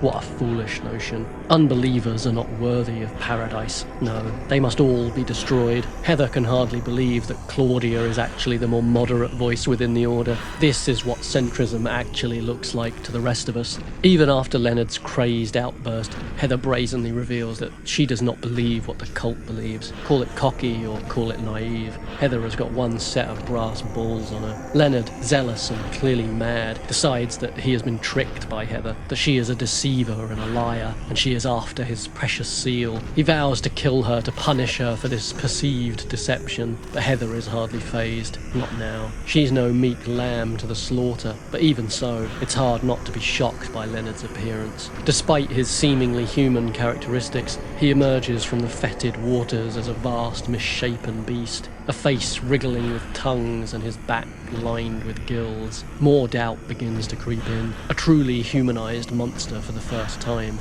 Just what is the nature of these creatures? The philosophy can wait, though. First, let's kill this prick. Did the power contained within this talisman do this to Leonard? Was it his proximity to the cult? Some ritual or torture? Or simply his time spent locked away here in the other world? What then of the other creatures we have faced, that Harry, James, Maria and all the rest have faced? Were they people once too? Cultists? Conquistadors? Colonizers, taken in down the centuries and twisted by an incomprehensible alien power? Is this what became of the vanished townsfolk, of all those who break themselves against the unyielding rock of Silent Hill? Or are these beasts all simply projections conjured from our own punch-drunk and terrified minds? Maybe the distinction doesn't mean much anymore. Perhaps the why doesn't matter. Perhaps it's just a fact of where we are now. The difference between man and monster is trivial. As if the game wants to then make fun of us all for the endless years of discourse that will follow, we immediately cut to a scene we aren't even a part of, instantly predicting two terminally brain-wormed shitheads who are both far less interesting than they think they are, arguing over minutiae as the world falls apart around them. Touché, Silent Hill 3. Touché. Vincent and Claudia are fighting. It seems to be their natural state. Only, they seem to be in our hotel room. Vincent reveals that Claudia was abused by Leonard. Not necessarily something we needed to be told. It seems he only sent us to him so that we would kill him, or so that Leonard might kill us, goes unsaid. Vincent has become a hedonist, where Claudia has become a zealot. Both are dealing with their own childhood abuse in different but equally destructive ways, hurting and abusing those around them to reach their own ends. Selfishness masquerading as realism. Selfishness masquerading as piety. These are the kids who were indoctrinated all those years ago in those classrooms, just like Alessa was, just like we were. Sadly, suffering is not the baptismal experience we might hope it would be. It doesn't always make us better people. It doesn't always give us any broader sense of perspective. A lot of the time it just makes us bitter, angry, and alone. We become our own roadblock then, something else we must overcome before we can even start to engage with the world around us. Or we can do what these two do, I guess, and just skip to the part where we fuck everything up even worse than we found it. Orange light filters through the fog now. God itself approaches. Paradise is nearly here. Something red is coming for us. We run back through the town, still stalked and hunted, to find Vincent waiting for us in our room. Claudia was just here. Heather can sense it, but Vincent lies to us, as always. He gives us a message from Douglas, or so he says. We're heading across the lake once more, through the amusement park, to find a church, because of course we are. Go northwest on Nathan Avenue. It's a bit far. But closer than heaven. Arrest this guy, please. Arrest this. You know what? Kill this guy. As we enter the lakeside amusement park, we are overcome once again by those distant prayers and insidious chants. Doubling over, clutching our stomach this time, we rise back to our feet to find we are all the way back where we started. Our waking self steps into the shoes of our dream self. Our nightmare has now become our reality. We make our way through it again, only this time things aren't quite the same. We were alone before, now there is something inside of us. Our guardian angel reveals a safe area for us as we go, and a key that will help us to change our destiny. Valtiel, the attendant of God, guiding their master to the place where it is to be born once more. His protection and guidance is not for Heather's sake, of course. She's just a piece of meat, to be thrown away like a broken cup once she's of no further use. We wondered before if our path was set in stone. Now we have our answer. This time, Heather jumps and lives. Once, she was scared and confused. Now she knows herself more fully, knows that she will fight to the last breath. She presses on, just as Douglas confronts Claudia. He rejects her naive vision of paradise and aims his gun at her. He's not a good guy, he says. Perhaps within Heather lies his hope of salvation too. Back in the amusement park, just like Harry before, and like him, our footfalls are being meticulously guided. We suddenly find ourselves forced inside a haunted mansion ride. This section is about as unexpected as it is masterful, feeding all the tension and paranoia that has come before. The town fully bends itself to torturing Heather to feed the hungry demon that stirs inside her. This mansion is quite old, so please watch your step. Sometimes the floor suddenly gives way, and beneath the floor, there's nothing.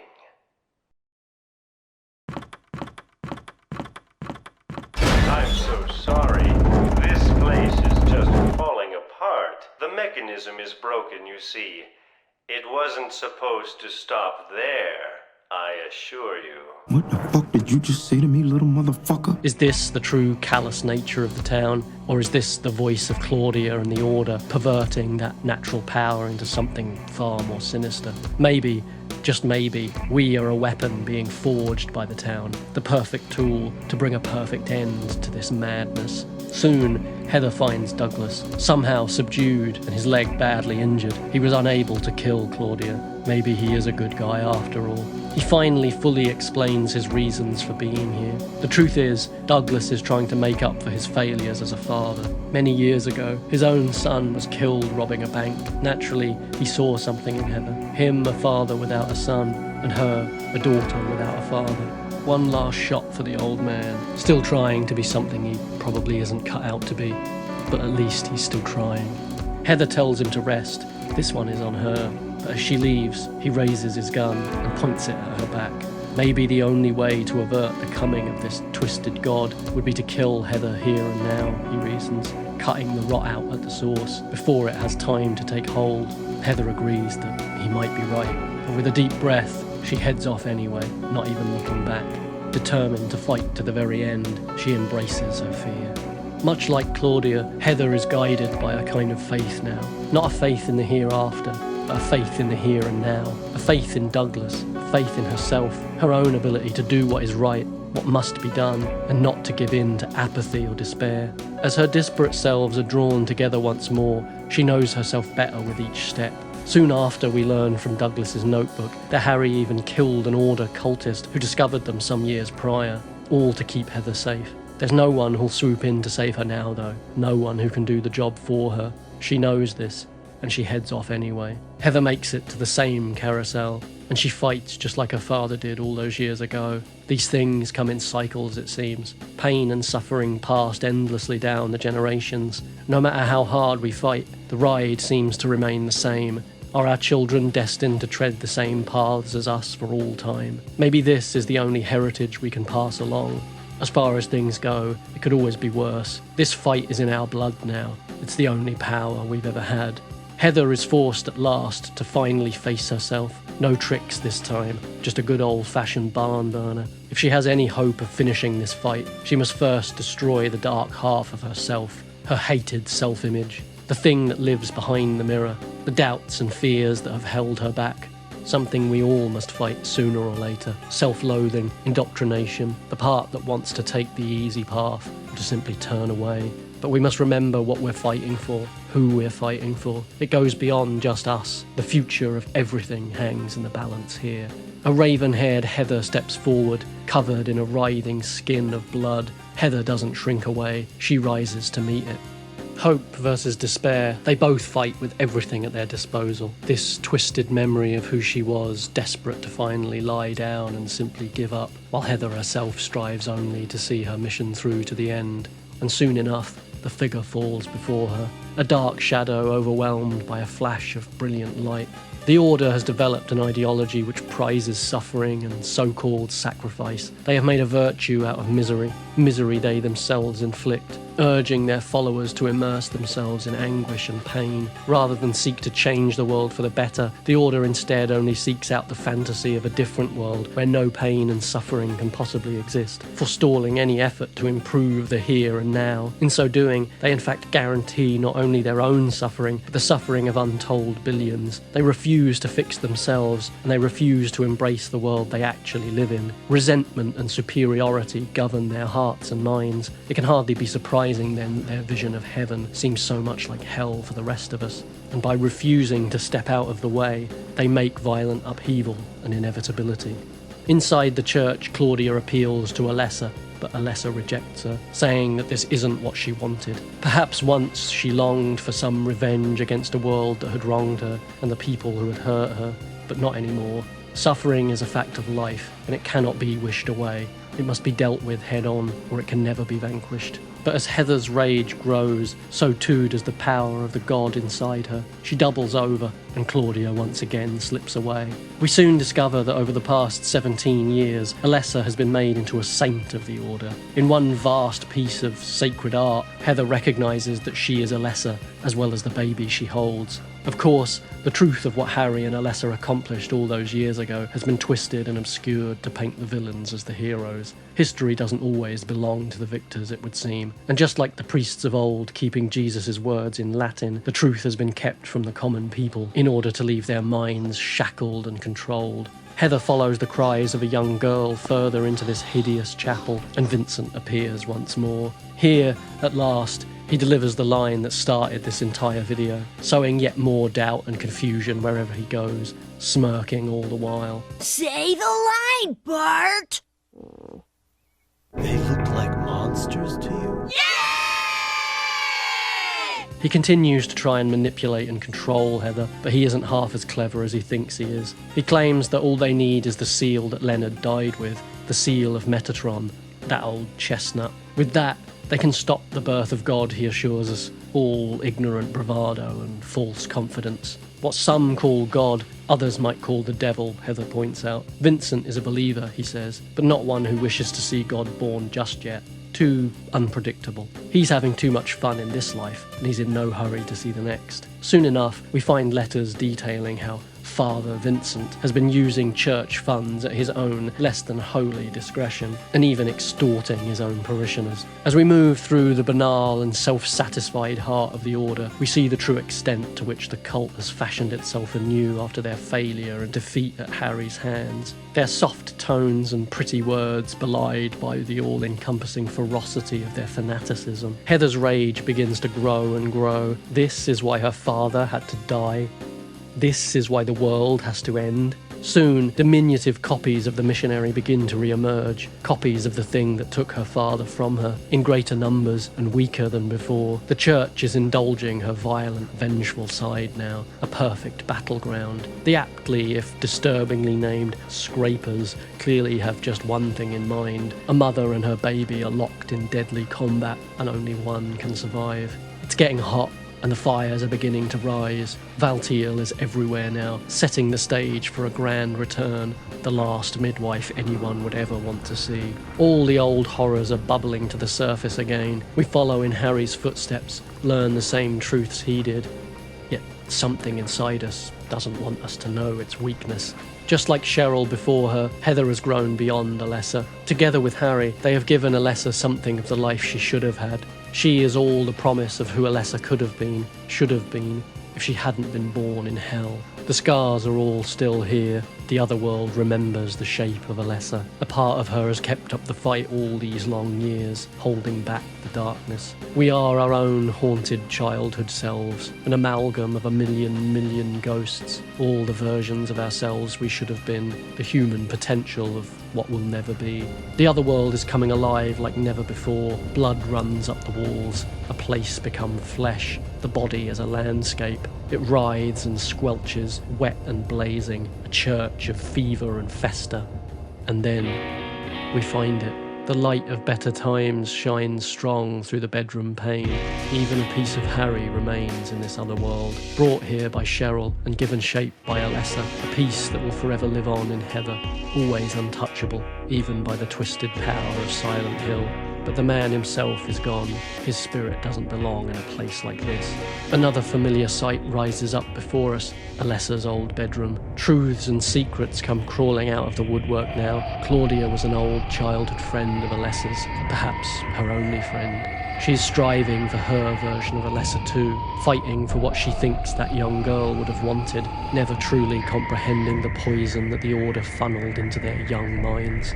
I know I already spoke about how much I love the maps in these games during the Silent Hill 2 section, but I couldn't pass up the opportunity to point out another great example of that here. As the horrors of that long-forgotten childhood rise up to the surface, we see that presented through the childlike drawings that now serve as our guide through this house of mirrors. We also learn that, on some level, Harry knew he was saving more than one child that night. He struggled to believe that Alessa was the evil being that Dahlia made her out to be, struggled to fully believe her lies, and he was proven right in the end. His faith in the goodness of people was repaid. It couldn't save his life, it never can, but for 17 years it enriched it beyond anything he could have ever hoped for. Passing through the final door, the chanting rises louder than ever as all the players converge upon a moment which we've been building towards for almost 2 decades now. Heather, Claudia, Alessa, God. The time is now. Vincent reveals in what he thinks is a private moment that he wants both Heather and Claudia dead. He's been playing both sides, of course, hoping to be the only player left in town once the dust has settled, ready, willing, and able to go right back to his favourite pastime of being an arrogant, hypocritical little fuckhead. He cannot conceive of his own defeat, cannot conceive that the cruelty he so clearly delights in might one day reach out and put its cold, dead hand on his own shoulder. And so he turns his back on Claudia, calling out for Heather to do his dirty work, and Claudia simply slips the blade between his ribs. Vincent falls just as he lived, a whiny little dumb bitch. Heather is sick of both of them. She throws their sanctimony back in their faces. Paradise is no place for people like them. But Claudia happily accepts that she herself will never see paradise, not after the great many sins she has committed to hasten the arrival of God. She truly believes that by inflicting this much pain and suffering onto the infant God, it will somehow grow to despise that very cruelty, and so will then, in turn, create a world of pure happiness, even if the same never held true for her. Happy people can be so cruel, she says. The mistreatment she received has made her cold and conceited. Is she looking for paradise, or is she too just hoping for some sort of revenge? Sadly, I can see why Alessa and Claudia were friends now, but Claudia can only see the world from within her narrow prison of the Order's dogma, mistaking her resentment of others for some grand, principled stand against injustice. She isn't fighting the system, she is the system, and she's no help to anyone now. There are a number of allusions made here at the end of the game to the idea that Claudia might also possess some similar power to that which Alessa displayed. Reference is made to her so-called sight, and it seems that some in the Order held on to the belief for years that Claudia's psychic abilities would be what would someday relocate Alessa and bring her back under their control. In the end, slipping a few dollars to a private eye seems to have been much more helpful in that regard. So what? Is Claudia for real? Is she a fraud? Are she and Vincent simply two sides of the same coin?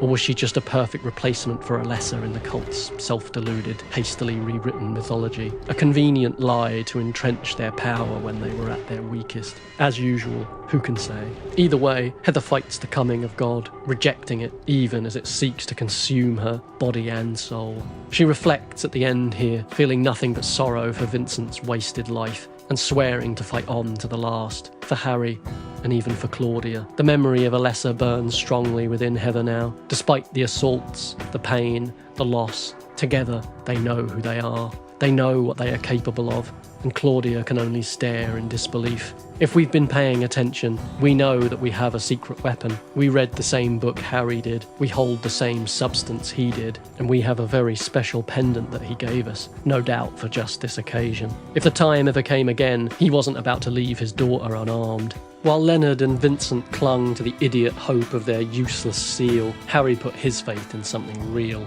the right tool, at the right time, in the right person's hands. Now, Alessa, there's nowhere else to run. Shut up, bitch! Heather finally opens the pendant and retrieves that strange red stone from within. A single pill of a Glophatus, enough perhaps to kill a god. Only one way to find out. At long last she aborts the demonic fetus, revelling in her triumph, even in the face of such overwhelming odds. A young woman fighting God for her right to choose. What more can I say? Thank God that isn't relevant at all right now, am I right, folks? And so, with no moves left to make, Claudia does the unthinkable. She takes up the devil fetus and ingests it into herself, offering her own body as the vessel of her god, and Valtiel is all too willing to accept her.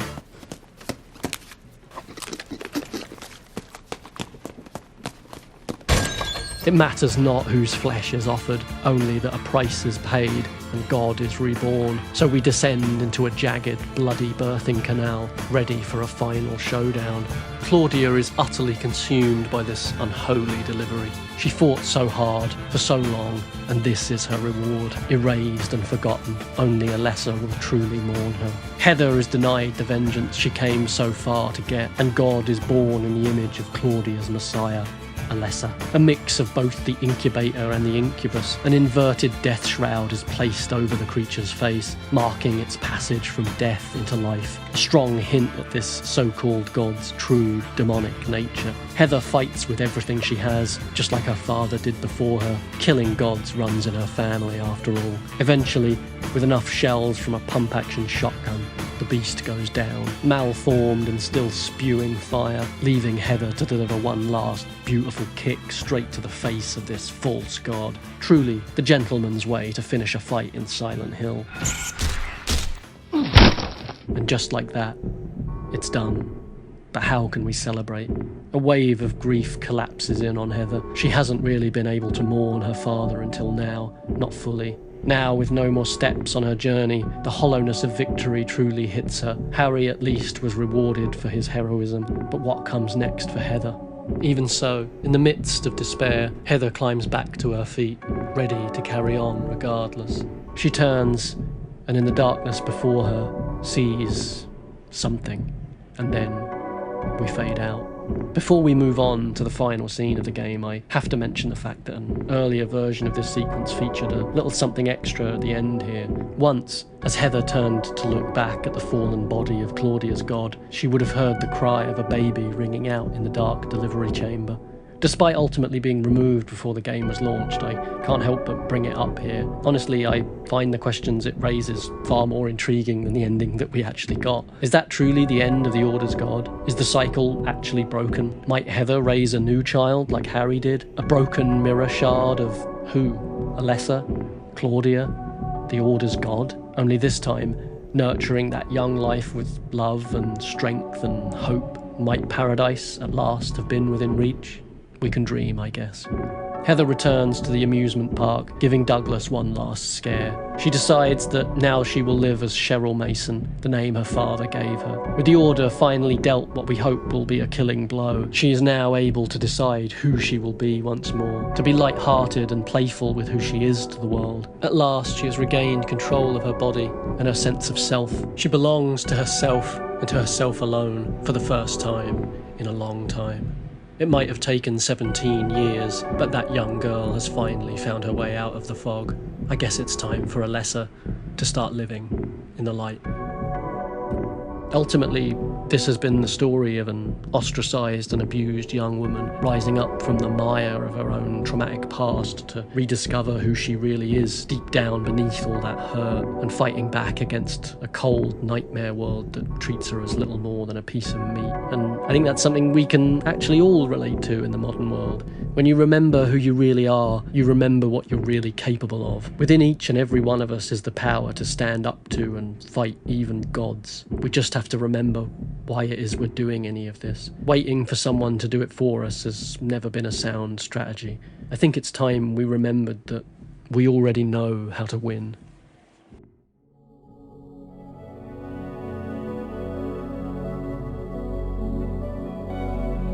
Okay, so there you have it. Silent Hill 3.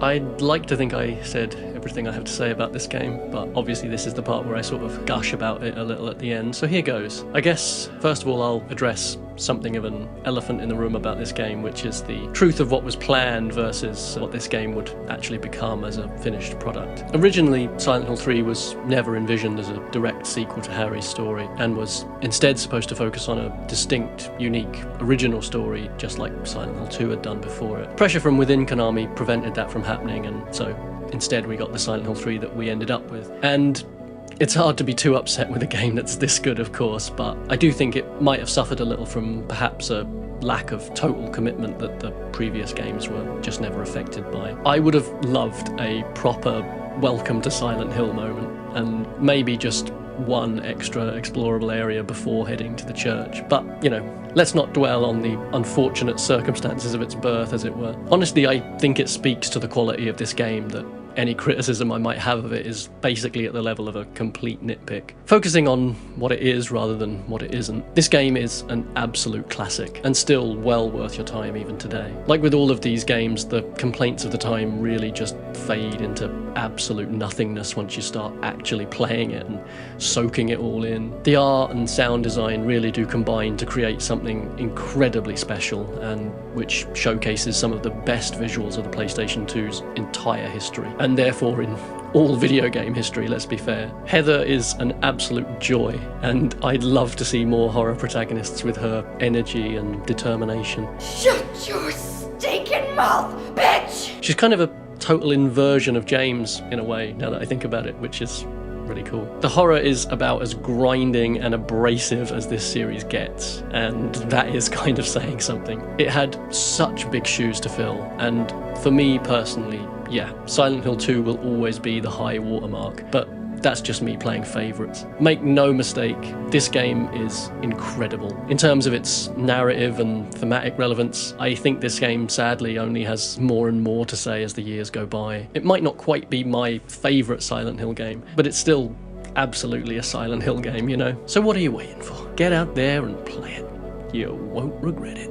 Well, you probably will regret it, but, you know, like, in a good way. So yeah, speaking of games that aren't people's favourite, how about that Silent Hill 4, eh?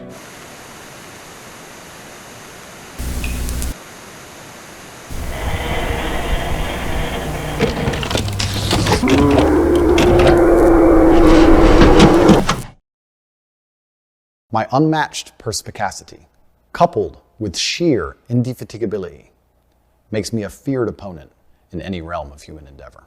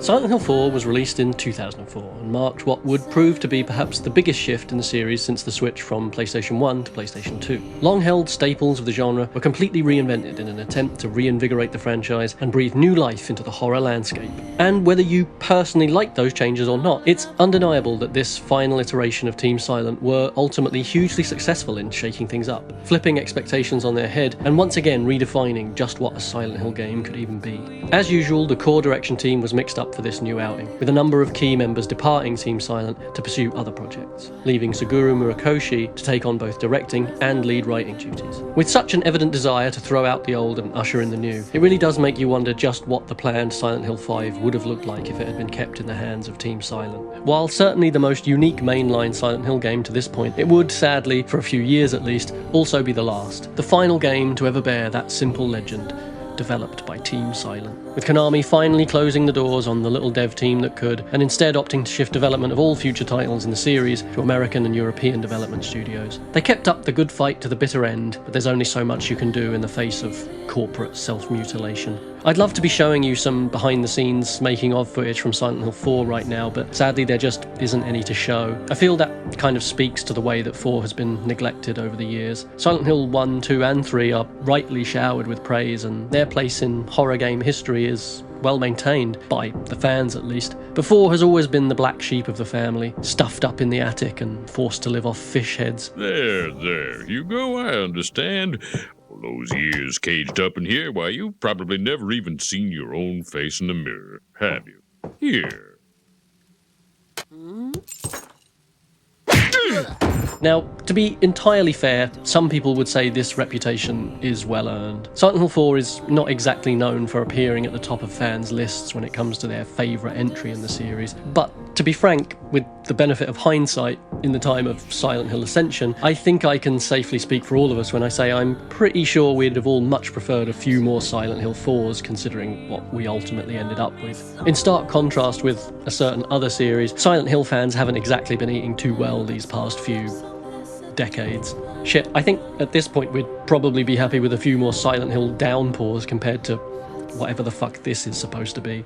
Maybe if I yell and shout, I can get what I want too. Faith? Honey? Play with me! That's it. Go upstairs to your room. You're in timeout, young lady. No! Faith! But no, I'm not here to complain. The latest, lowest point in series history aside though, right now Silent Hill is honestly poised to make what could prove to be an astonishing comeback, so long as the promise and potential of some of these upcoming projects can genuinely be realised. Now, I can't pretend that I'm all that hopeful about the state of almost any future game releases right now, to be honest, considering the capitalist, kiddie casino, self-cannibalisation party that is the games industry these days, but, you know, I try my best to be hopeful. After all, literally, what else do any of us even have these days? So, on that apocalyptically depressing note, Silent Hill 4. Having a good time? Ready to party? Have fun? Yeah, well, that was the last guys. Wrong fucking band. We're here to have a bad time. Now, I know I joked about this game not being anyone's favourite just a moment ago, and admittedly, yes, this game does have its reputation for a reason, but I just kind of want to jump the gun here and get this out of the way at the beginning by saying, whatever bad things you've heard about this game, you can pretty much safely disregard all of them. Honestly, I think fans of this series are a bit notorious for being, you know, massive fans who can't wait to actually play the games one day, and I kind of feel that Silent Hill 4 proves that better than any other game in the series. So shout out to all the Silent Hill 4 defenders out there. You are quite literally braver than the troops. Dial 911. Tell the police to get up here quick. Somebody's about to get killed. Yes, some of the control and design changes take a little getting used to, and for long-time players, sure, that is a little jarring. But guess what? You get used to it. And then guess what? This game is fucking great. See, I actually saved my real hot takes for literally the very end of the video, so well done to all of you who made it this far. This is a special little treat just for you. Please feel free to leave your comments down below about how wrong I am about everything in these games. I won't be reading them. As we approach the end, now is probably as good a time as any to express my absolute love for these introductory warning screens that mark the start of virtually all great survival horror games. As a child, these screens were an intimidating and frightening experience in and of themselves, and would never fail to get us all excited for the absolute terror we were about to endure. They felt like the warnings you would see on a cigarette packet or something, as though this game was so pant-shittingly scary and mind-meltingly horrifying that the government themselves had slapped this warning on the front of them. We might have lost the sacred art of sneaking downstairs when your parents have gone to bed to watch horror movies on late-night TV, but I'm glad to see this time-honoured tradition still being upheld all these decades later. The game kicks off with yet another awesome intro video. Absolutely dripping in atmosphere, this intro is more melancholic and horrific than ever. It plays with a completely new audio and visual style, mixing in a mini DV aesthetic and messing with the frame rate in a creepy and creative way. As always, the soundtrack here in 4 is just phenomenal. Each of the games really does have a specific sonic identity all its own, always the same yet always different, but unified by the simple trick of being fucking amazing. Everything about this intro is screaming, this is something new, and that's just what the series needed. From the jump, it is clear we are in for a very different kind of experience this time. Something in the spirit of the place has fundamentally changed, warped and twisted at the molecular level, pulled apart and rearranged with a malevolent intelligence. Silent Hill has entered a new stage of its centuries-long decay. Those unquiet ghosts have risen from the Toluca lakebed, and they're beginning to stalk the land. The line between the realms of life and death will be blurred to the point of complete indistinction. That final frontier breached, the last line of safety utterly disregarded. We've travelled through the wastelands of other people's lives. The horrors have even visited us in our own homes. Now the horror is our home. In Silent Hill 4, there is nowhere left to run, no hope of a return journey. Where would we even return to? There is a hole in the world, and in ourselves. We start the game already defeated. The opening salvos are barely even echoes now. The battle is over, and we didn't even know it was happening until it was too late. And so we begin our final descent a prisoner, trapped within the stifling confines of room 302 in the aptly named Ashfield Heights apartment, an apartment building that, in time, will become a microcosm of the world at large. We've somehow passed ourselves on the stairs, blown past our own starting point, and seen the credits roll. Our story should be over, shouldn't it? And yet here we linger, stumbling onward even in death. Real life isn't like the stories we were told as children, I guess. Staring up at the ceiling, who can say how long we've been here for? We barely have the energy to stand anymore. Our head throbs, plagued by nightmares from some undying ghost. We just about manage to pull ourselves to our feet, and immediately we know that something is wrong. Dust and filth covers everything. The room is fleshy and the air hangs heavy, equal parts blood and rust. All colour has been drained from life, save for a hellish monochrome of beige and red. A rotting womb encases us now, and we will have to fight to be born anew. Looking around us, everything seems off, and not just the obvious, though we can hardly say why. The furniture is wrong, the decor someone else's. We might pray that this is all just some terrible dream, but even our dreams can become haunted. The horror is already beginning to navigate the pathways in our brains, using us as a conduit, ready to seep into the world beyond. The first change hits immediately. We're in first person for the very first time in the series, left disoriented and unsure from the drop, stumbling out of our bedroom for what feels like the first time in days, weeks, years. We drift into the living room in a blur, the TV and radio roaring nothing but the same old static. The doors are little more than faded outlines against dusty old skin, vestigial organs in this tumorous construction. A note waits for us on the coffee table, a fairy tale of a young boy connected to his mother by a magical cord. Then one day, the cord was cut, and his mother went to sleep. The boy was left all alone, but he found companionship in a place called Wish House, and they all lived happily ever after. A fantasy, of course. A gruesome picture hangs from the wall beside us, glaring down at us. 21 bodies in a bloody pile. We know what it means, but we can't quite make sense of it.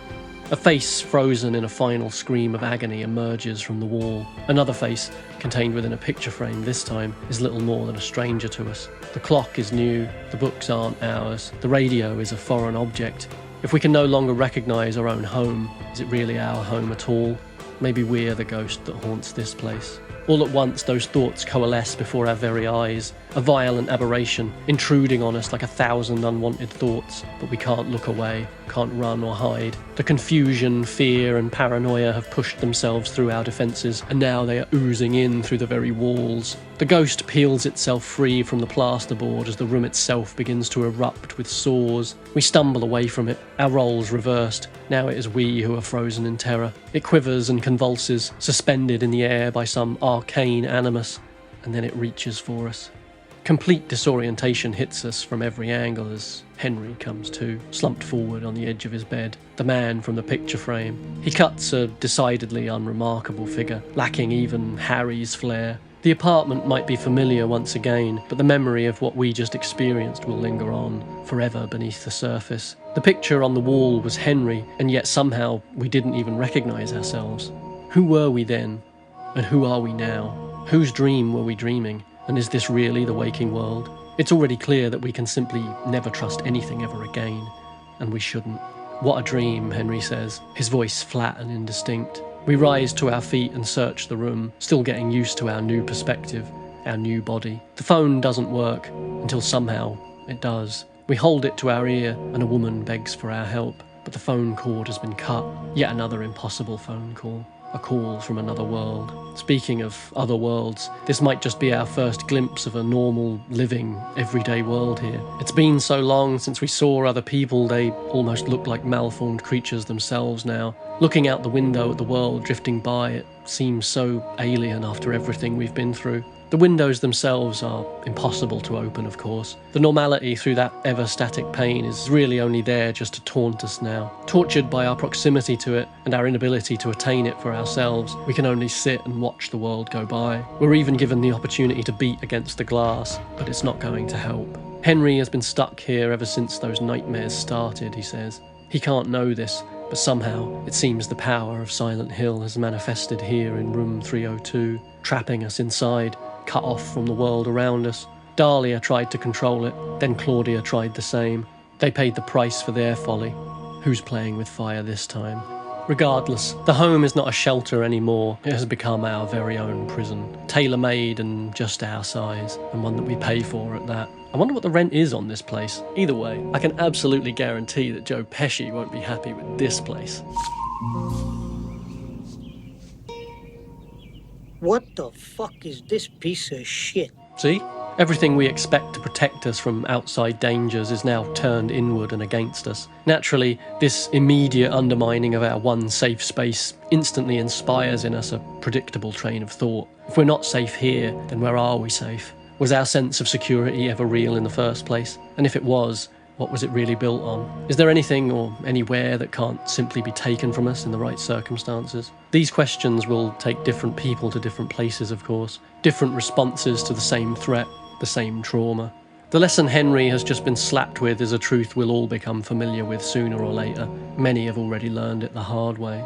The hole in the world is only growing, and throwing others into its yearning maw only delays the inevitable. One way or another, a new world will be born, a world of orphans, refugees, and found families. Those who survive its creation will be likewise born anew. Children born in such environments are not always sweet and kind, as we've seen. And as that misshapen mass of traumatised humanity takes its first tentative steps, it will begin to grapple and contend with itself, a collective mind not yet made up. The good, of course, but also the selfish and self-destructive nature of man manifesting itself in the most appalling ways and attempting to assert control once more. That wretched painting is gone now, replaced with something a little different. A picture of a familiar lake. We can actually find several framed photographs from Silent Hill here in the apartment. The town isn't too far away, in fact, and it seems to be getting closer. Henry claims to have been there, having taken some of these pictures himself, keeping his tourist snaps up as a reminder of his time there. He seems to have enjoyed his stay in the resort town. A little lonely, he says, but a place of healing. Maybe it was healing he was searching for. Not for anything physical, it would seem, but an illness nonetheless. Henry does not want to wash his face or shower when prompted. He has no appetite, only opening the fridge to grab himself a bottle of wine first thing in the morning. Nothing seems to interest him. His voice is low and monotonous, indistinct, fading. Nothing much has changed here in the apartment since he moved in 2 years ago. It's hard to imagine him being overly sociable with his neighbours. Even before an unholy force barred his way, did Henry ever really leave this apartment much anyway? An air of disassociation follows him everywhere, a pall of listless depression, heavier even than the dank air of the nightmare place. A spectre even more invasive than the ghosts that seep through the walls. Outside, we see our neighbours sitting in their own apartments, strange and uncanny, going through their own alien and incoherent motions. They spasm like unruly marionettes, deranged and imprisoned themselves. Of course, they cannot hear us as, once again, we slam ourselves uselessly against the window pane. Henry says he felt drawn here to room 302, a feeling we're all too familiar with by now. He mentions the man who gifted him the large picture of Toluca Lake, a man named Frank Sunderland. Seems there are discarded scraps of Silent Hill to be found all over this place. At just that moment, something new catches our eye. Something has been slipped under our door, a note about something called the Ritual of Assumption. It speaks of the arcane creation of a new world, of odd creatures in a shadowy realm. This is already sounding unpleasantly familiar. So is that what is happening here? The world of someone's inner landscape being forcibly created once more, their nightmarish delusions come to life? Firstly though, just who is this note from? We've ignored it until now, but we can't pretend not to see it any longer. Now we come to the crux of the matter, the starkest hint of just how dire our situation really is, the chains that now ensnare our front door, sealing us hopelessly inside our own personal cell. Chained from within, we're the only suspect, surely. As usual, we build our own prisons. Through the peephole we catch a glimpse of our neighbour, Eileen, and 15 bloody handprints staining the wall outside, somehow unseen by anyone but us. Don't go out, the message that suddenly appears on our door tells us. I'm sure we've all felt like this some days, hoping to avoid our neighbours, wishing we could somehow ignore the horrors outside our door like everyone else seems to be able to. Don't go out, you don't have to tell me twice. The message is from Walter, it would seem, or else it warns us about him. Walter. We know that name, but that can't be right. Jimmy Stone, founder and priest of the sect of Valtiel, nicknamed the Red Devil. Body discovered inside Wish House, single gunshot to the back of the head, heart removed. The first of the 21, where it all began.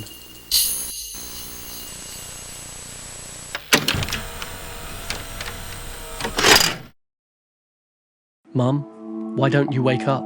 Another message slipped under the door reads, we might be locked in here, but it certainly doesn't feel like we're alone. Case in point, we hear a crash elsewhere in the apartment. Our mind races, wondering what fresh madness this could be, and with no other option open to us, of course, we head off to investigate. At the end of the hall, we find the source of the noise. Mundanity twisted by some esoteric absurdity, an impossible hole stamped messily into the wall of our bathroom. A childlike voice seems to echo from within its abyssal depths, and considering the state we're already in, even sinking down into this seemingly endless black looks invitingly like a means of escape to us now.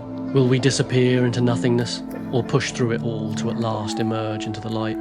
There's only one way to find out. Arming ourselves with a piece of steel pipe, we dive headfirst down the rabbit hole. Pushing on through the tunnel, reality begins to warp, and something seems to flicker off in the inky distance. Suddenly, we awake once more to find ourselves inexplicably on an escalator heading down through some drab, industrial environment. The illogic of the unreal, dreams nestled in whatever this might be. What the hell? Henry asks. That's just the word, I fear. It looks like the subway station we saw from our window, but something is clearly wrong here. We step forward, for the first time back in more familiar territory. The real world of our apartment was claustrophobic and alien to us, but back in the nightmare once again, we feel instantly more at home. A more familiar perspective here in the comforting grime. It really is only natural that we begin this journey here within the confines of a train station, a place of constant transition and never-ending movement, a place of darkness and danger, and an old haunt for this dreamscape. Hello, I was wondering if I might trouble you for a cup of strong black coffee, and in the process engage you with an anecdote of no small amusement. It takes just a moment for us to meet Cynthia. Might it have been her voice we heard on the phone? She's calm and not too worried now, though. She thinks this is all a dream, you see. It feels like that to us, too. But dreams can be deadly things. Cynthia is playful and seductive, wanting at least to have some fun in her fantasy while she can, before she wakes up. After all, if this isn't a dream, what else could it be? Henry is socially awkward and unsure of himself, but his first instinct is to help. Many years ago, as Cynthia travelled through this very station, she encountered a shabbily dressed young man in a long blue coat with shoulder-length hair. He tried to talk to her, but she and her friends ran from him in fear and disgust. He still remembers their laughter. The subway is sterile and bloodless, a strangely dead and pallid place, rather the corpse of a train station than a living, breathing space. Bizarre metal openings line the walls like 100 other holes from 100 other bathrooms all lead to this same vague transitional space. A sewer for the psyche. Liminality rears its ugly head once again, I guess. We push forward, always expecting the worst, waiting for the other shoe to finally drop, and yet it never does. The place is deserted. We seem to be the only form of life to have walked these halls in centuries. Maybe this time, we'll get lucky. Out of nowhere, Cynthia is suddenly struck with a desperate need to vomit, channeling this new world's own morning sickness, perhaps. She quickly retreats to the nearest bathroom, and Henry stands guard outside, waiting for her to return. But it's something else entirely that emerges from the darkness of the men's room. A new kind of guardian for a new kind of hell. They probe with their lurid, languid tongues and feed on their own fallen comrade. Thankfully, these beasts are quite blind, and if Henry is quiet enough, he can slip right by them as they enjoy their meal. Inside the ladies' room, Henry finds himself entirely alone, looking at a strange portal carved neatly into the tile wall. It looks oddly familiar, like a fully grown version of our own infant doorway, and heading through this one takes him right back to his own bed. Though the apartment is not quite as we left it, perhaps this place is not so different from a subway itself. A piece of furniture has been moved, and behind it we find the wall is cracking inwards. Another hole forming, perhaps. And beneath it lies a discarded pistol. A note scratched into the wall tells the tale of someone tunnelling their way hopelessly in search of escape. Did we write this? Or was it incessant now? Looking through the new cracks, we take the opportunity to spy on Eileen next door. Of course, the choice is ours, but Henry doesn't seem to object. Maybe he's been watching her from afar for some time, unable to ever actually approach her. Something is bringing them together now, though. Cynthia calls us on a broken phone once more and begs for our help. Of course we return, only to find Cynthia changed, reduced to some kind of bloodless mannequin, not an uncommon fate in this place. In contrast to the woman it has victimised, the nightmare slowly begins to fill with colour. Splashes of congealing body fluids and the pulsing of organs. A bloated, contused umbilical cord snakes its way through the concrete. After laying dormant for so long, its cheeks are at long last beginning to flush, sanguinous and terrible. We head down into the screeching darkness below, where fresh new horrors await us. The world is powered by blood. Only bodies can feed the machine. Even the monsters have been relegated here, little more than blind beasts stumbling idiotically through corridors. Instead, the true threats here are very literally the spirits of those trapped in this awful place. No mere metaphor anymore. The things of scary childhood stories by the campfire rise up to pull us down into the mire of whatever sorry afterlife they have been subjected to.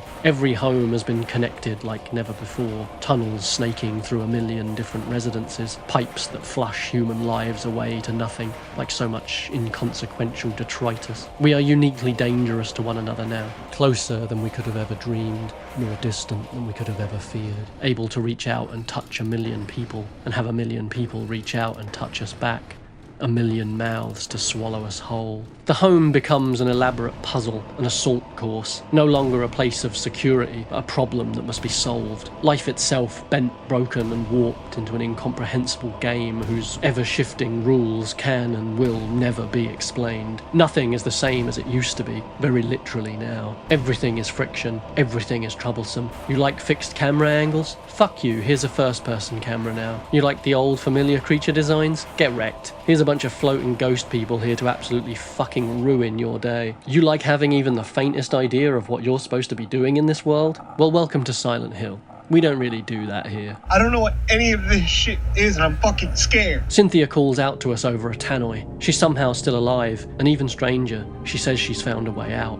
But he is coming. We hurry to reach her in time, racing up an impossible staircase, battered mercilessly by yet more howling figures emerging from the walls. Are they trying to pull us under, or hoping we might pull them out? By the time we reach her, it's clearly too late.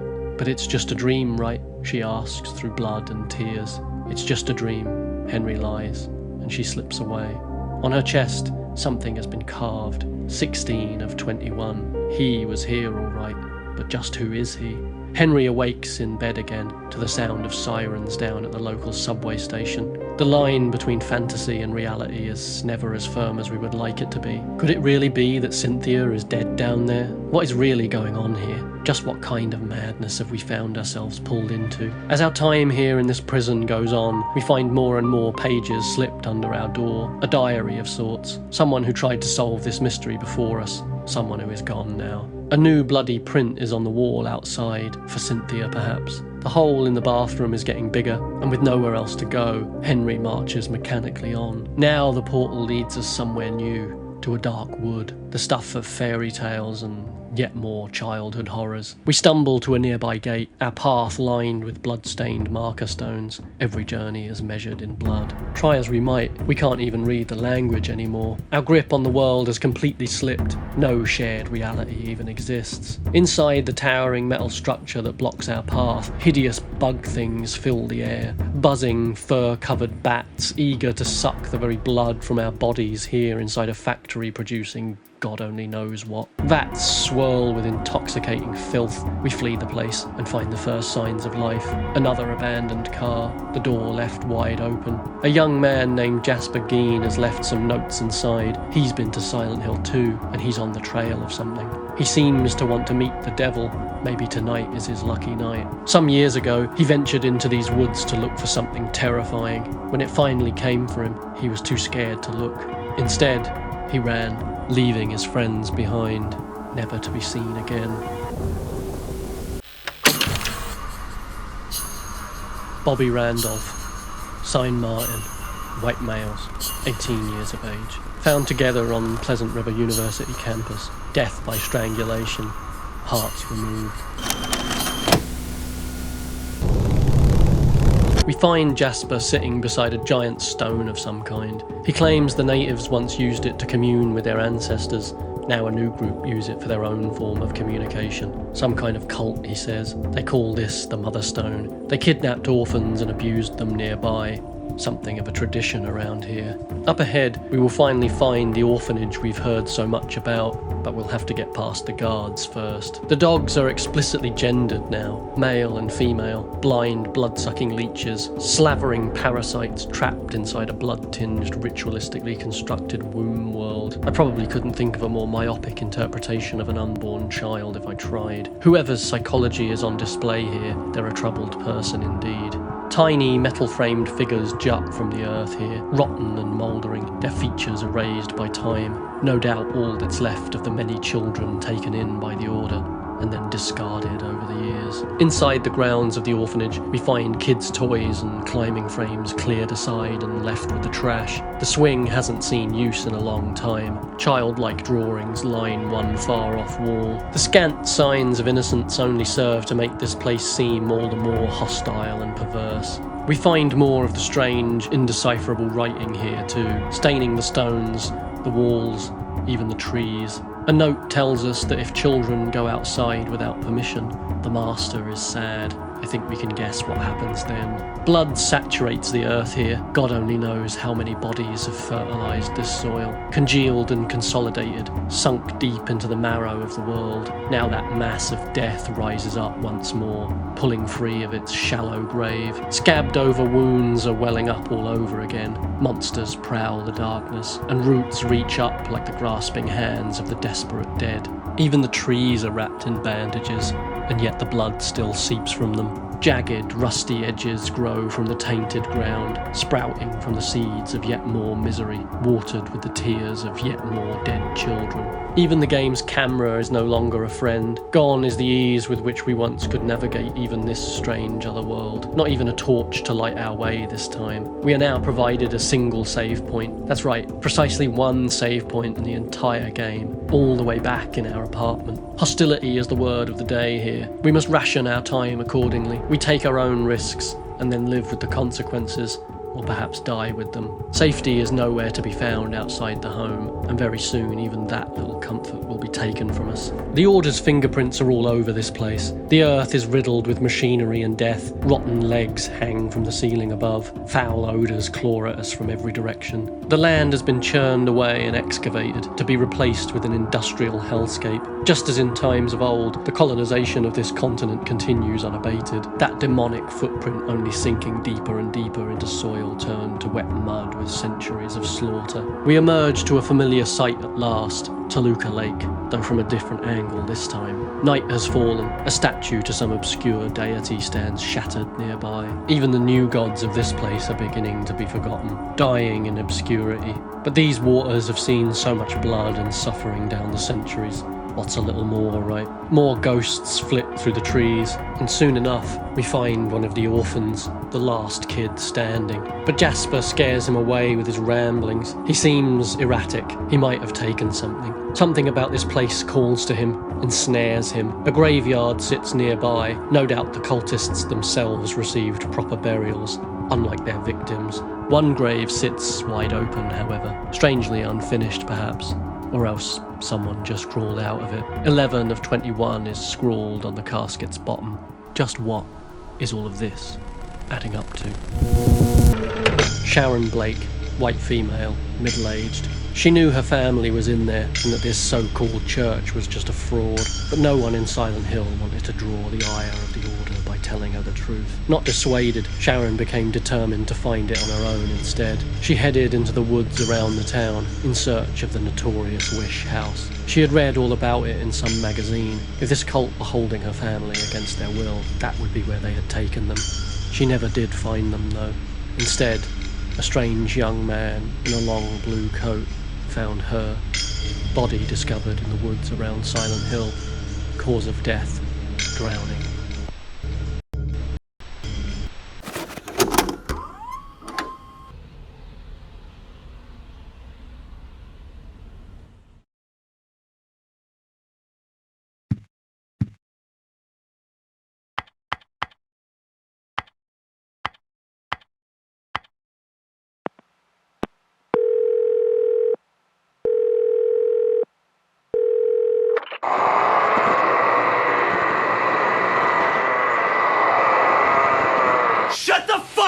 We begin to adapt to our strange new situation. Using the convolutions of the other world, we are able to sneak a key to the Wish House orphanage out into the real world, circumventing the magic that was supposed to keep it locked out of reach forever. Slipping back in with it where we were never meant to go. Seems our tunnel might be just the answer we were looking for, but remember, there is no such thing as a truly one-way street. A tunnel to another world can go both ways. Through the peephole we watch as our neighbours, Eileen and Richard, examine our door. We've not been seen in some time. People are beginning to wonder, are we even still in here? Eileen knows our name, our face, but that's about it. To be expected these days. Even though we are only inches apart, neither of them can hear our cries for help, even as Henry bangs relentlessly against the door. But Eileen can tell that something is wrong. Everything looks fine from Richard's window, though. Our neighbours can't help us anymore. They barely even know we're there. Will anyone even miss us when we're gone? Finally, inside Wish House, we find scraps of ritual texts and childlike drawings, remnants of when the cult was still functioning. A note asks if Alessa has been found yet and how Walter is coming along. We've already seen the effect that the Order had on its children, and this is where they did it. Just what lies in store for us within these profane halls. Jasper heads off into the building ahead of us, looking for his own strange answers, and soon enough, smoke begins to billow from behind a downstairs door. We rush in after him, only to be confronted by an incomprehensible sight. Jasper has finally met his devil, engulfed in a rush of flames, 17 of 21 carved into his own chest. He crumples to the ground. And all at once, we awake back in the apartment.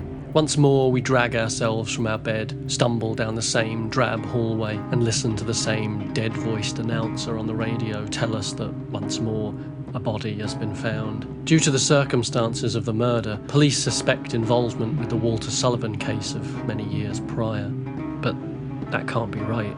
Walter Sullivan is dead, isn't he? We stroll around the apartment. No food, no water, no appetite for either. The TV is broken, the clock stands frozen in a single static moment. Across the way, our neighbours shudder and vibrate, unheard sounds escaping from their open mouths, each and every one of them blind to our suffering, perhaps blind to their own suffering. A single pair of shoes sit beside the door. Our shoes, of course. I think. Yeah, definitely. We bought them in Silent Hill, didn't we? We must have. Back in our bedroom, we examine the pictures from our time in that strange town once more. They seem only to grow more ominous and unsettling to Henry as time ticks by. Looking at them now, he feels as though he might just fall into them. Another bloody handprint adorns the wall outside now, and the superintendent here at Ashfield Heights, Mr. Sunderland, tries to gain entry to Henry's apartment. Only his key doesn't work anymore. He too can sense that something is wrong behind the door. If he strains his ears, he can almost hear Henry's cries for help.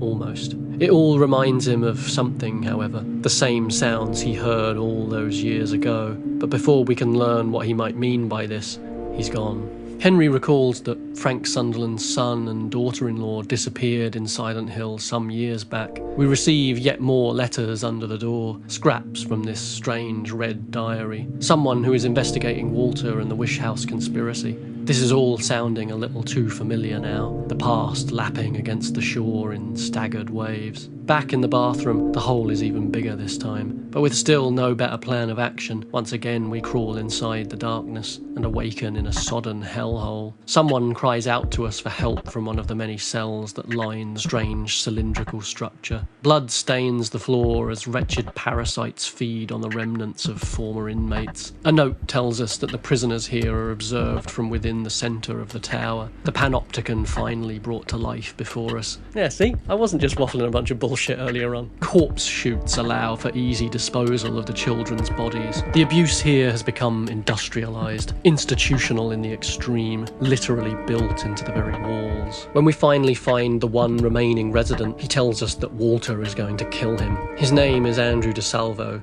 and we resolve to set him free. Let's hope this time we can make good on that promise. But if we thought that blind dogs and buzzing flies were the worst things we would have to contend with in this nightmare, as usual, we're sorely mistaken. The wretched, reaching figures emerge yet again, these groping spirits forcibly melded with the rusted nightmare to give unwilling life to the machine once more. The water prison truly is something entirely new. Once again, the other world is evolving, shifting, decaying into something all the more alien and terrifying. There really are no limits down here, this infinite interstitial space where anything might spring into existence, and as long as we let it, it will only get worse. An endless sea surrounds the solitary prison spire, fog and salt spray as far as the eye can see. We finally reach the top of the tower and open the sluice gates. The building's waters finally break, animating its arcane machinery and allowing us to continue. Down below we find more signs of abuse and evidence that the children were being fed meat from their fellow inmates. Blood-swollen leeches rain down from above, and vast, twinned, baby-like creatures stalk towards us in the cramped, wet halls. From what horrors have these creatures been summoned? Billy and Miriam Locane, brother and sister, children, discovered by parents outside family home, hacked to pieces with an axe. Miriam left beyond recognition, both hearts removed.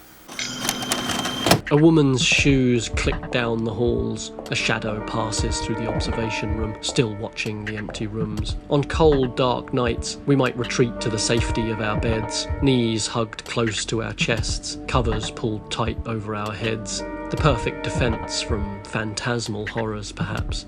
Sadly, the real-life monsters just tear those covers aside and rip you to fucking shreds.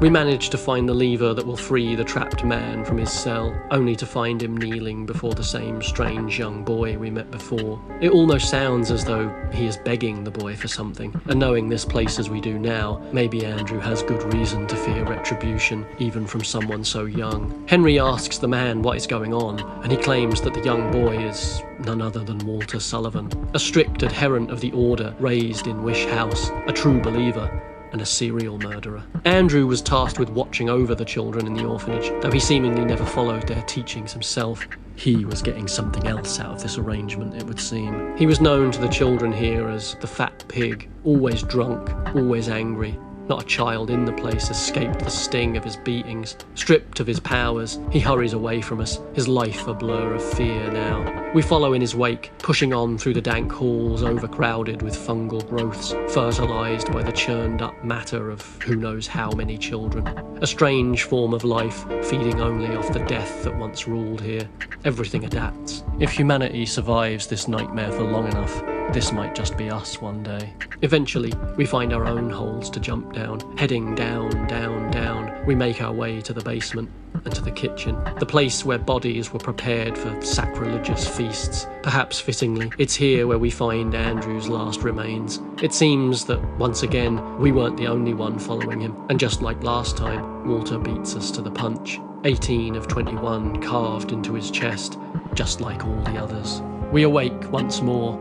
Same bed, same apartment, same dull, drab, never-ending imprisonment. Eileen and Mr. Sunderland return, still unable to enter the apartment, still unable to see yet another fresh handprint on the wall behind them. Frank seems to know more than he is letting on. Something happened with the previous tenant here, he says, and even before that, something has always been wrong with this room. There are strange things in the world, he tells Eileen, and the umbilical cord that he keeps in a box has started to smell really terribly recently. Eileen, like us, doesn't know what to fucking make of this. The old man stumbles away. He said too much, and not enough. He'll keep his secrets for now. Suddenly we hear the sound of the shower running. More ghosts wandering our apartment unseen. More passengers on the platform. We return to the bathroom and find that blood spatters the room now, dribbling from the shower head and covering the bath below. It smells like that dank prison world. The vast alien aperture has grown in size once more, and now a woman's screams echo forth from within. The hole in our head is only widening, pulling us deeper into the malaise. Dead women, dead children, dead worlds. We've been invaded by those old favourite nightmarish delusions come to life, colonised by fear and apathy and rage and despair, bombarded by scenes of abject misery and unimaginable horror. Our minds are no longer our own. There are no safe spaces, nowhere to retreat to, nowhere they can't reach us. The sickness pours in through the cracks in the TV screen, through the static on the radio, through the hole in your bathroom wall. Then it seeps across the listless beige of our drab and dreary homes, poisoning us all from within.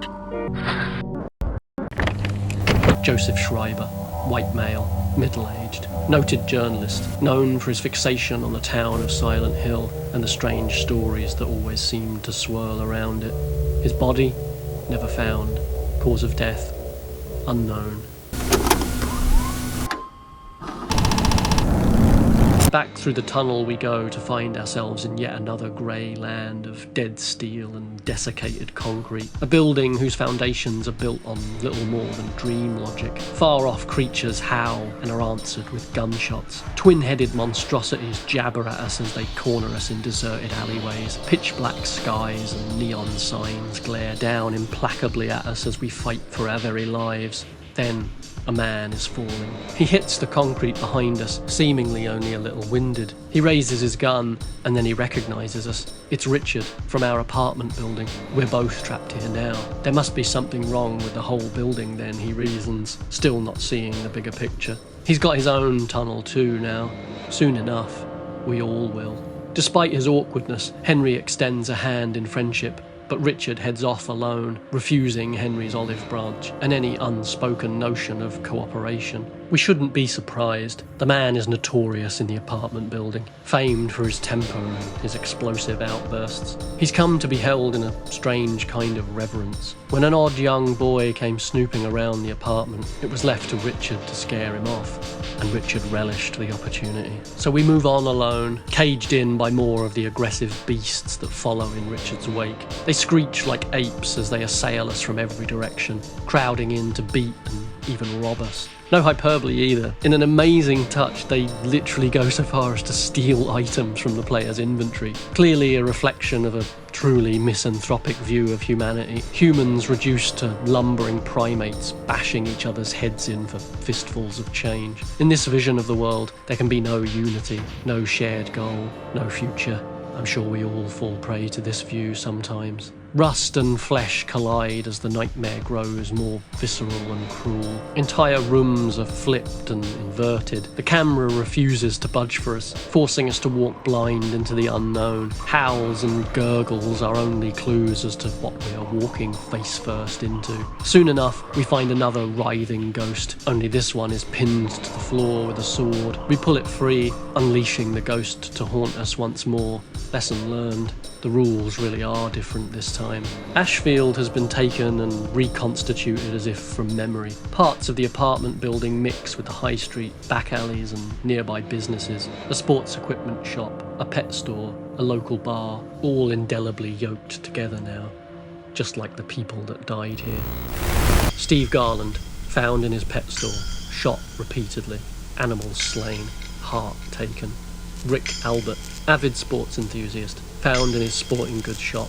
A part-time employee excitedly told him all the details of the Steve Garland murder just down the road. A few too many details than he ought to have known, Rick thought. Beaten to death with a golf club. Heart taken. We return to the apartment briefly to restock, and we hear a knock at the door. Better check on your neighbour soon, a message left in blood tells us. Just what does Walter have planned for Eileen? For us? Years ago, he started a killing spree, leaving messages on the bodies of those he murdered, numbering them, and even leaving his own name carved into their flesh. 1 of 21, 2 of 21, and so on. But he took his own life before completing the promised tally. What was he planning? Why did he need 21 people to die? Why did he not complete his grisly task? And who is adding to his body count now? Back in the rotten building world, we find a lift to carry us upward and witness Richard attempting to threaten and bully the young Walter Sullivan. He ditches us once again, but he doesn't get far. His encounter with the young boy didn't go quite as he imagined it would. The bravado, the arrogance, it doesn't count for much anymore. Brute force won't save you down here. His execution is already underway. Electricity tears through him. That's no kid, he manages to choke out before the child disappears before our very eyes. Richard shudders one last time, 19 of 21 carved into the skin of his forehead, and then he lies still. Another victim, another failure. Henry tried, and once again, it wasn't enough. Why do we continue to fight? Why are we even bothering? We drag ourselves out of bed again, and the cycle trundles along. Another palm print for the wall, another widening of the hole. It's finally beginning to resemble the cultic portals from within the other worlds themselves. From across the building, a strange young man in a long blue coat points into Eileen's room, where she seems to be getting ready for a party. We dive back into the aperture once more and awaken in somewhere strange, yet familiar. A sick mockery of escape, a sick mockery of Ashfield. The strange young man knocks on a door, room 303, Eileen's apartment. She looks up at the sound. The young boy is trying to get into room 302, our apartment, calling for his mother.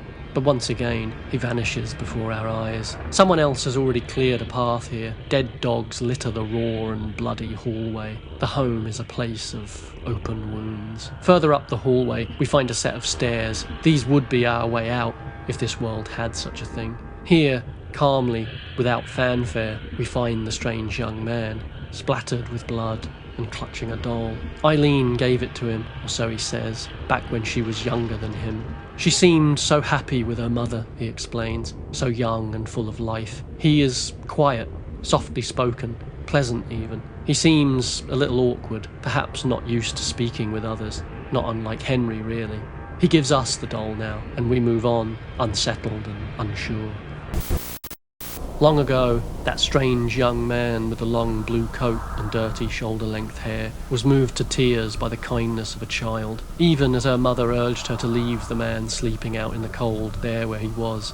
Eileen insisted on talking to him, showing the innocent kindness only a child would ever give him. Sadly, he would never forget her.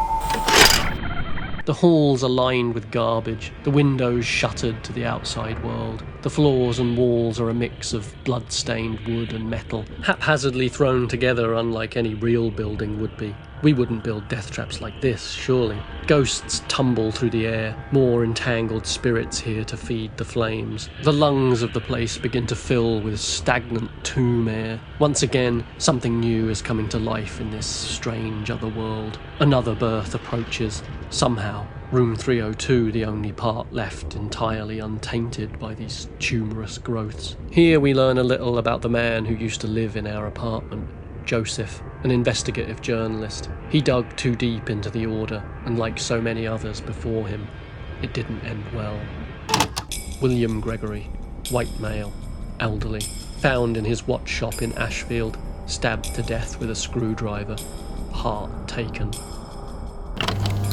Searching a warped version of Frank Sunderland's room, we find the strange box he spoke to Eileen about. The umbilical cord he genuinely does keep inside is just as foul-smelling as he had promised. We find a note and read an explanation on just why he has it. Years ago, a newborn baby was abandoned in room 302, callously left behind as the couple who lived there skipped out on a drug debt or some other sordid tale. Sunderland found the child and called an ambulance. Later, and for years after, he would see a young boy visit the building from time to time, no doubt that very same child all grown up. Even now, he cannot bring himself to throw the umbilical cord away, even if it has begun suddenly to rot at last. Perhaps something in it calls to him somehow.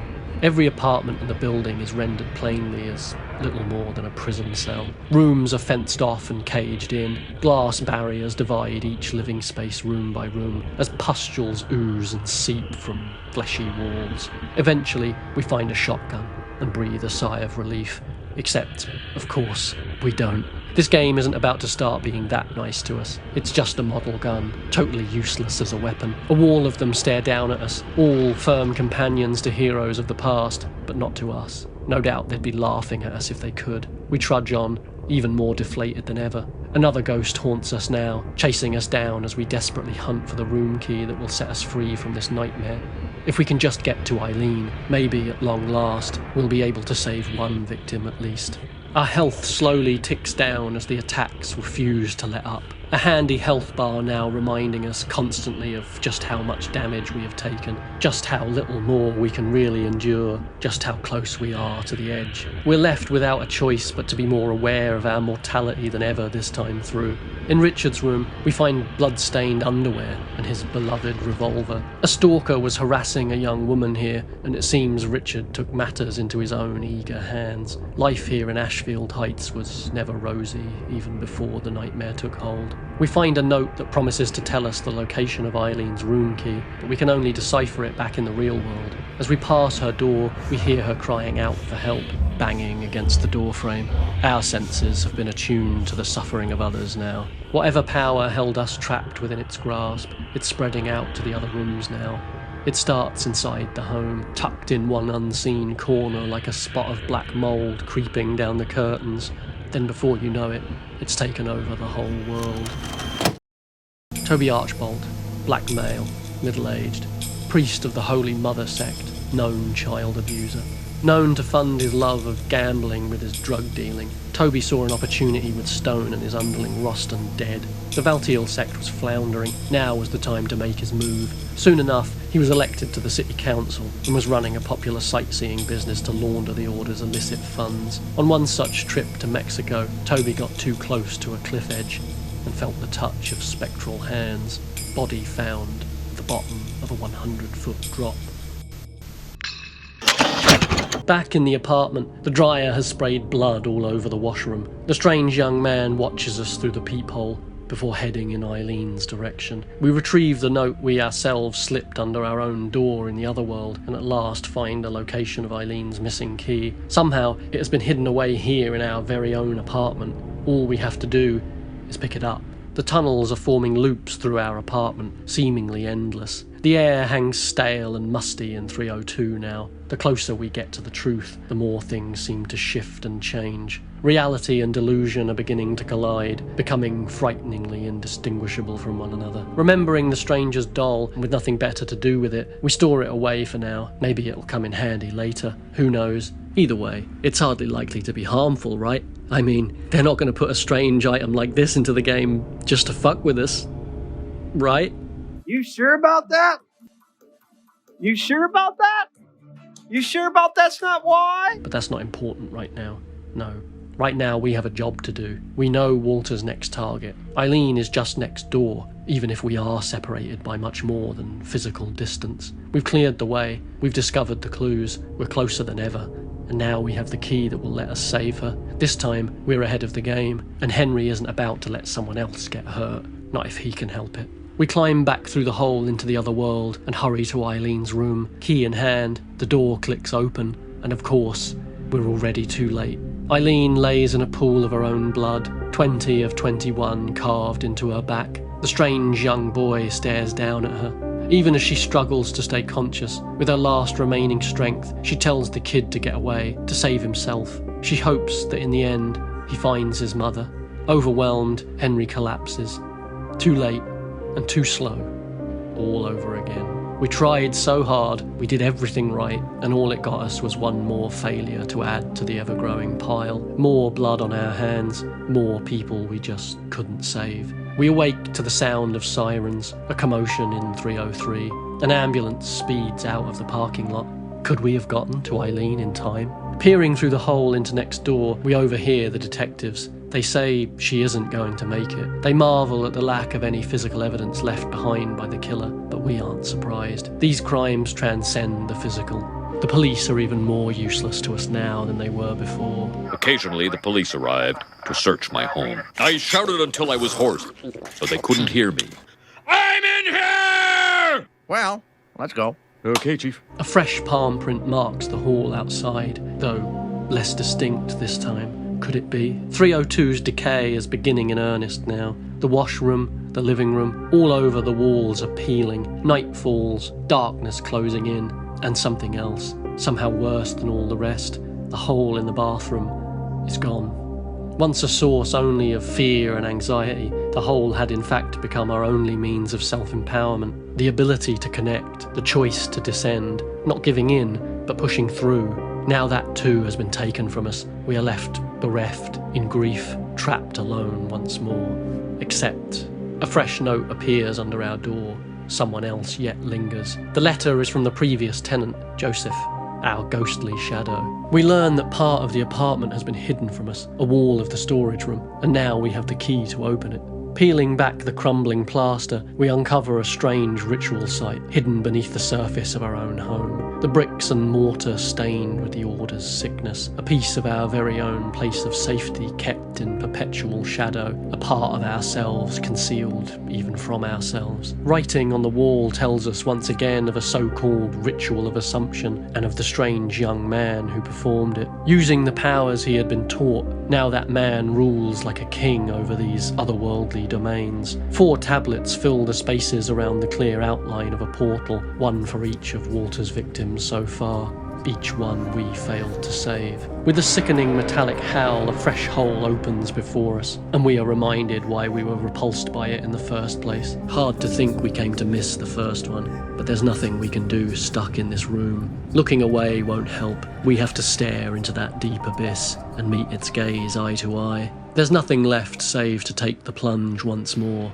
so we jump right in. We awaken inside a hospital. Let's face it, is it really a Silent Hill game without a disgusting fucking hospital? And we're quickly treated to a close-up look at Walter's handiwork, wrist deep in the innards of a pallid and pristine woman's form, another bloodless marionette. As much as we have learned, we are still hopelessly adrift here. Just as we think we're getting close to understanding, everything slips again. For we are in the King's domain now, a place he sculpts to his will, where he may mould everything and everyone to his heart's delight. To him, it's all just sport now. Everything is prey. We flee from him, powerless to resist him. The wounded walls are slick with blood. We find signs of Eileen's presence here. Have we in some strange way followed her to the hospital? Is Walter here to finish the job? If she's still alive, if she really is here, then Henry has a second chance. A chance to make this all worthwhile. This time, no matter what it takes, we will save her. It's the only thing that keeps us going.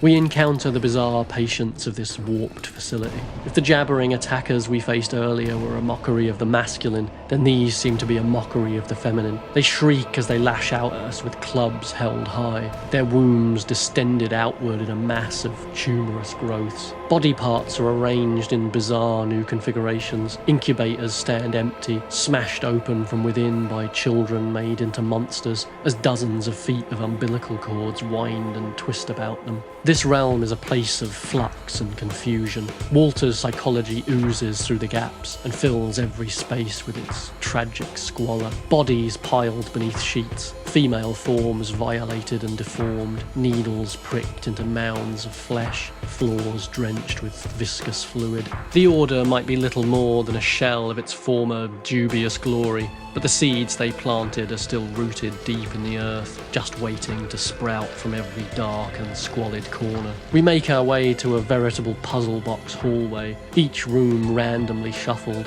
Behind every door, a sick surprise to keep us from Eileen. We step in, the camera dizzyingly far from us, rendering us small and weak and all alone. We step forward, moving until, at long last, the camera flips to show us just what we've been walking towards, and this appears before us. Not quite the Eileen we were hoping for. How does it feel, Henry, to be watched? Shame? Fear? What emotions course through Henry as he sees this? His next-door neighbour, sexualised, decapitated, and stored away like luggage. From what little we know, Henry and Walter are not so dissimilar. Henry did not have a happy childhood. He is withdrawn, a loner, socially awkward, voyeuristic. He's like James, but on tranquilizers. Under different circumstances, might not Henry have turned into something like Walter? A predator, turning his anger and resentment into violent outbursts, punishing the women who abandoned him, who laughed at him, even those who showed him kindness. But instead, Henry's instincts are still to help others, to want to spare them the suffering he himself has endured, to be kind, to try and do the right thing. Walter, by contrast, is what Eddie wishes he could have been. Again and again we have been presented a vision of a possible future, a world overrun entire by the corrupted nightmare landscape of a slumbering lakeside town, the dreams of a madman's god dissolving the barriers of reality and bringing us all under its spell, fueled and shepherded by the guiding hands of broken, hateful, resentful people. They devote their time, their energy, their very being to making the world an entirely worse place to live in. Their vision has been presented so singularly that it is easy to forget that this is only one possibility of many. There is never only one path ahead of us, and we are never fated to be slaves to everything that has come before us.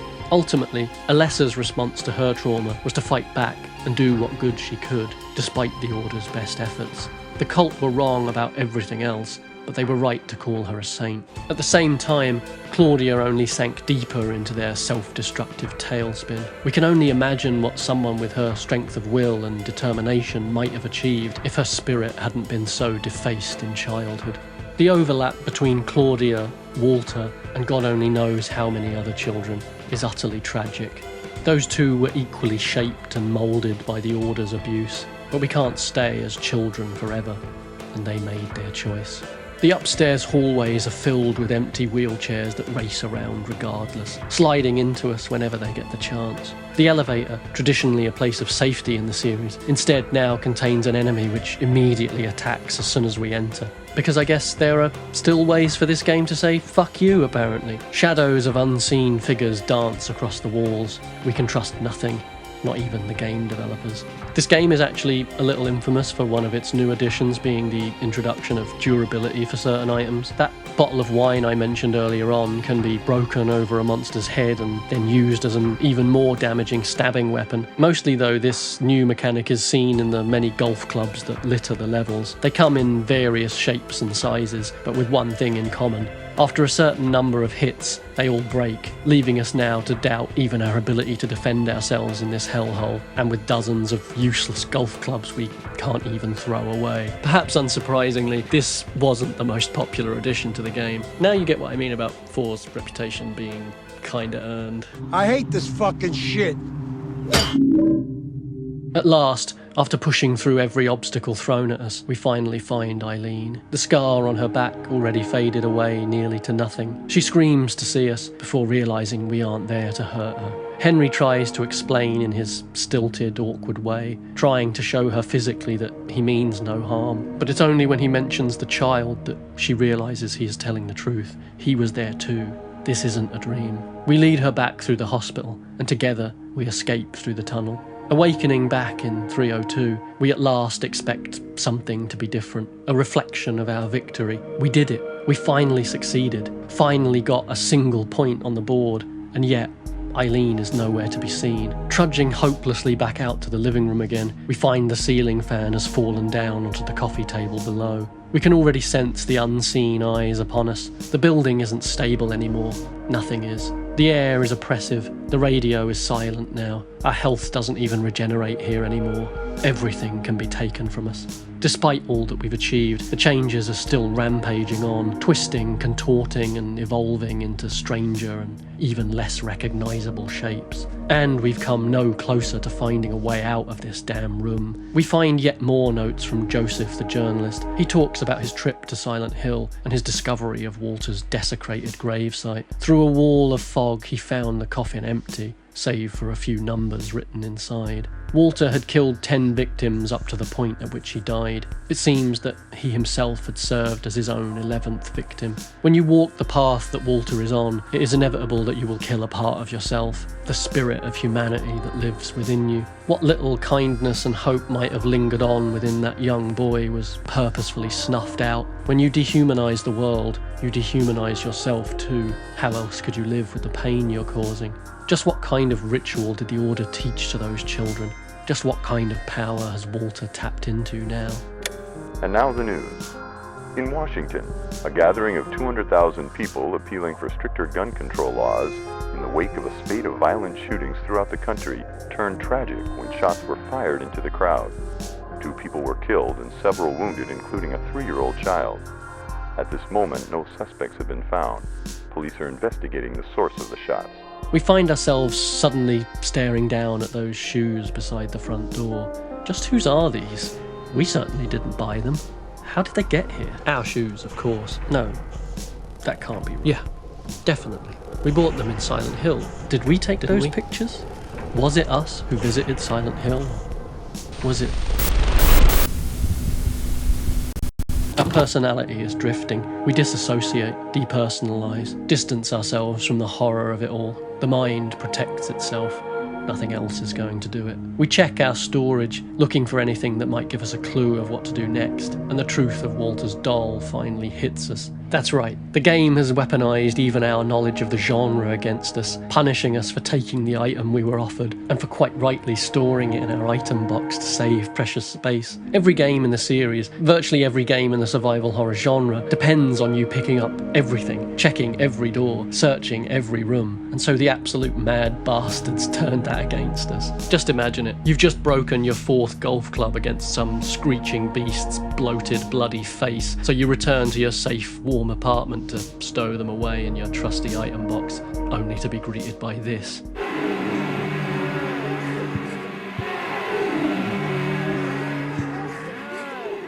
What the hell? Silent Hill 3 might be the most aggressive game in the series, but when it comes to raw, malicious hostility, nothing quite beats Silent Hill 4.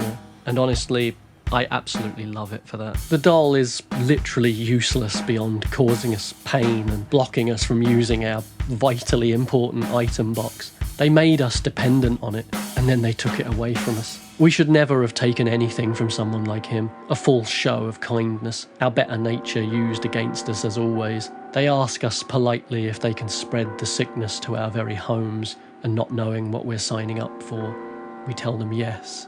Heading back to the hospital, we find Eileen still trapped all alone. She doesn't see the tunnel. She isn't able to make it back to room 302 like we are. There are no easy exits here. There's no opting out, no running back to the safety of home, no hiding under the bed covers. We have no choice but to follow Joseph's guidance, to push deeper into the delusions, confront it head on, and in the midst of all this scar tissue and scabbed over flesh, find the deepest, truest part of Walter's psyche. Maybe then we can put an end to this nightmare once and for all. Knowing there isn't any other way, Eileen swears to stick with us. Trapped in our homes, we might feel isolated and alone, but in truth, there are friends and allies all around us. We just have to reach out and find them. Even so, there can be no doubt, it's going to be hard fighting Walter in a realm of his own creation. But these two have something he'll never have now, someone else.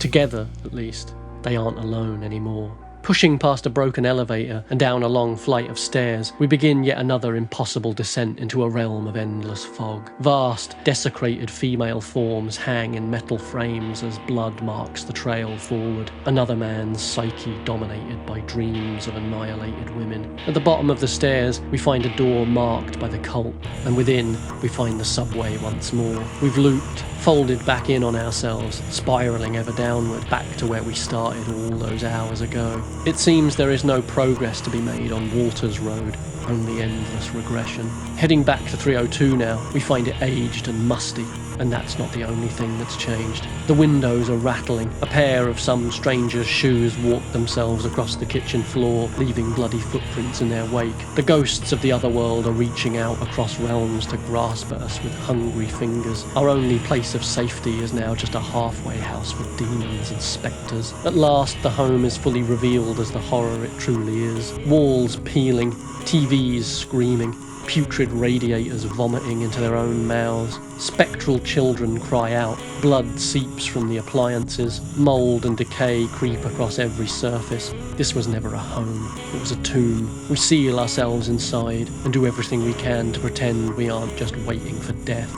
Outside of hospitals, the home is the most common sight of our final endings. How long will it take for them to find us here, if they ever do? I'm in danger! Back in the subway, things go from bad to worse. Cynthia returns, her spirit now just more fuel for Walter's ritual. Another pair of hands to reach out in vain. Her ghost howls out, wrapped in meters of her own entangled and ensnaring hair, imprisoned in a cage of perpetual pain, punished by her own beauty. Walter's resentment of her is quite obvious. With a silver bullet and a sword of obedience, Henry settles her down once more. Walter isn't the only one who can harness these old rituals, it would seem. The power of Silent Hill cuts both ways.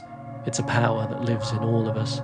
We cannot free Cynthia just yet, but at least we can stop her from harming anyone else. We take the train further along the station, just like Eileen used to do all those years ago. And just like her, we meet a stranger along the way. The strange young man in the long blue coat appears, a beatific smile across his blood-splattered face. Walter charges at us with a lead pipe in one hand and a pistol in the other. He's as at home in this world as we the player have become, perhaps more so. He has nothing to fear, for he is fear itself. Or so he imagines. We need to just sit him down, tie him up, and put 4 bullets in the top of his skull. Point blank range. We flee down into the fog world once more, heading deeper into Walter's manifested subconscious. Back in the dark woods around Wish House, Walter stalks after us, hunting us like animals. We now must manage a rapidly dwindling health pool, a pursuer armed to the teeth, monstrous hounds, and a companion who can just about limp after us. No one said it was going to be easy, but I'm sure deep down we never dreamed it would be quite this hard. Even so, with bike chain in hand, Eileen swears to have our back. While we remain blind to its meaning, somehow Eileen can read the strange writing that litters the forest here. A remnant of her time studying archaeology, she tells us. Or perhaps her brush with death at the hands of the Order's blind attack dog allows her to see things that we will never quite understand. These ancient stones seem to remind us that we have not just left one world behind us, we've left an entire epoch, an entire civilization, a shift so monumental nothing will ever be the same again. Eileen translates for us, and we find that these words spell out a child's diary. They tell of how young Walter Sullivan learned of a ritual called the 21 Sacraments for the descent of the Holy Mother, of the violent man who watched over the orphanage, of time spent in the Round Tower, of the beatings, of the late-night visits to his cell sometimes, of Walter's trips to Ashfield, and of his meeting with a woman named Dahlia, of the incredible things she told him, and how he dreamed of seeing his mother again. Wish House itself is little more than a smouldering ruin now, thank God. George Roston, white male, middle-aged, priest of the Valtiel sect, Jimmy Stone's right-hand man, and yet another known child abuser. Raised a young boy into a model cult member, preparing him to perform the 21 sacraments, so that one day they might resurrect their fallen god without the need of a lesser and the trouble she and her mother had always brought. The boy put the plan into action, though not quite how George had intended. Found beside the underground altar hidden beneath Wish House, beaten to death with a lead pipe. This time we face Jasper, of course, now an endlessly immolating figure that dances through the trees. He met his devil all right, and look what it made of him. After a hard-fought battle with Eileen by our side, we pierce another ghost with another sword and give him some manner of respite for now. Also, I do just want to say, I absolutely love watching Eileen hobbling about, hurrying to batter a ghost in the head with a bike chain. See?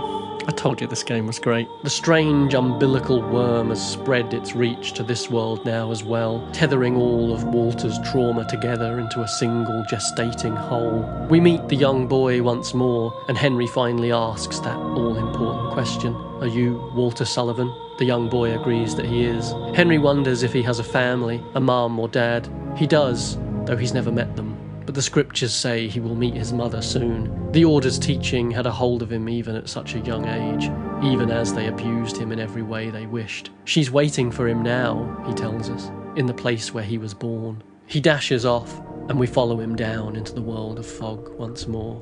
Scenes of abstracted abuse line the walk now. A docile, motionless sheep for the slaughter, a hunched child towered over by a looming giant. An impossible elevator takes us down through the sky and into the water prison once more. Notes from Joseph explain to us how Walter was indeed the child left abandoned in room 302 all those years ago.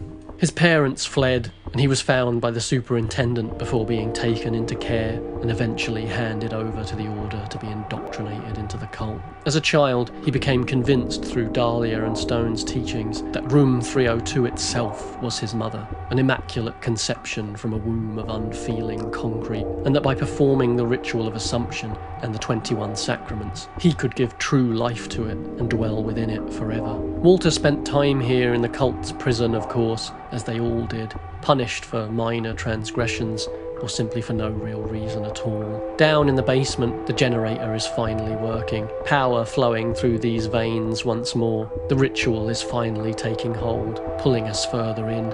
Are we a spanner in the works, or a fundamental part of the machinery?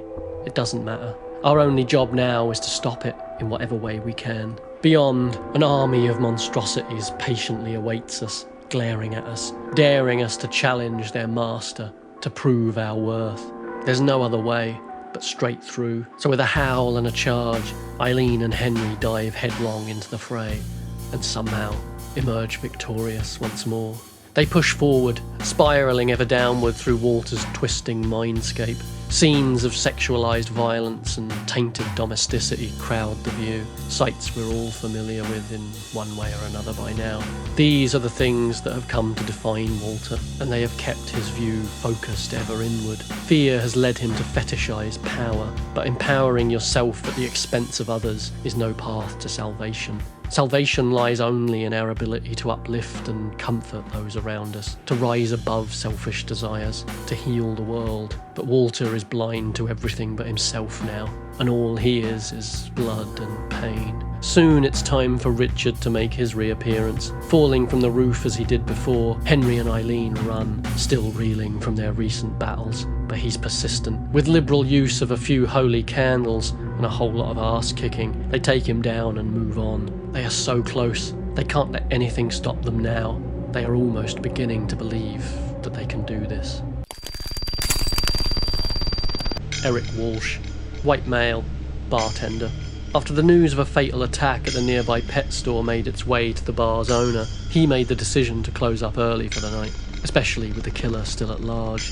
Well, at least that meant Eric could get home early for once. He managed to get home safely, where he found a special meal and a cake waiting for his birthday surprise. His family was nowhere to be seen, however, and someone quite different was laying in wait for him. He was found in his living room, single gunshot wound to the face. Soon, Henry comes across a strange sight indeed, the two Walters in conversation. The young boy doesn't know who the older man is, can't recognise the monster he will become, but Walter introduces himself. He promises the boy they will see their mother again soon, after they complete the ritual. Eileen will be 20. Will Henry be 21? Walter snatches up his younger self and carries him off. His own innocence is just another casualty now. Ghosts emerge from everywhere, even back in 302. Plague buboes swelling and bursting from the walls. The world growls and lurches into some mutilated half-life. Walter is getting closer and closer to fully realising his perfect dream of meeting his mother. A fantasy life born only from death. His own safe room created at the expense of all others. After reaching the bottom of this world, we confront the unholy creatures that dwell in the heart of this twisted and abused young man, and we leave them where we find them. This is not the first time that we've seen creatures like this. Is Walter really trying to bring his mother to life, or something else altogether? The Order's various attempts to use a lesser and then Heather to its purposes failed. Was Walter some kind of insurance policy? One last-ditch attempt? And if so, are we the town's own insurance? Yet another hero forged in yet another hell to cast down those who seek to yet again pervert that once holy place. A curse of revenge replayed endlessly down the centuries until Walter was left alone to inherit the sins of those who came before him.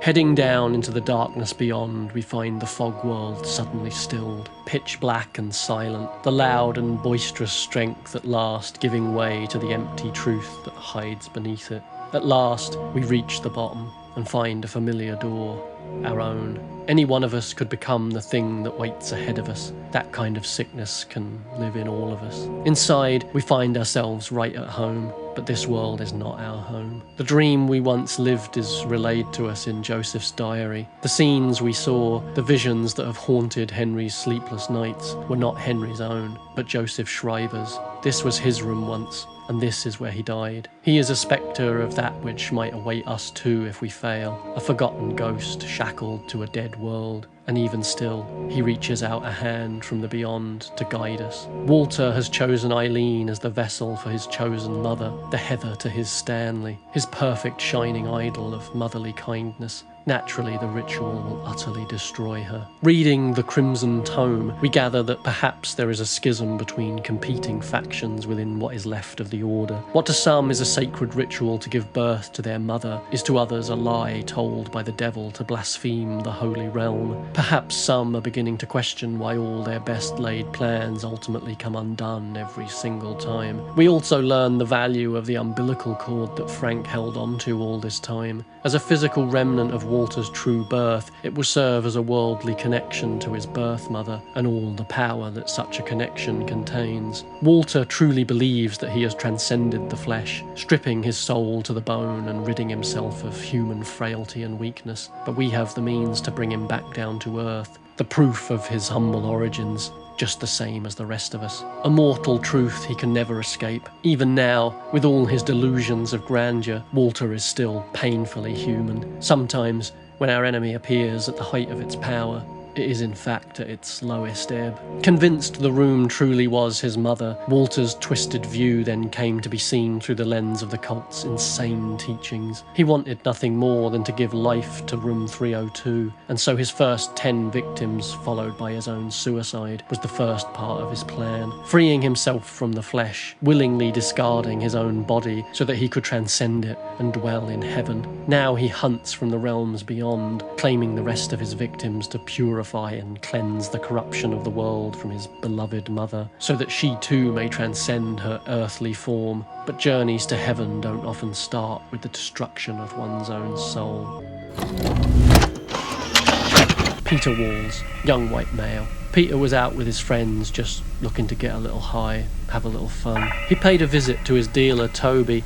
Apparently, he was some kind of priest or something. That was the rumour anyway. Whatever. He made his way to the nearby hotel and took the ladder in the alleyway up to the fire escape. By the time his friends caught up to him, he was already gone. Later, they would find him in one of the empty rooms up there. He'd been beaten to death. Breaking through a crumbling weak point in the hall of 302, we finally find yet another hidden place, this one sunk even deeper. The sealed-off room where Walter performed his ascending ritual. Here, before the very walls that witnessed his birth. The smell tells us everything. He's come full circle, leaving his body behind and becoming nothing but the soulless monster that dwelled inside. His quest for belonging left him nothing more than a dried-up husk, crucified before a fridge full of hearts. Tucked inside that familiar long blue coat, at last, the key to our liberation. Almost not believing it, Henry slowly trudges to the front door. As if in a dream, he stumbles down the hallway once again, just like every other time. Only this time, all at once, the locks fly free. That seemingly timeless, ever-looping journey, without warning, comes to a sudden end. What we mistook for the eternal was instead as ephemeral as a morning breeze. The chains slacken and then fall away. For the first time in what feels like years, the door is finally open to us, and so we step through to the outside world. But we've been here too long not to feel the rug coming out from under us, haven't we? We know this place too well. Outside, the walls writhe and pulse once more. Eileen staggers towards us from down the corridor. At least we don't have to face this fresh hell alone.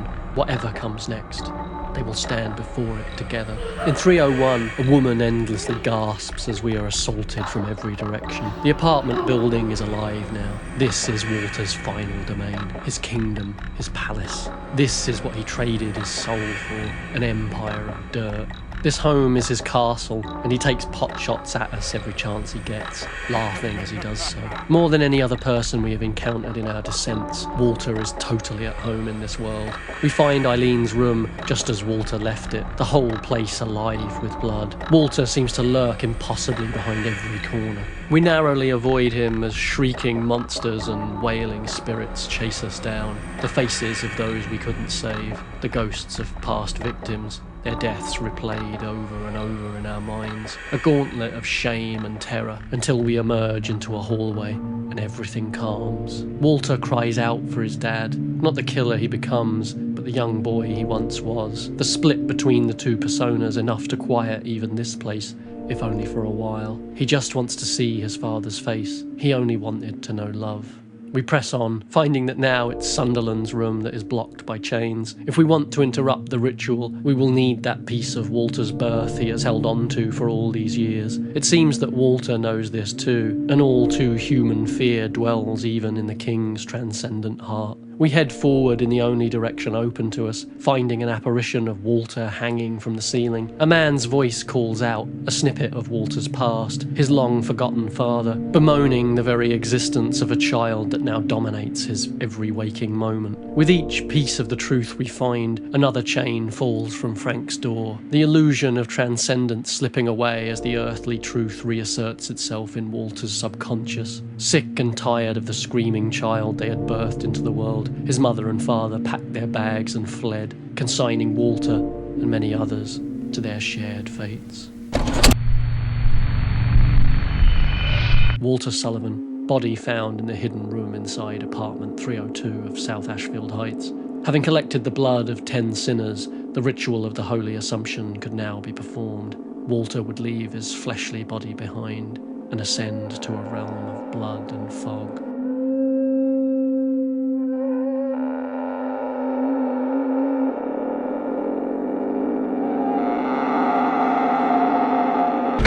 We've gotten used to Eileen sometimes falling behind in the chaos, only this time, when we return to find her, we discover that she has found a sketchbook. Flipping through it, she realises the depths of Walter's delusions and abuse. She resolves to help him in any way that she can, ready to forgive him as only a mother could. Entering Frank's room, at last we finally claim Walter's umbilical cord, and a jolt of pain knifes through Henry's mind, sending him crashing to the floor. We have taken some small part of that young boy's pain into ourselves. Eileen comforts Henry, knowing that this insane resurrection ritual can do little to fix the hurt that lingers inside that young boy who lives on even now, even as she knows that they are the only two people in the world who can stop Walter. They must save him, even if only from himself. Eileen Galvin, the mother reborn. Henry Townsend, the receiver of wisdom. The truth is that Walter's ritual has done more than simply fashion a nightmare world around him. It has ensnared our own world and set in motion the events we have lived right up to this very moment. An indelible history, scripted for us before we even knew what was happening. This is just the path that Walter imagined for us. We fell into our roles, unable to escape them. Every letter from Joseph priming us for our final task, to be the last of Walter's victims. Now we know the full truth. We have at last become the longed-for receiver of wisdom, and so now we are ripe for the slaughter. Her mind no longer her own, Eileen leaves us behind, ready to become Walter's mother reborn. He was cold and alone when he first saw her all those years ago, forced to live out on the streets with no one to turn to. At perhaps his lowest point, even after all the years of abuse he had already suffered.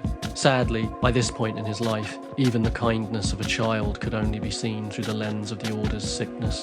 The creeping fingers of Walter's possession have been worming their way into Eileen for some time now, but she might not be the only one. Just whose dreams has Henry been visiting? Just whose shoes sit beside our door? Did Henry ever truly visit Silent Hill? And if not, who really took these pictures? The dreams of an investigative journalist, the memories of an abandoned young boy. Just how much of Henry is even him anymore? Much like Heather before him, are we just the Walter of a different path through life? That little boy all grown up, with the nightmares that lived inside him expunged and cleansed away. Heading back to that dingy, hidden room where it all began, we find ourselves once again in the familiar room 302 we have come to know all too well, only to find that Walter's body is now missing, pulled down into the obsidian pool at the foot of his self-effigy. Jumping in after him, we find ourselves suspended in midair, a pulsing redness hanging all around us, like a fetus in the womb. Silent figures watch from all around us, each mile marker on this road a fresh corpse left in Walter's wake. Stepping into the final hole, we find ourselves confronted by a terrible sight. A twisted amalgam of flesh and metal, another body under construction, another pretender to the throne. A musty, sickly thing, animated by the blood and suffering of Walter's victims, the true face of the seemingly limitless power. Far from insurmountable, it is a shambling, mindless corpse, not unlike the creatures we have seen and slain before. We, the player, are the true receiver of wisdom, earned the hard way, from the suffering of those who got us here, and the fights we've won along the way. We know what has to be done. Walter still believes he is at the height of his power, but we have weapons he will never understand. The face and form changes. A smiling young man, an innocent young boy, a wretched dead-eyed thing, a monstrous being looming over a lifeless creation. They are all one and the same. They are all truth, and they are all illusion. We thrust the umbilical cord into the hideous creature that rises from the darkness before us, tainting its transcendent form with the seed of corrupted humanity, reminding it where it came from, reminding it that even gods die screaming. We pierce its side with spears and turn Walter's fury back in on himself, all as Eileen marches implacably towards her consigned fate. Walter throws himself at us, hurling himself laughing into mortal combat, and his crusade of self-destruction finds its ultimate end in the only place it was ever going to, with Henry looming over him, axe in hand. Walter reaches up to the light above, still grasping for the love he never found in life. Eileen is saved from her bleak role as fertilizer for Walter's delusions, and outside, the ghost of who he once was, still begging to be let in, collapses to the floor. His two halves finally reconciled in death. This avatar of grief and pain can finally lie still, and the door to room 302 can finally fall open. Outside, the sun has remembered simply how to shine again. It beats down on Henry for the first time in who knows how long. How small our view of home once was, to believe that so expansive a thing could be condensed to fit within the tight, confining halls of just a single apartment. With that narrow view of the world now left forgotten behind him, Henry stumbles forward, wounded, forever changed, but smiling and alive. At last, a new day dawns, a new world born. Not a dream this time, but a reality. Later, in her hospital bed, Eileen looks up to see Henry standing there, flowers in hand, a promise of new growth. White light shines all around them. Guess we'll have to find somewhere new to live, but even after going through hell, heaven remains in sight. We'll find a new place to call home, in one way or another. There will be more defeats to come, of course. There always are. But now we know there really is such a thing as a light at the end of the tunnel.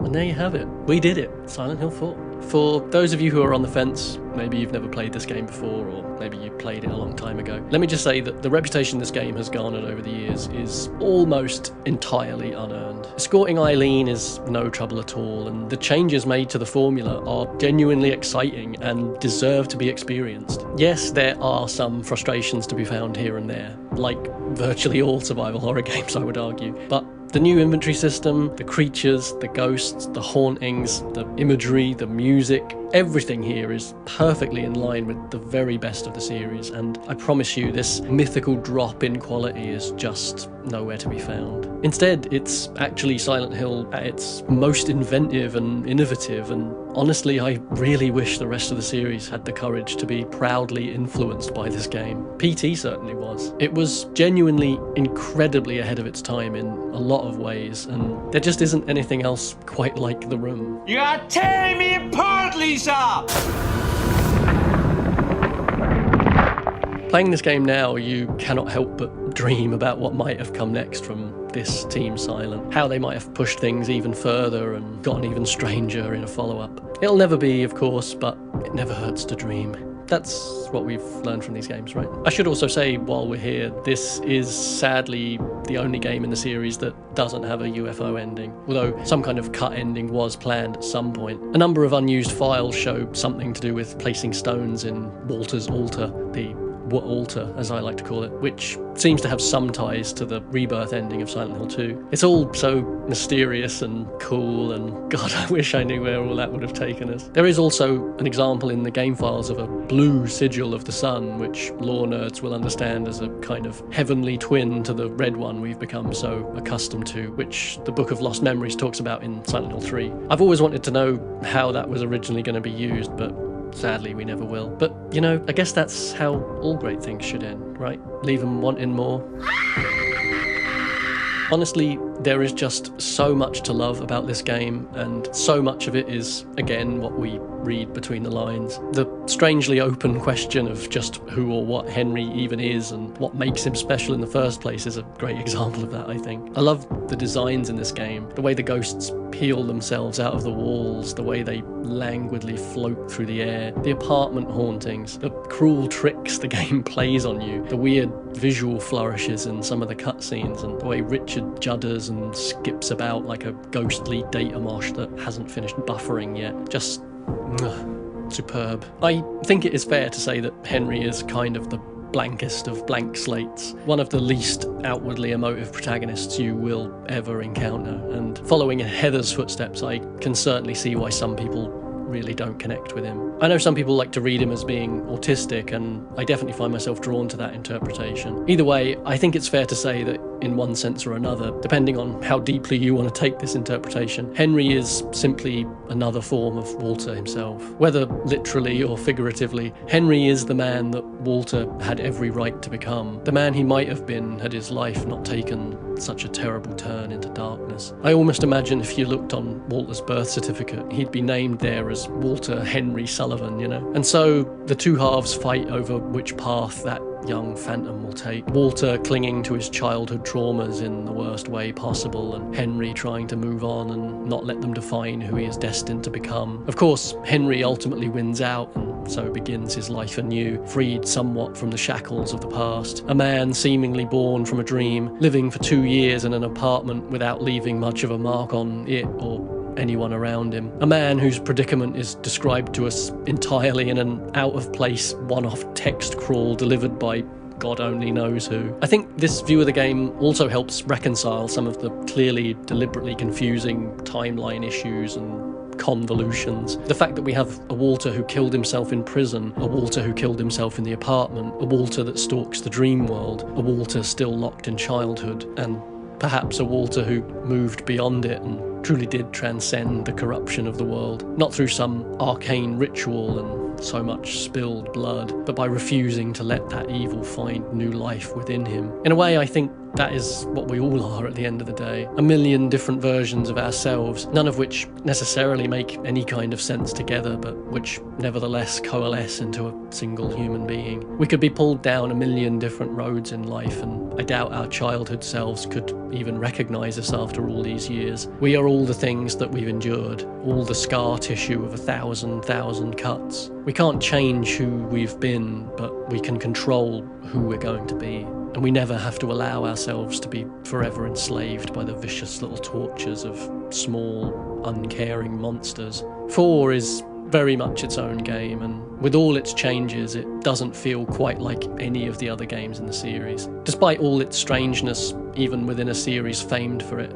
it still manages to craft a compelling narrative and hit you with some of the most intense and mesmerising imagery the series has to offer. I found myself contemplating the future a lot playing this game. I suppose partly because it was the end of my journey through the original Silent Hill series, but also because the world itself has changed so much since I started this project. You look around and see so many different people trying to react to a world that is in constant, increasingly dangerous flux, where all the rules keep changing and everything feels so needlessly hostile. We are all crafted by the world we are born into, and I really do worry just what kind of people will be born from this absolute maelstrom. Henry and Walter clearly share a lot of characteristics and maybe even experiences, and yet they both followed very different paths. It's like that which way Western man meme, but one of the doors is like becoming imprisoned in a haunted apartment and the other is murder 21 people including yourself to turn a flat into your mother. Confused metaphors aside, we have to try a lot harder and choose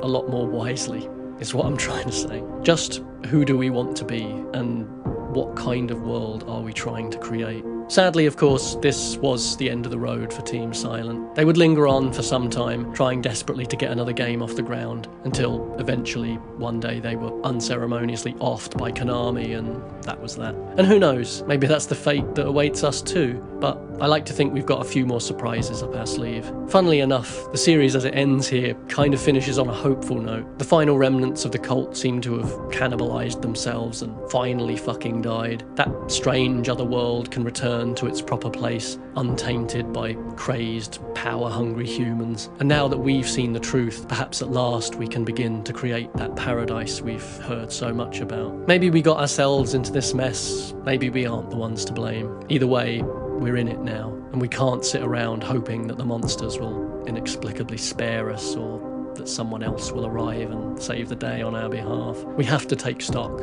pool our resources, come together, and get ready to fight back with everything we have.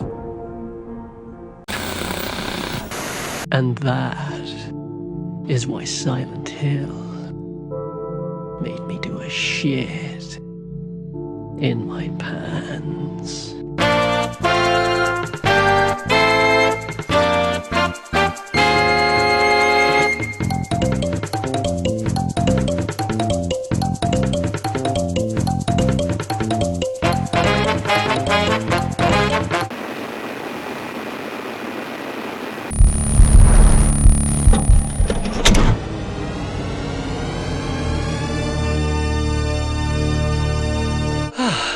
we got there in the end.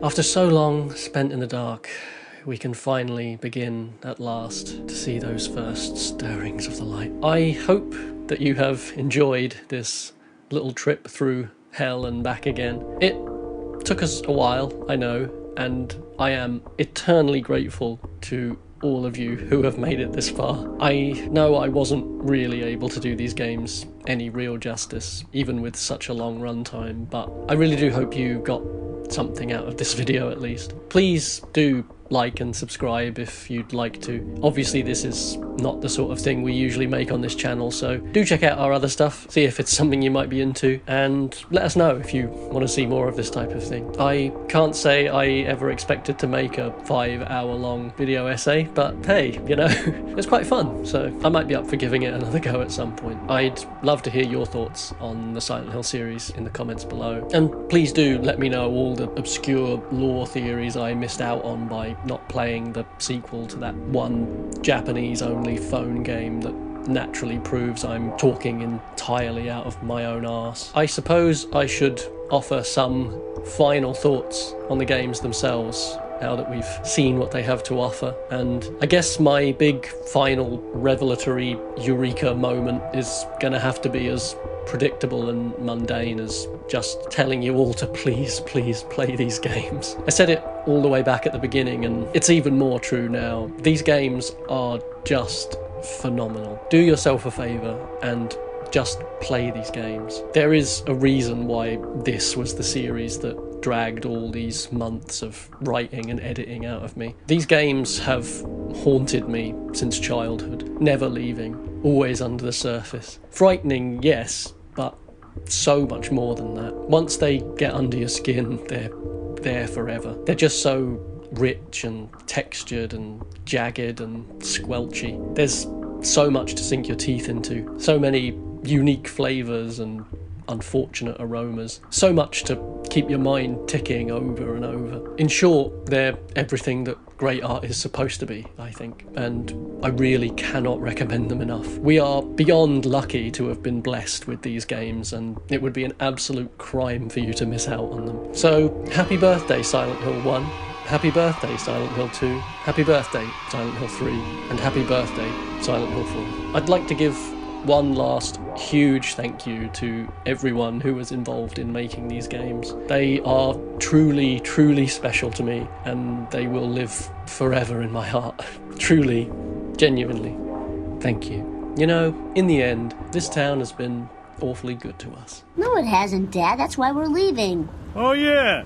So long, stink town! So, where does this all leave us? Like I keep saying, I'd like to think I've said it all, but we can't go through all that without a proper final word, can we? I guess at the end of it all, I'd like you all to truly consider the world that we have made and that we're currently making. What are we dreaming of? And what might those dreams conjure into reality? I don't think any of us can say that we live in the world we would like to. This video took a long time to make in its entirety. When I started this project, Joe Biden was still running for president, Rishi Sunak was the Prime Minister here in the UK, and October the 7th hadn't even happened yet. So many frighteningly relevant events have taken place as I was writing and rewriting the script for this. I've had to re-edit so many parts of these videos again and again as better and worse examples of what I was warning against suddenly happened in real time. I was often worried about coming across as hyperbolic at times, only for something far worse than I had expected to happen far sooner than I had feared. Now,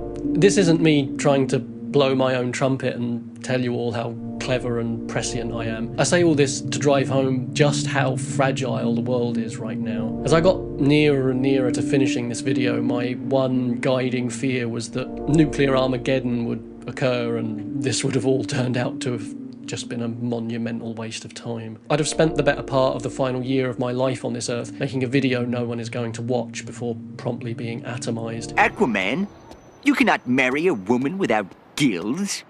You're from two different worlds. Oh, I've wasted my life. There really is a Simpsons clip for literally everything, isn't there? The world as we've made it and the people we are becoming because of that are undeniably unwell and incomplete. And I think Silent Hill gives us an incredible exploration of that reality, as well as an incisive look at the many ways that this state of universal unwellness has been brought about. This is what happens when you treat children as expendable, when you turn human beings into parts in a machine, turn the world into a list of resources for you to exploit into nothingness. You turn humanity into sick, sad reflections of yourself, and then they build a society in your image. Then the cycle continues, and it continues until it stops. And one way or another, it will stop. I increasingly feel like at some point very soon we are going to really cross a line, and not just any old line like we've been trampling over these past few 100,000 years, but the big one. One day we'll realise that we've stepped over a threshold and into some other world. Maybe for a time it might even look the same as the one we used to have, but it won't be. And that truth will be waiting just beneath the surface to reveal itself to us and to swallow us whole. Are we doomed to a silent future, an otherworldly existence trapped in a shadow realm of warped, mutated creatures? A world that doesn't make sense anymore, roads that end where they shouldn't, skies gone unnaturally dark as a strange snow falls from some new degraded heaven above? Maybe. But even if we are destined for that hellish world, try to remember that you won't be alone in that dark, because we'll each be stood shoulder to shoulder with the rest of the woefully unprepared goofballs running into doors and swinging a bit of old pipe like a fucking moron. We can push forward through even that nightmare too, but only together, and only if we're ready to fight for what's right, to fight for each other, and only with love in our hearts. These games carry within them lessons of courage in fear, strength in weakness, of remembering who we are and what we are capable of, that we can change the world around us, no matter how bad our situation might seem, that there is always a brighter tomorrow possible, even if today looks like hell. Things have really spiraled out of control over the past year, but this has been a downward slope we've all been on for many, many years now. I can't lie, like all of us, I live with a constant dread of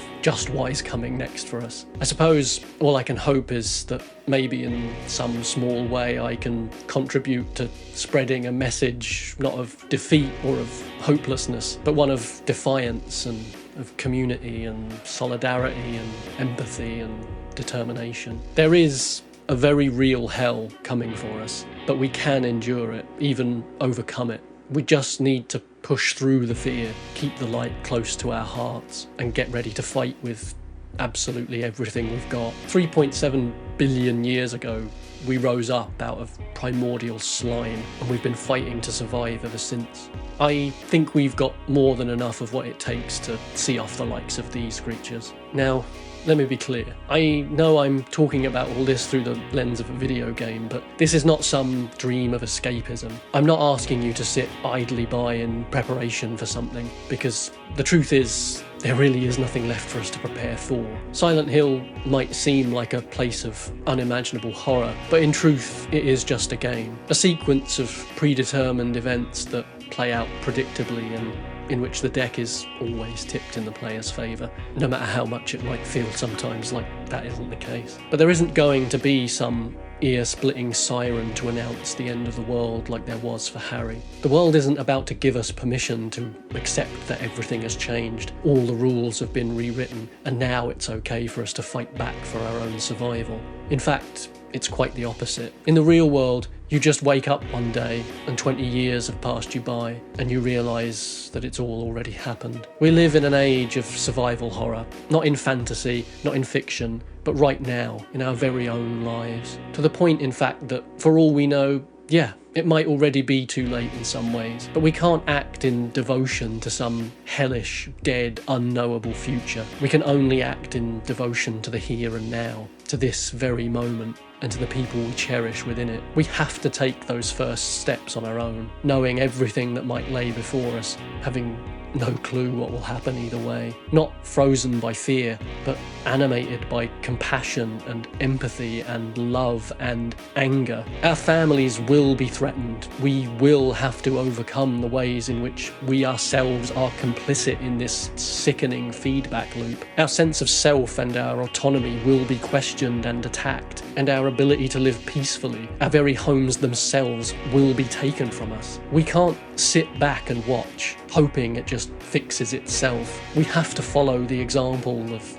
the heroes who have come before us, even the ones who didn't make it. We have to stand up and stumble blind into the darkness, a weak and flickering light in one hand and the handle of a blood-stained axe in the other. I'm not asking for idealism, I'm asking for realism. Right now, what does our future look like to you?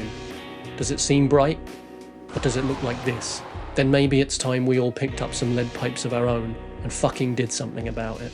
As far as I can tell, a great psychic wound has existed within humanity since we crawled out of the oceans. And rather than expend our effort in trying to heal this wound, we've done virtually everything we can to irritate and exacerbate it. We've turned this world into a site of pain and suffering, fuel for an arcane fire to power some dark and hideous ritual. Soon, perhaps this sick god we've made in our own arrogant and self-destructive image will emerge from within us in one form or another. We have to have the strength, the courage, the power to seize the future in both hands, to shape it together in a way we all know is possible. Something better, something real, something that actually gives a flying fuck. Or else, what has any of this been for? We invest so much fear and power into these nightmares, forgetting that they are, at heart, always made of such illusory stuff. Shadows on the wall, small, frightened men pissing in the wind. Everything they have built is just an illusion.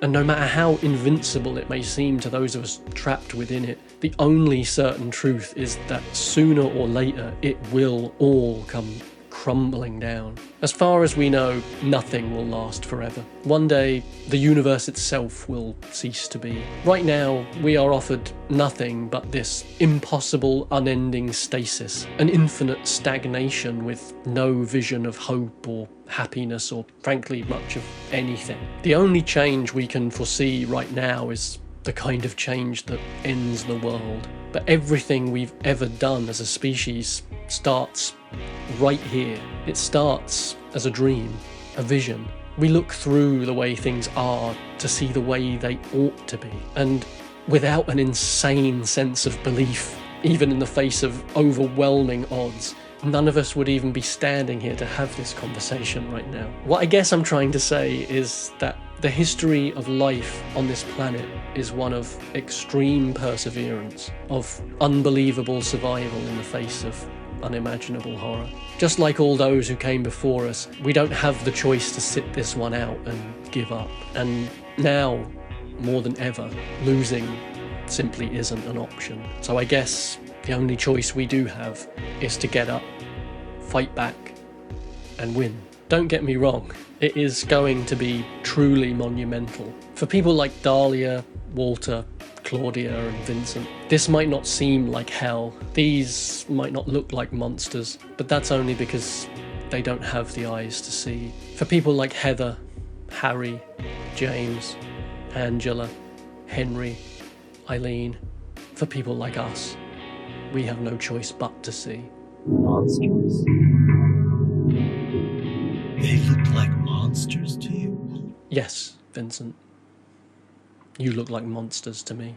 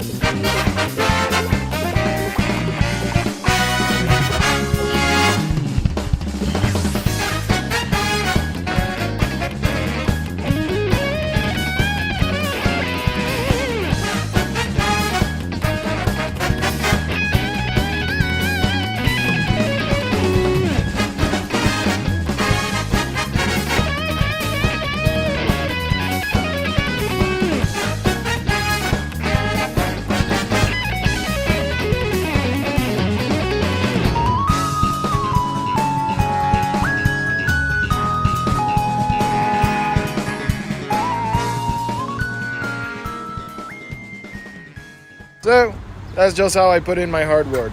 Whatever. As they say, bye.